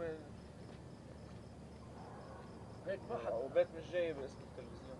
لا خلص انا اللي قالنا واحد منهم بيشتغل معنا بالتلفزيون الايراني. ايه هو خبرني. هو خبرني قال لي ما صرنا 14 يوم انا عامل له الميادين ماشيين معقول ماشيين الميادين قال لي لا انت ماشيين لما نحن كنا انا بشتغل معهم قال لي صرنا 14 يوم نحن وياه. إلى مين؟ إلى حدا؟ إلى حدا قلتوا؟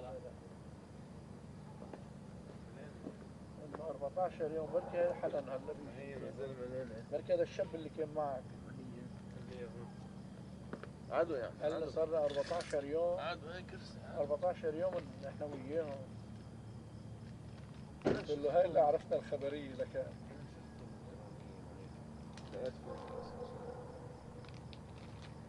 بس انه انا شو تلاقيت فيهم يعني انا يمكن كل اللي رحنا على الحبطور بيطلعوا 4-5 ايام. انا لانه كنت كثير عم بظهر اول ما بلش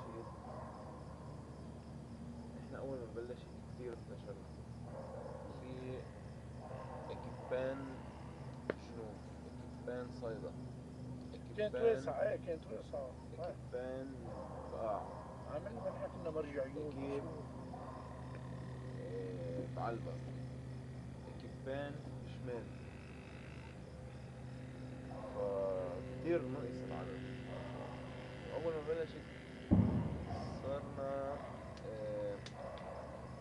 كتير ضغطت علينا، فقضيت أول فترة بين هون وبين حطور وبين برمة وزراء ونواب ومجلس وما مجلس وبعرف شو هالأخبار اللي بلا طعمة، يلي هي بعدها لهلا بلا طعمة، لأنه كل حواراتهم وهذا كله بلا طعمة.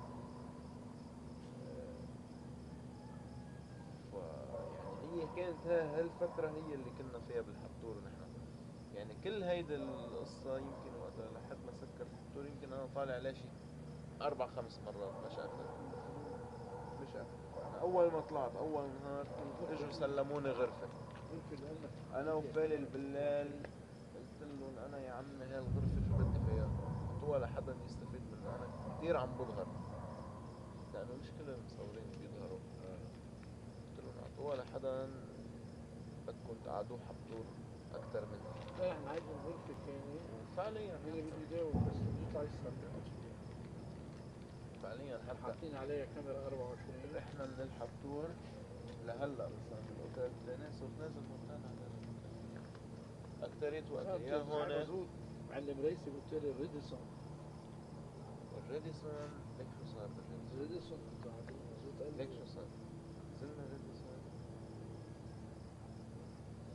بشروط انه نحن بدنا نطلع هوا. اوكي وكل شيء تمام. نزلنا الريديسون بلشنا طلعنا هوا. طلعت خبرية تاني نهار طلعت خبرية الحطور انه خل من ورا سكر من ورا الميادين. شو عمل الريديسون؟ قالنا عملوا بدكم اياه الا انه تطلعوا هوا.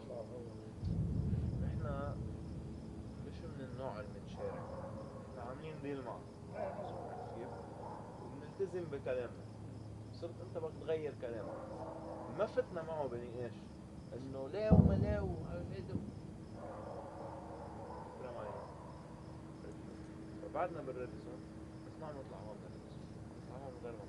بقول لك بتذكر بس مكتبنا بعدهم بالريديسون، يعني المراسلين الشغل كله بعده تحت. بس هو فعليا ما عم نطلع دغري غيرنا وعم اقول لك نحن مش من هذا النوع لا انا وانا عملت ديل معك، ولو ما قلت لي من الاول ما كنت جيت. هو فعليا ما كنا رحنا، لو من الاول قلنا لا ممنوع العاب كلياته انه الميادين ما له علاقه. ما هو ما هلا انت مش حتقعد تفوت معه بهذا الجدال للريديسون، يعني بالنهايه خلص. لا الناس عم بقول الناس كرمال الحطور بيقولوا سكروا كرمال الميادين. بس هو ماله هو سكر كرمال هوليك.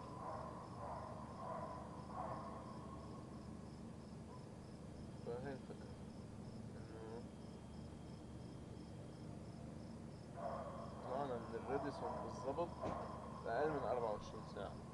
تاني نهار هي مشيت، تاني نهار طلعت خبرية انه مسكر من ورا الميادين.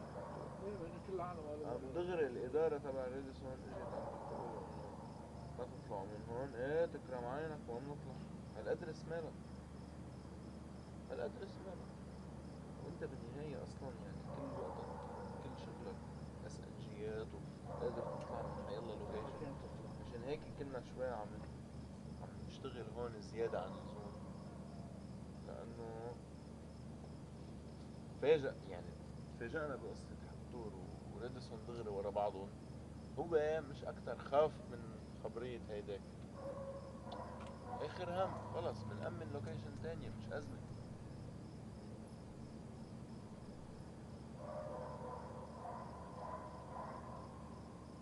فهلا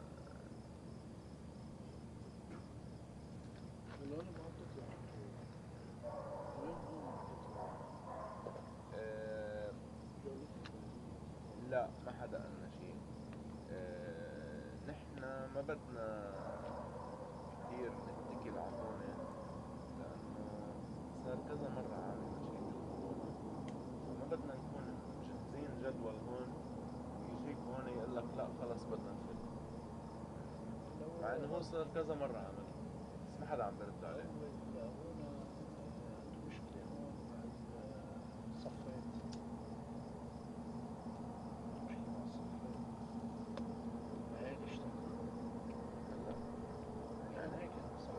بغض النظر كل يومين ثلاثة بيجي بيعمل فيلم هون. تكون عندي حلقة على الهواء. فنحن ما بدنا نربط بانه هون في استمرارية لسبب انه يعني هي اكثر شيء عملناه هون وقت كنا مفتوح وقت دغري ورا بعضهم صاروا يعني. ايه بنحب ما نطلع في هون يومين اجى الردس وقال لك اوكي تكرم عيني. فقلنا طولنا شوي هون. عارف كيف؟ هلا موجود اللوكيشن. هاي الاسئلة لما والكاميرا بده موجودة. يطلع حلقة بيطلع حلقة. ايوه حط كرسي طلعت حط حلقة. مش مهم. عرفت شو؟ فمش هالقد يعني من حيالله جلد طالما معك اسئلة شيء وكاميرا حيالله جلد بتوقف بتوقف شوي خلصت طلعت على الفور جي بس مش هالقد يعني اصلا عملت انا اللي جيت كنت الحطوه بدهم يسألونا معكم نعطي اول شيء 42 ساعة. نحن طلعنا قبل. شو بدنا نعمل؟ طلعتوا شو تاني. بدنا نعمل؟ احنا دغري فكينا وطلعنا بنفس النهار. لا هن قالوا معكم لبكره الساعة 6 بالليل. نحن طلعنا بنفس شو بدنا نعمل ما شو بدنا نعمل؟ قلت لهم ما بدنا شيء كثير سهل. قال شو سهل؟ قلت لهم في اس ال جي ببعضها وفي كاميرا ببعضها. حط كرسي امام يوضح لي باك جراوند وهي طلعت هون شو بدها هالقد بدها كيف كثير وانا اللي جيت اول واحد ضرب جبت كرسي جهزت هون حطيت كاميرا بلشت. خلصت اول ساعة. شو الوضع عندك؟ اليوم شمسية. قلت لهم عاد جيبوا لنا شمسية. انا بلشت اخذتوا صرتوا لهونيك. جيبوا لنا قام هن هلا ما لبوا كل الطلبات بس انه جابوا كثير قطع. جيت كانت هيدي يومين كانت بعدين صاروا حطيتوها لهون. هلا صاروا يفكوا بجيبنا مش هطلع. جاب واحد جديد كان هي اول شيء كبير لما كان عم يطلع الإرادة من هون والبنت تطلع من هون. كبر كبير كانوا عاملينها لهون واخذين النص لهيدا. كل يوم مقطوع مش كثير عنا بعرف لا فكوها وركبوها مرة ثانية. جيت وانت امبارح ما كانت هون.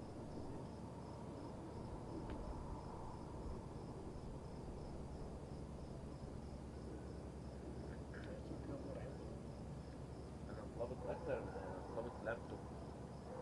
كان في لابتوب.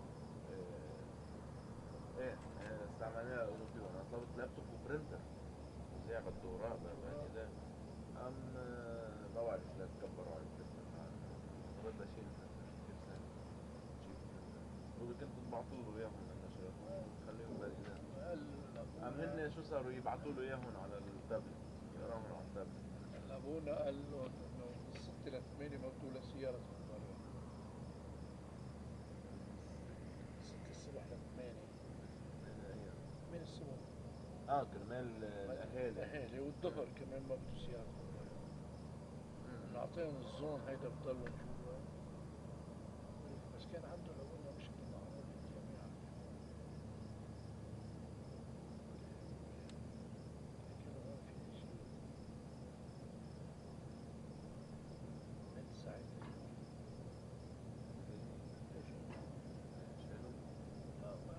بس كان عنده مشكلة معه خبرات صار عنده مشكلة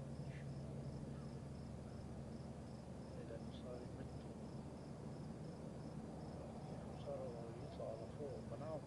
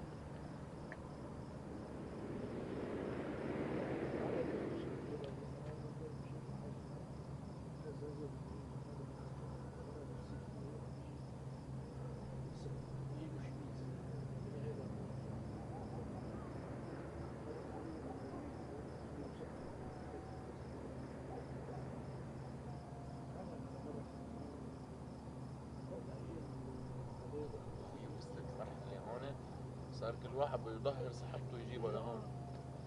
مرة أنا جيت لهون واقف بده يصور واحد حامل ابنه ماسك عبط مرته وناطر وقت بده يضربه.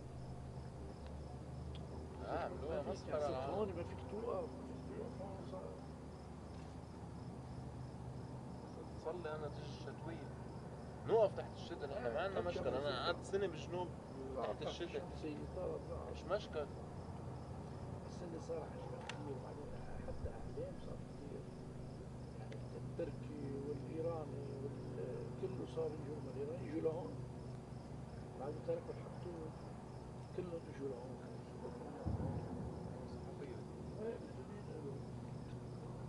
هلا صحفية ماشي مش عارف غير صحفيين أنا مش بس العالم.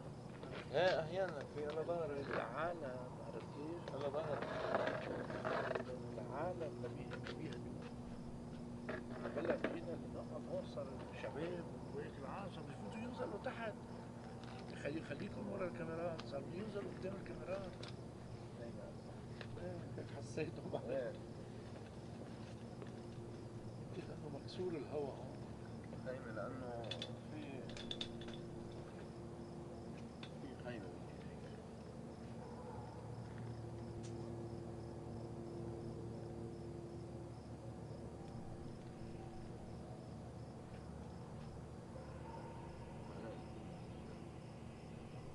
دورين السيارة كل الوقت. ليش انا عارف يشتغل هلا عم بيقول له أرخص. لا هو ما عارف يشتغل، استمع بيقول لي تبع عارف يشتغل يشتغل انا ماني مش 5 امبارح كلف $50 في الشهر. شوف انا احنا بطل الرجال كلف $50. هو كيف بلش الحديث؟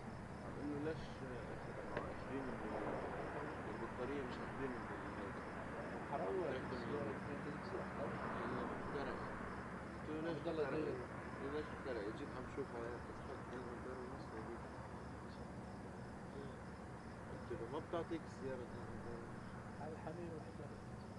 هي منا مخولة تعطيك 2 أمبير ونص، هي بتعطيك شارجر تليفون، تعطيك سيجارة تولع لك سيجارة وخلصت هالقد راس مالك. فيها تسحب لما تساحب شارجر يعني يمكن الفرق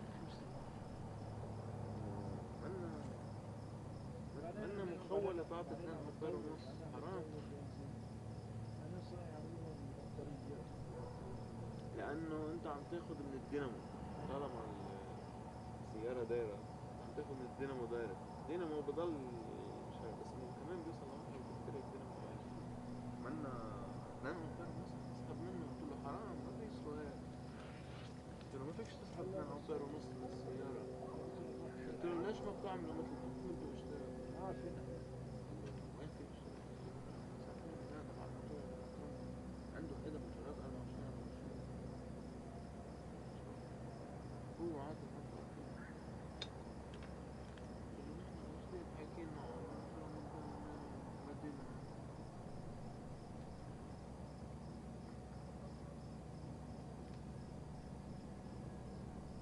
بقول لك بلشنا ب5 أمبير هلا وصلنا يمكن هلا 15 أمبير. هلا انتهت هيدا بس يعني بس انه حتى عشان نرجع يتفتي لحظة ماشي بتجي موجود احنا بدينا على البيت 5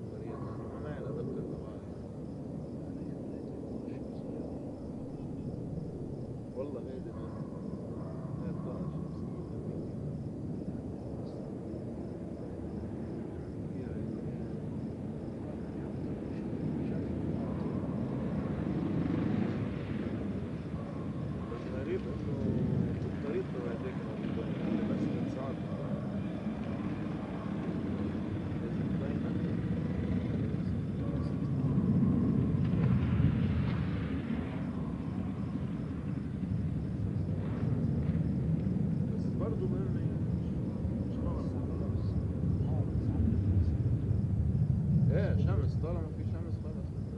بس يعني شارج تليفون عيال شارج هلا قلت له قبل ما تبدل الفريق، لأنه أنا كمان بدلت له إجي حدا تاني مشير، بس حدا يقول إنه ليك إنه أنا عم بعطل عنه، مع العلم إنه أنا مادد حد الكاميرا، في كذا حدا بيجي بشكشك هونيك، بس شو بصير هونيك على العجقة ما حدا بينتبه إنه هلا مين وهلا مين أخذ من عنده ومين ما أخذ، بتصير فايتة الطاسة ببعض.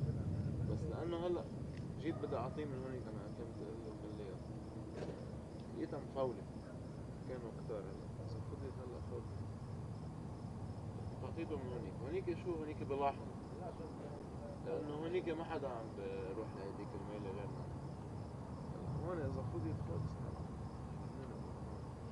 هون بتضيع الطاسة، صار في كذا حدا ياخد من عنا، خلص صارت مفتوحة.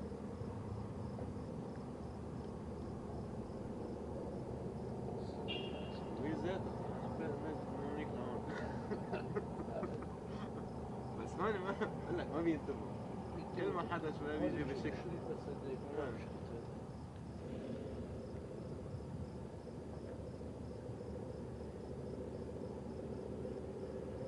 ما حدا يجي يقول أنا العبيط، عم قول له هلا الصبح قبل ما يجي يبدل الفريق شيلك. أنا قلت له كان فضل، يمكن فضل هونيك. لا هي مش لأنه هي حدا عم ياخد من عنده، بيجي بشكل كاميرته هون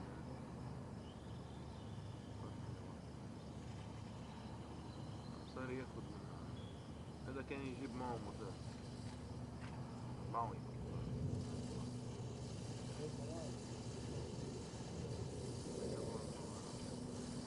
هو ماشي بشارج.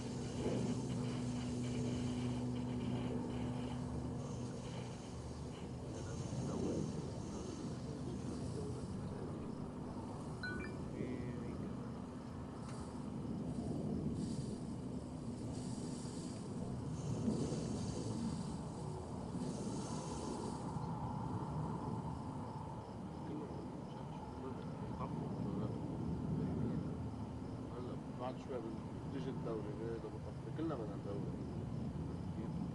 يعني قبل مثلا يكون عندنا مثلا اسفنجين دوري، حدا غيرنا ما عنده اسفنجين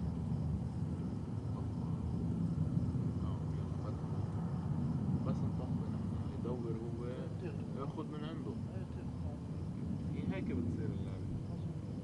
هلا انا مدور بعطيك، بعدين بدور موتير بس تدور برجع انا باخد. هيك كنا اول شي ماشي، بعدين صار في اشتراك، بدينا نشترك هون كله بطل يستعمل موتوراته. لا مش غيرنا نشتري، لا كله صار عم يشترك عندنا. ايه صاروا كله.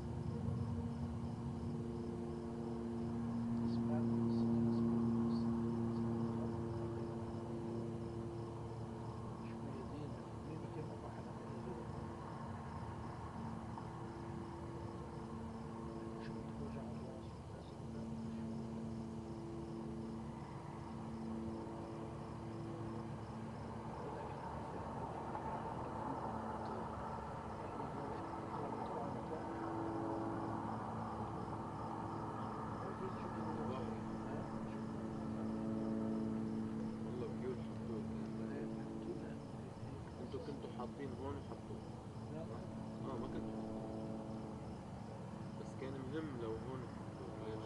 لائق الزاويتين. لائق الزاويتين. ايه بس اللي بتطلع هون او شويفات بتكون كثير بعيدة عن الحدود. هون شويفات بوجهك هون بالك اول ما تطلع الضربات الجوية كله يقدر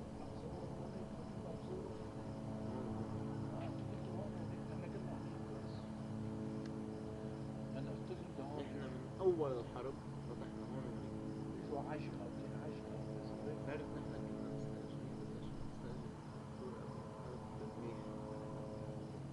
منيح بلشنا قبل ما نهاول الضربات، كنا قبل البيجرز وقبل شيء قبل ما مستأجرين صار شهر ونص بعدين صارت ضرب الوقت استأجرنا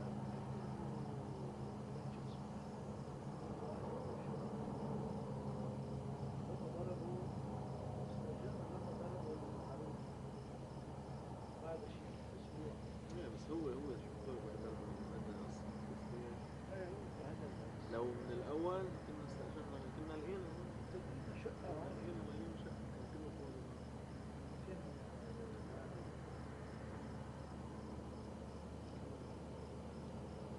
شغل السلطات بتاعت الشغل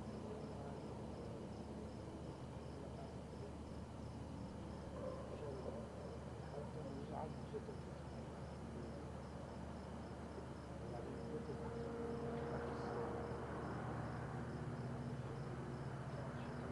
الهواء بيلعب لعب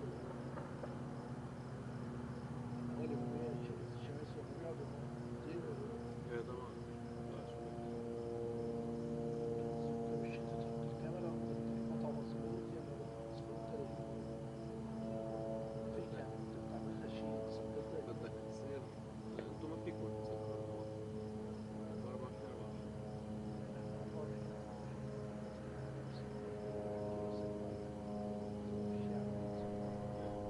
بدك تصير وقت الشتوية ضلك مسكر وقاعد بالسيارة بس يبلشوا ضرب بتروح تركب تخلص الضرب وترجع بتطبق. بدك هيك تصير تلعب. نحن شو بنعمل؟ صح. نحن شو بنعمل عادة؟ نحن هلا مثلا أنا هلا مطبق هلا بسمع المراسل بس بده يعطي رسالة يوقف يعطي رسالة يعطيها بسمع 10 دقايق ربع ساعة. مثلا هلا بتطلع بيجي بتطلع من شغل الضغط بس نحن اللي بيكون عم يحكي مثلا يعني عم يحكي بدول استراليا صح. بده يحط بده ياخذ اللايف تبعك 100%. بده وكالة. صح طبعا. طبعا. ما نحن بناخذ من عندكم على فكرة.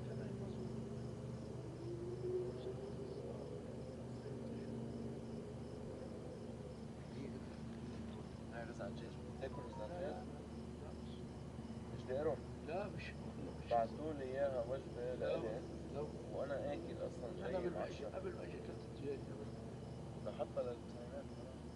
ما هو جاب فروج مرة حطه هيك زبطه كمان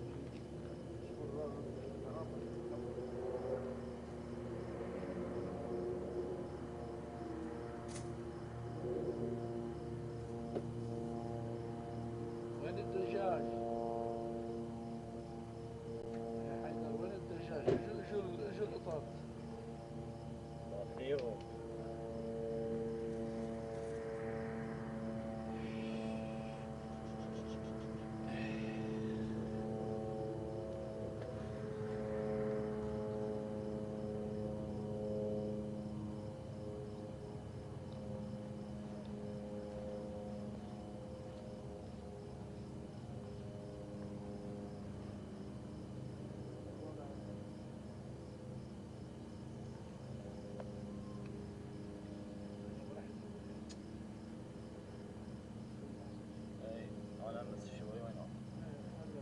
إذا صار شيء إذا هدد ودق لي 100%.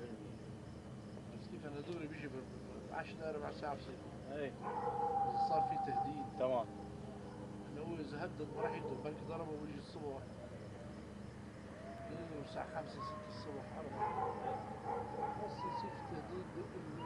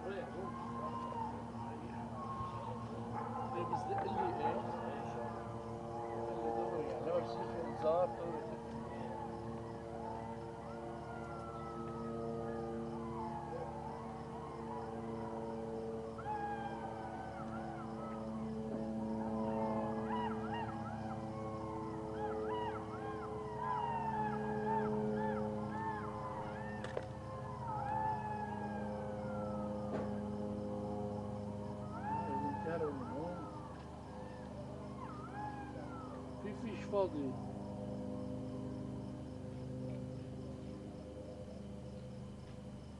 يقول لك مفيش الكهرباء من هنا.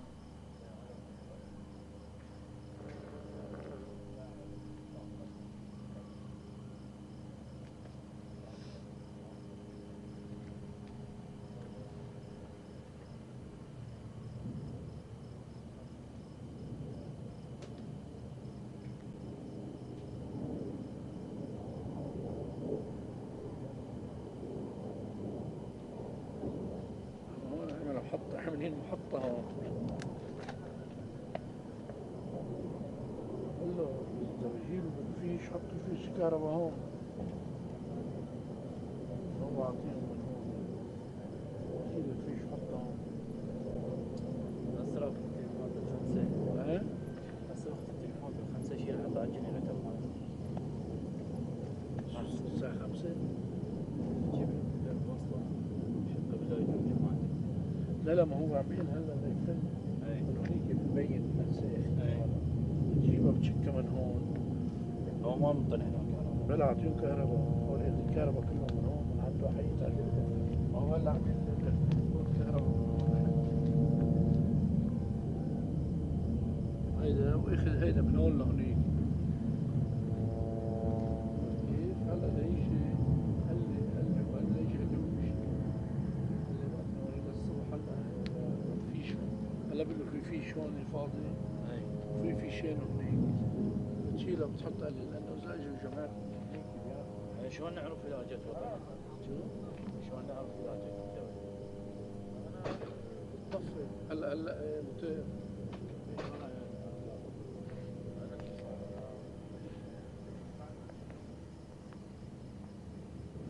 تغمز هيك تطفي تشرب الضوء. ولا أنا يماني.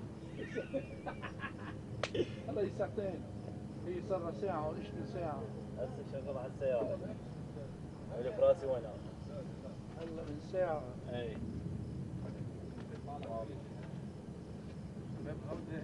ما حدا دار. والله كان نفوذ اليوم. والله بقول لك خلاص معطيهم للبسينات. ايه بسنة صغار في حيطلع لك ريش يعني اذا اكلت دجاج زيادة. بيتعودوا. تدري ايش راح اسوي؟ راح اشغل السيارة واخليها على السيارة واللي براسي وأنا. شو الليلة اللي بتزهق يعني؟ اي والله. خلاص الابر يجي يعمل له حطوا لنا حتى بيجوا لحالهم. هلا امهم بتيجي. هلا الريحة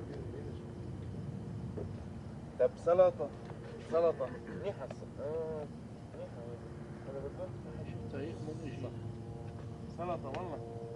تعي طلع لي وحدة نووي هلا بالبحر يا معلم صح الدنيا تولد. تعمل تسونامي. والله هاي السلطة أنا بده هذا بده صح. هاي السلطة منيحة. أنا مش عارف شو فيها أصلا. لك حتى الرز ما بيخرب. إيه؟ ما بيخرب الرز. حتى لو صار. لا مش بس ما بعرف هذا الصوص اللي معه إذا بقلبه كريم أو شيء. بتكون كريم فريش ما بعرف شو بيصنعون. هيدي السلطة منيحة. تعي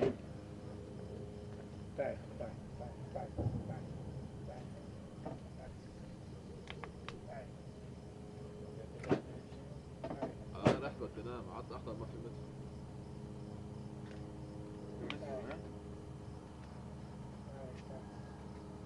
قعدت فلتش بالتليفون لحد ما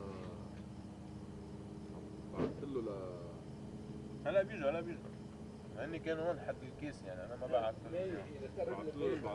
بعت له محمد الشرارة. قرب المي بيقرب البيت خايفين. صح. بتعرفوا للشيخ محمد الشرارة؟ ايه؟ انت عندك. بتعرفوا شو اسمه كريم؟ هيدا. بتعرفوا للشيخ محمد الشرارة؟ هو عندكم الا يجوز اشوف صورته. هو لبنان. هو هبيلي. هذا اللي شوي شو اسمه هو عبد الله الهبل. ايه شايفه. بتمشي. والله الرحمن اتذكرت غسان. ضل ساردين على ايه الله يرحمه، يعني كان ويانا بالموصل، كان ويا عبد الله غسان. النجار. ايه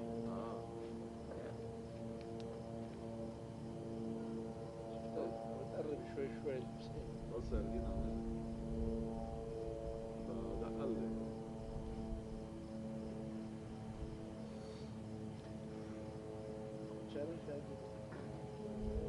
الساعة شرجتها ما تحت سيارة. هسه فوقي وين يعقوب؟ رجع على بولندا؟ بكرة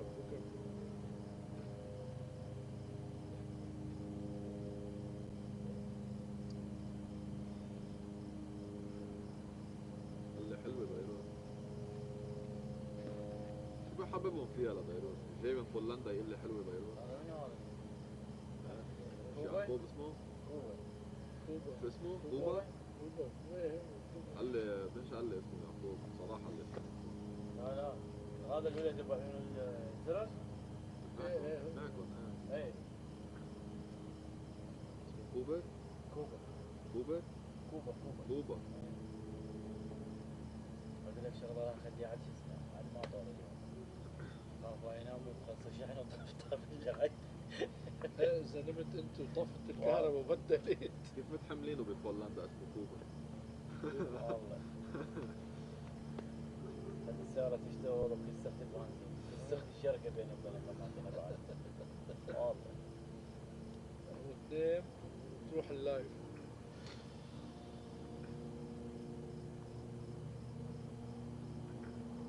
والله يا محمد زهقنا على الشغلة بالخراب. والله زهقنا. والله شفت يومين ثلاثة ما يضربون.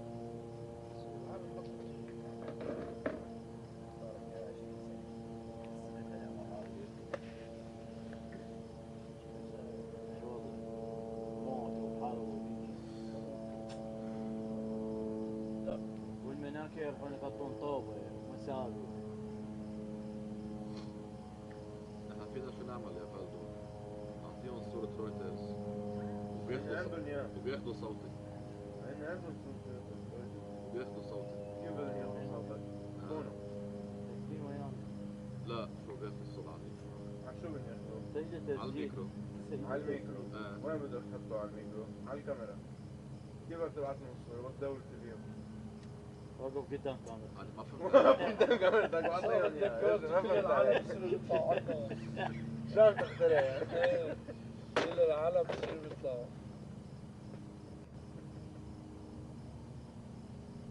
خليك بالبيت اعطيهم الفون التليفون اعطيهم على التليفون احسن. تدري يوم من الايام بالموصل ايش سويت؟ محصورين بمكان. كنا وين نحط فانا حاط الخوذه جوا راسي وقاعد العب بلياردو. فيجي ضابط هذا راعي السلام وهذا كان وكح. الجندي اللي وياه قال له سيدي حيدر هذا الشركه مالته بريطانيه اكيد يدل الطريق راح يطلعونا من هنا. هم صدقوا جو انا حاط الخوذه وجاي ادخن سيجاره والعب بلياردو. اجى وراه هو ساقط راس السلام يعني دول الضباط الشرسين مو هيك. قال له حيدر شنو مطلع فد شيء بالخارطه جاي نحط اعداديات للمكتب حتى يطلعونا. احنا طبينا 8 مرات بقى عندنا بس 2 اللي قدامه يطلعونا ويطلقوا بنصنا. قلت له لا سيادة الراد العب بلياردو. قال لي نعم لاعبين نعم.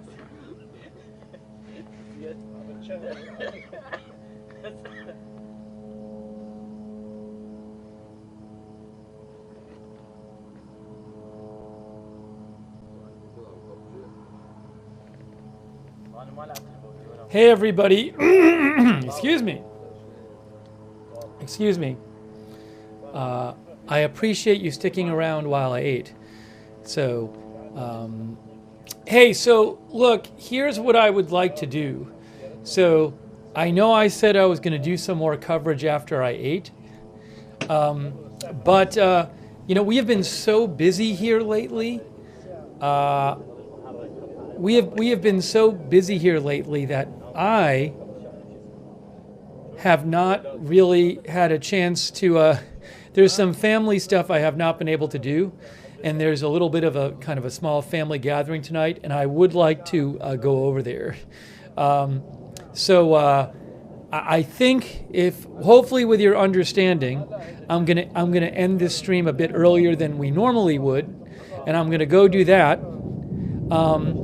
And if there's if there's huge news that happens tonight, I'll just come on the air, right? So if there's really big news tonight, I'll just do another live stream, and we're gonna have more news with all the election stuff and this stuff. So, but I think I want to try to just go do this. Sorry for not letting you know before. I kind of just figured it when I was eating. So, I really appreciate you joining the stream today. Sorry it was a little shorter than it normally would be, but I'll keep an eye on stuff. And again, if there's some huge news tonight, we'll just do another live stream. I have no problem doing another live stream. So I'm going to make this kind of a quick, if I can do this kind of quickly, or quicker goodbye. Subscribe, follow the channel, Agenda Free TV. We're going to have more live streams on this. We'll have live stream coverage of the election stuff and other news. I will post on my X account, which is at Lookner, about news that happens when I'm off the air.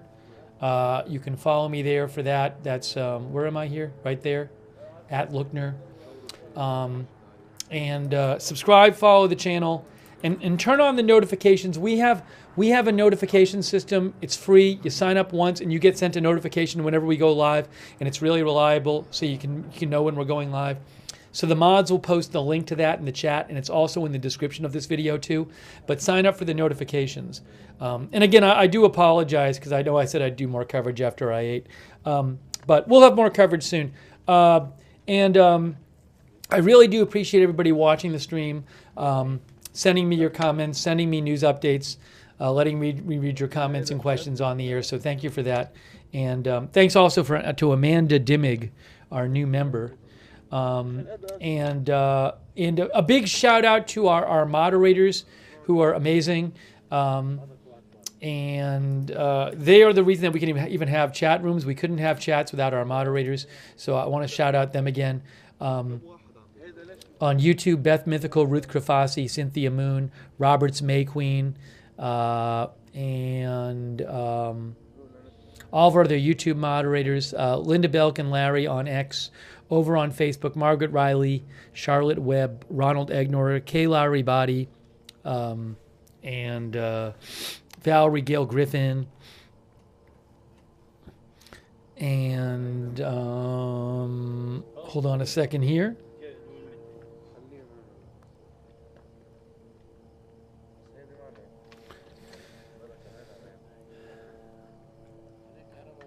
And hopefully I'm getting everybody. Christina Neal. Thanks to all of our moderators over there. On Twitch, all of our Twitch moderators. A Moment of Lovely, Big Ball of Yarn, Good Luck Duck, Idaho Star, Sarah, and Surly Dev. Really appreciate it. Oh my gosh, you know what? I didn't even see Patio Skunk. I owe a thanks to Patio Skunk for the donation while I was eating, I think it was. So thanks so much to Patio Skunk for your support too. But thanks to all of our moderators. I really appreciate all your moderating and allowing us to have chat rooms, so thank you. Hang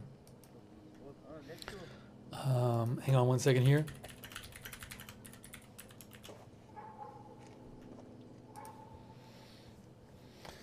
What else do I want to mention? Oh, thanks to DJ. Hey, DJ, thanks, DJ, and everybody else. Thanks to everybody who donated. That is really super nice of you for the gift memberships and the donations that support the channel and allow me to do the channel and buy footage and stuff. So thank you. I think I thanked everybody individually, but I really do appreciate your support for the channel. So thank you for that. Let's see here. We do have a chat where you can chat with other viewers when we're not on the air. It's free. The Discord chat. Check out the Discord chat. It's the same link as the notifications link. So check that out. Follow Agenda Free TV on X for scheduling updates. I always post there when we're going live at Agenda Free TV. No, I'm not going to leave the stream up now, but again, we'll have more coverage soon. And quick thanks to our Facebook subscribers like Jared Sparks, Diane Allworth, Margaret Riley, Ronald Egnor, Ivy. Where is it here? Was it Ivy Speedell? It's like Ivy Lynn something Speedell. I'm trying to find the name here. I can't find it. Sorry. It scrolled up off the screen. But she's one of our subscribers too. All of our Facebook subscribers, thank you. And all of our other ones too. And our Twitch subscribers, like Sarah and Tatermong, Annie Cush, Shaggy, Wall Street, Integrity Farmer Bob, Catnip62, Sarah, Ascertainment, Allistic, A Moment of Lovely. Sorry if I miss people. Given Freeman, thank you. Annie Cush, all of our other subscribers on Twitch, and our YouTube members such as Batman, Amy, Market Maven, Zinkman, Raina Hood, Yo-Yo, Albert S's, Winding Road, Cac, Emma, Mama Dukes, M. Shep, Cyrene, Keith C., Two-Way Steph, AO, Donna Smith, Cyber Muppet, Anonymous, Batman, Red Squirrel 82, Matthew Schumacher, and all of our other Mole Wharf, DJ, Zinkman, and all of our other members and our viewers. I appreciate you joining. So again, I do apologize. I'm going to end a little earlier than the usual. I'm going to go do a little family thing while I have the chance. But if big news happens tonight, I will certainly come on the air and cover it. And we will definitely have more Middle East coverage and election coverage coming up. Okay? All right. So sorry to wrap up kind of quick. I'll be keeping an eye on the news while tonight. And who knows, if there's big news, we'll come on the air and to cover it. All right. So thanks for your understanding. I appreciate that, guys. And thanks again to our moderators. And we will see you soon with more live breaking news coverage right here at Agenda Free TV.